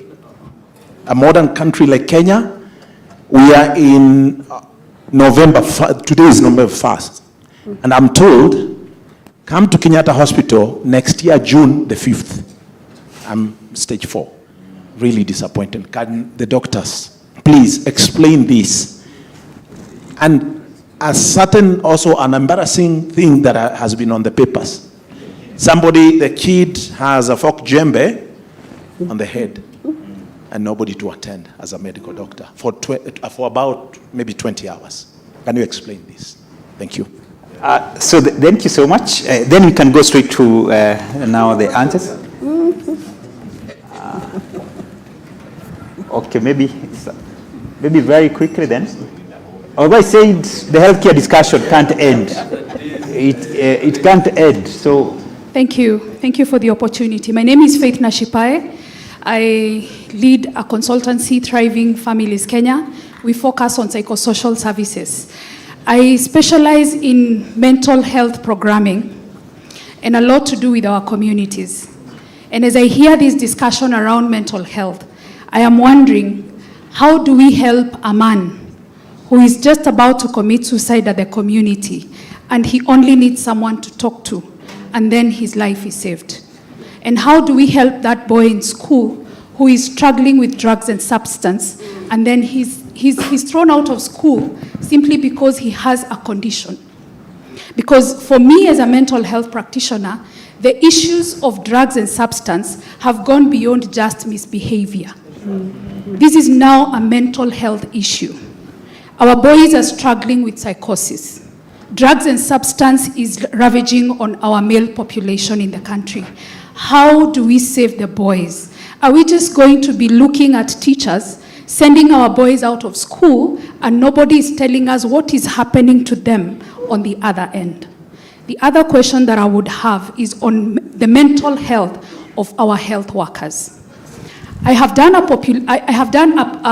pilot with Kilifi County on matters to do with the healthcare of our healthcare workers. We have a big problem. These are the same people who are supposed to be taking care of us, but we do not look at them as human beings and people who need support. What can we do? And how can we who are in this sector be supported so that we can accelerate the UHC platform? Thank you so much.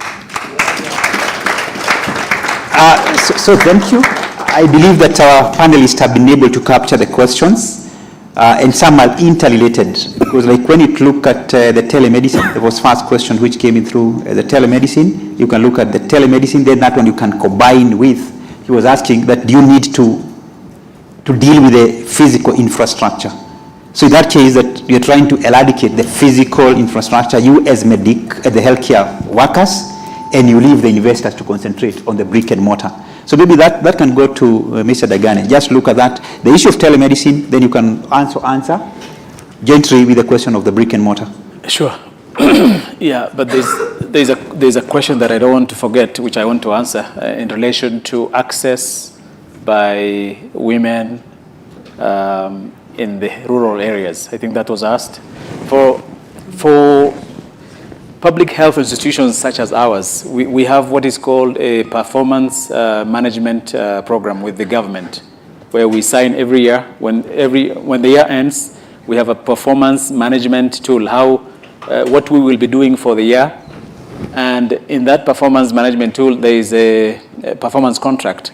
The issue of access is actually covered. We are obligated and mandated by the government to be able to reach a certain population. So how we do it is because the specialized hospital is we organize camps. For example, we recently have launched the Breast Cancer Center of Excellence on Friday. I'm sure you've seen it in the media. What we did that day was we had gathered specialists. We had gone to the community for free screening, and then we invited all the community members surrounding the hospital, and even the media. So on Friday we had received 276 clients who wanted to be given that free assessment, which we did. So because we couldn't finish on Friday, we had rolled it up to Monday. So last night actually it's when it ended. So we are obligated by the government to be able to do outreach programs, and so and I believe the number is between 4 and 8. And as a new hospital, we're striving to make sure that we maximize and that we give 8 outreaches. So we'll be going to the counties. The other thing we're doing is we have invited the county governors. I'm sure you know health is devolved. The counties are responsible for health. But what we did as a hospital is we have invited 10 governors that the Ministry of Health had identified counties that will be establishing cancer centers. So those governors we've invited to see how we can capacity build those institutions that will be having the PET CTs in the coming year, what we can do to support those cancer patients that will be able to require services. And then because we have the cyclotron machine, down the road when all the PET CTs are fully functional, is what we're going to do is we will be able to produce the consumables needed for the PET CT, and then we will transport them to the counties.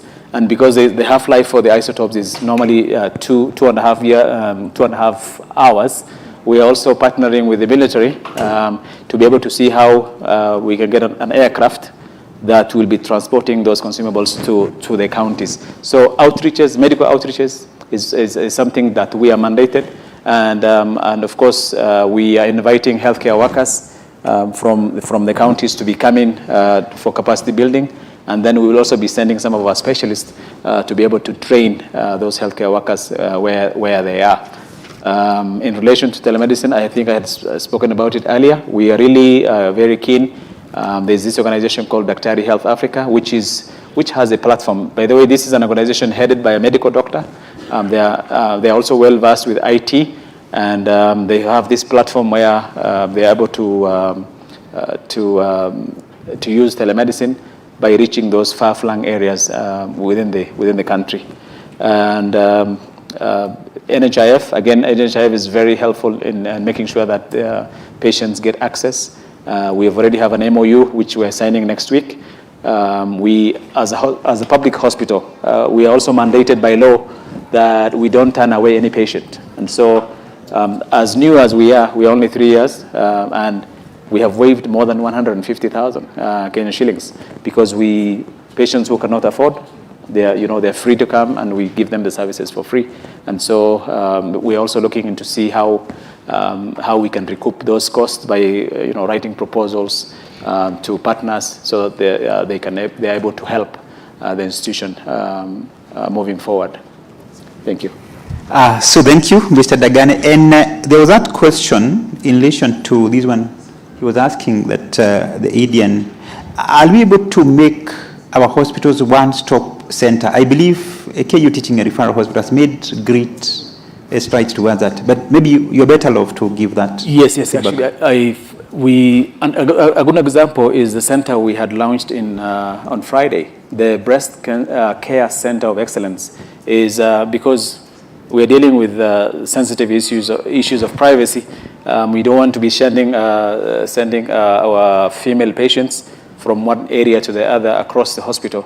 And so what that center does is all the services required. If it's mammography, all the services required for that, it's just within one area. So it's also something that we have borrowed from the UK. After visiting the UK, they also have that comprehensive center where it's a one-stop shop. Patients will not go anywhere else. They're able to get all their services there: lab, pharmacy, radiology, everything is there. So I think it's a good example is the Breast Cancer Center of Excellence, but we're also thinking through rolling out other services in the future.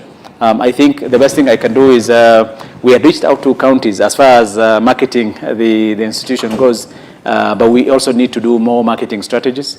One thing we really are striving hard is to invite people to visit us so that they can see the facility we have, and we also bring their loved ones. We also have we are catering for not just the common patients, but we also have a VIP unit. So we can even take care of the President of the United States, because that is the kind of facility we have. But I think seeing is believing. The only thing I can do is you come to the hospital, and we can give you a tour, and then we can partner together. Thank you. So thank you, Mr. Dagane. Sister, you want to add? Yeah, thank you, Mr. Dagane and Mr. Gikonyo. One-stop center for me means quite a lot, bearing in mind where I'm coming from. We could have a one-stop center concentrated in a hospital or in a region. So I'm going to challenge equity. For example, you're in the private sector. There are so many medical centers managed by equity, and I think they are franchised. And within the faith-based institutions, we also have mission hospitals at different levels. So what we are looking at can also be borrowed by others. So if you come from Kisumu Archdiocese, that is in the Western Nyanza, are we able to bring one of the facilities of level 5 or 6 or level 4 to a level 5 that is well equipped, that can be a one-stop center for that region, so that we are not going to refer people all the way from Busia to KUTRH. The cost of transport already we talked about.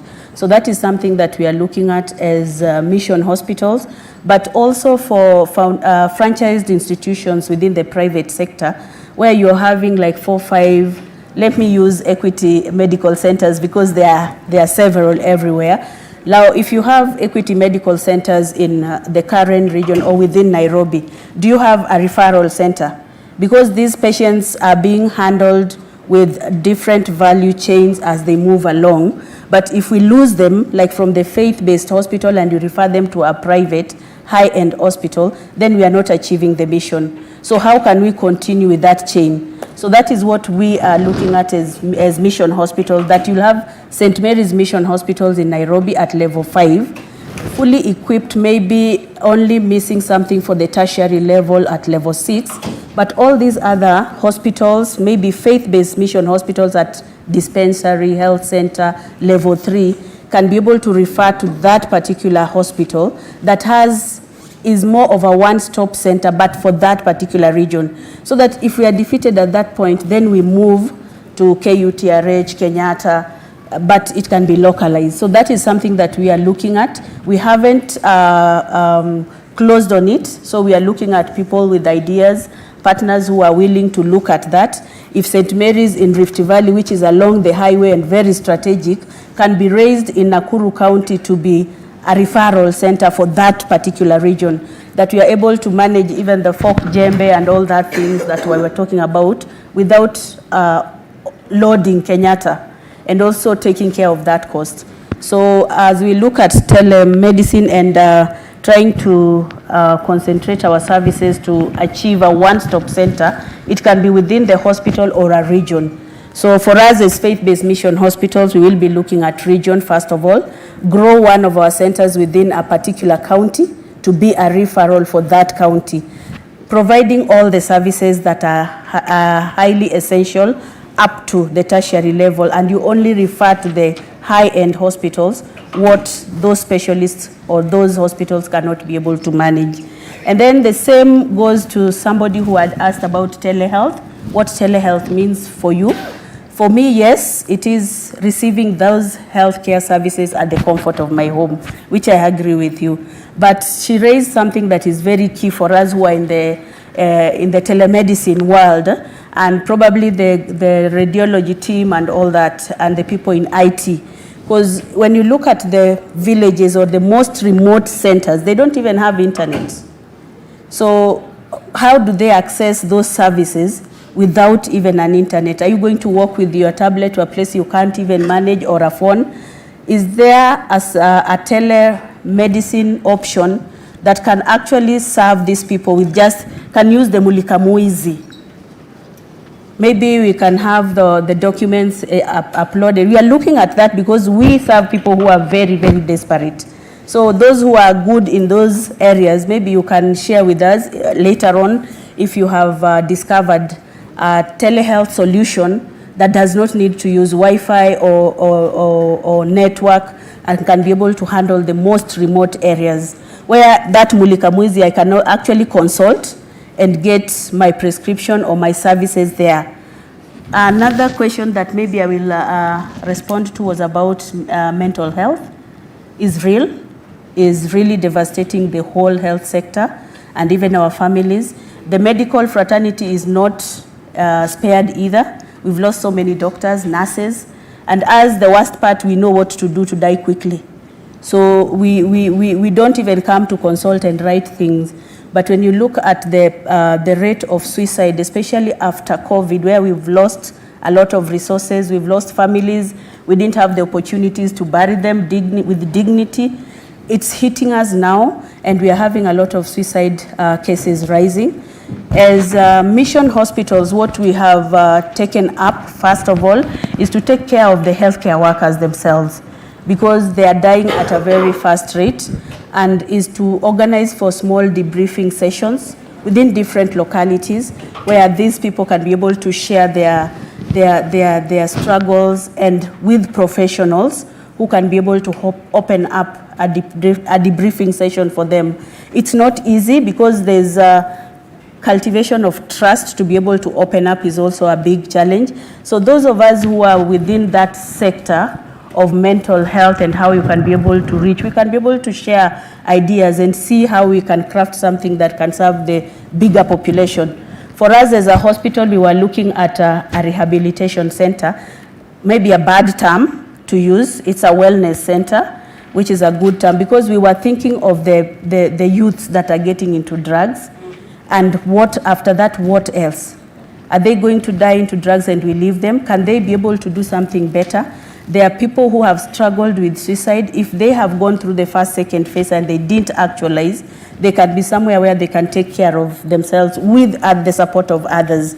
So, and probably those are centers that can be centers of excellence in maybe four counties in Kenya, so that accessibility is also easy. Thank you. Sorry, I took quite a lot of time. So thank you so much. Our time is up. I could have wished maybe a few questions we are not able to summarize, but for the interest of time, I believe that we have been able to do justice. Sorry, I would wish that you can hold your question if you don't mind, because interest of time, for the interest of time, kindly. Yeah, the panelists will still be here, so you're free maybe to engage on one-on-one and maybe to be able to get maybe these remarks from them. Yeah, you can set the questions maybe through our communications team, and we can be able to answer. I know he wants to give a summary. You can give a summary in 1 minute, review of the questions. Okay, thank you. I think just two things I would like to say. One is that all of the questions that have been asked or comments are actually opportunities for collaborations with the public sector, because as you have seen, the answers are not straightforward. That's the first thing. The second thing is for public sector, and having had the experience of Nairobi, where I am the Director of Health, we have made a deliberate decision to invest in healthcare, not invest in those inputs.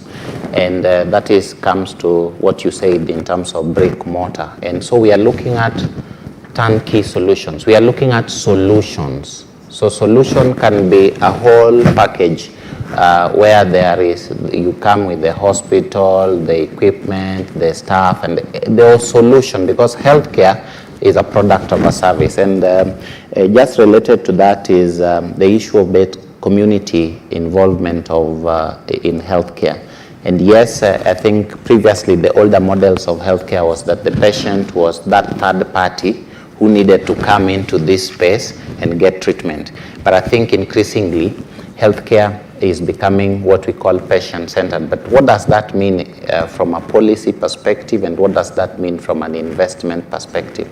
That we have to look at models that build partnerships, that build ownership of the whole community. And that's where our friend who talked about community health strategy. In Nairobi, we have created community health units, 746 of them over the last 2 years. We cover 79% of Nairobi across the board. We have 7,460 community healthcare workers whom we have just recently vetted, put into a scheme of paying them a stipend. And we can discuss that, because I think many county governments are looking at how do they manage community healthcare workers. They're not within the scheme that is of healthcare workers that are reimbursed, but I think there are models for management. And by the way, there also lies in a lot of opportunities for investment, because many NGOs, many people who are doing research are in that space. And lastly is on our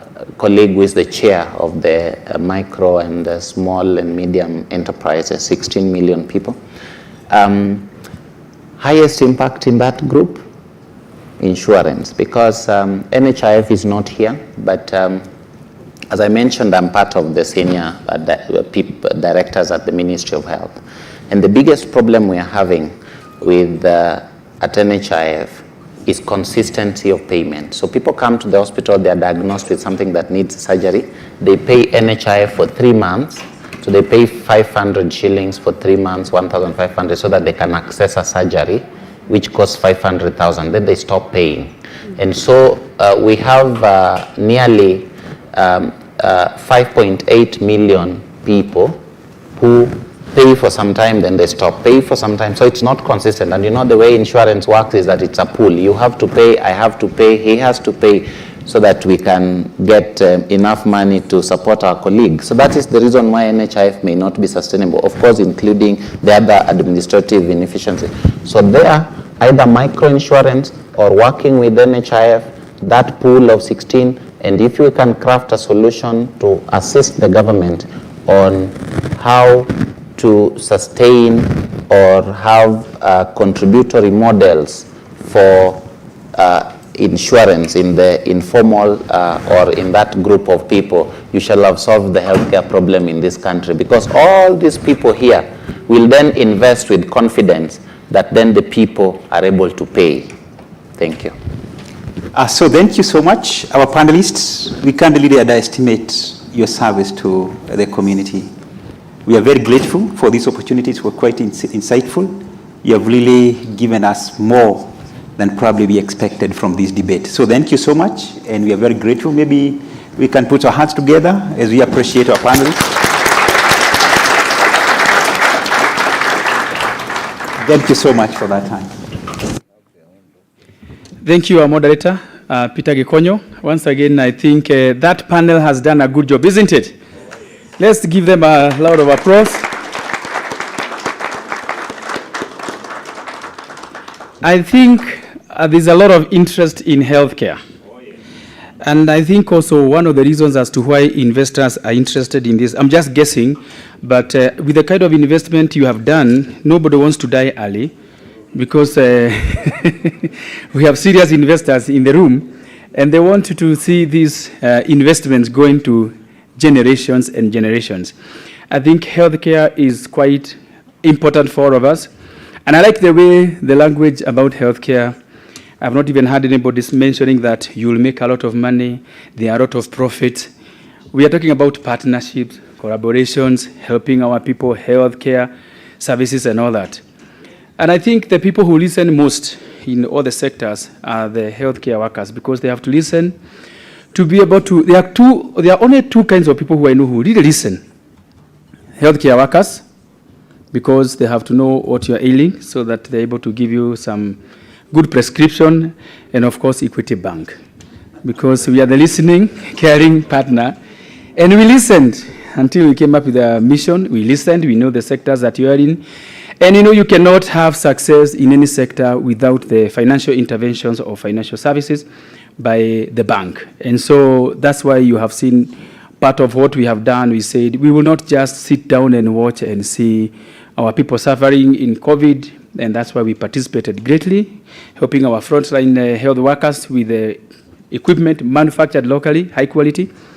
And we also said that post the COVID, there's something we have come up with called the Marshall Plan, or the Africa Resilience and Recovery Plan post-COVID-19.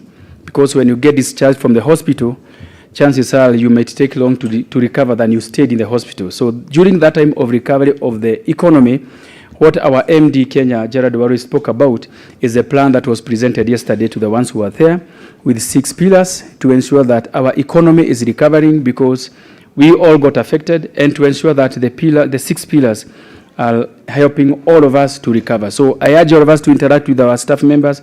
If you want to understand the plan that we have a lot of money, as the MD said, that we want to push through to different sectors of the economy. We have given ourselves that big target so that we can support our businesses, that we can also facilitate trade.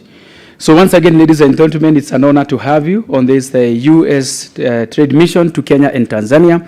And this is our Kenyan leg going on for the whole week. Today is our second day. We have had 2 panels, and in the afternoon we'll be having many other panels, like 3 of them, so that we can look at sector-specific issues. We have tried our best to bring the authorities, like you have seen, and people who are actually going to be a picture of how the sectors look like, and we appreciate our panelists. Thank you so much for availing your time. We have again in the house the investors from the US who are part of the delegation. We have the different government agencies and state actors. We have equity staff members. We also have our customers, SME, corporates, and individuals. We have investors, and all of you are our partners. So mine is to encourage you to interact after this with our staff members for any questions and clarifications, and also to have business-to-business discussions like I saw happening during the break.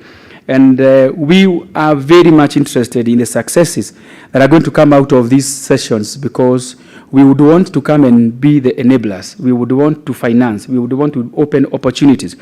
We want to push this liquidity to you. So what are we telling you? As Equity Bank, we are telling you, go for it. We got you covered. All right? Dream big. And at one point, we were just like that small business that is starting. And if Equity could make it and go to all those other countries, so shall you. We went to DRC, and I see some of us who are with us in DRC, and I think good things are coming out of that. I think the next thing that we should know is that this is not the only trade mission. This is just a tip of the iceberg. We have something big coming up in the beginning of the year, early 2023. Please, if you have not given us your number, the WhatsApp number, so that we put you in the group for updates, for the presentations. Quite a number of you are stopping me and asking, can we have those presentations? So we would want to communicate with you to give you the updates about the programs and the next trade missions. And also we will be taking our clients out and also doing inbound missions. We've also been doing a lot of webinars where we are doing digital trade missions, where we have investors who are like-minded joining in with the investors who are from other countries and trying to connect them and facilitating trade between countries. And because we have a big dream for Africa, that's what we want to do through the Africa Recovery and Resilience Plan. Work with us. We are honored to have you. We are here to interact with you after this. We want to break for lunch. That is good news, isn't it? And lunch is ready. And in the afternoon, we'll be talking about food and agriculture. Because everything starts there. But nobody has ever explained to me between food and agriculture what comes first. But we shall know as we go on. So I'm welcoming you for a panel discussion, for a big engagement, because that is an area where we have a big interest. We'll be looking at education. We want to see what can we do. We have academicians here. How can we bring on board all these state actors and different partners to ensure that the bank comes in between as a common platform for us to take advantage of, and many other things lined up for us. So I want to give you 40 minutes break. I have made it very short so that we have enough time to engage. Then on your way out, we have 2 exit doors to the extreme corners.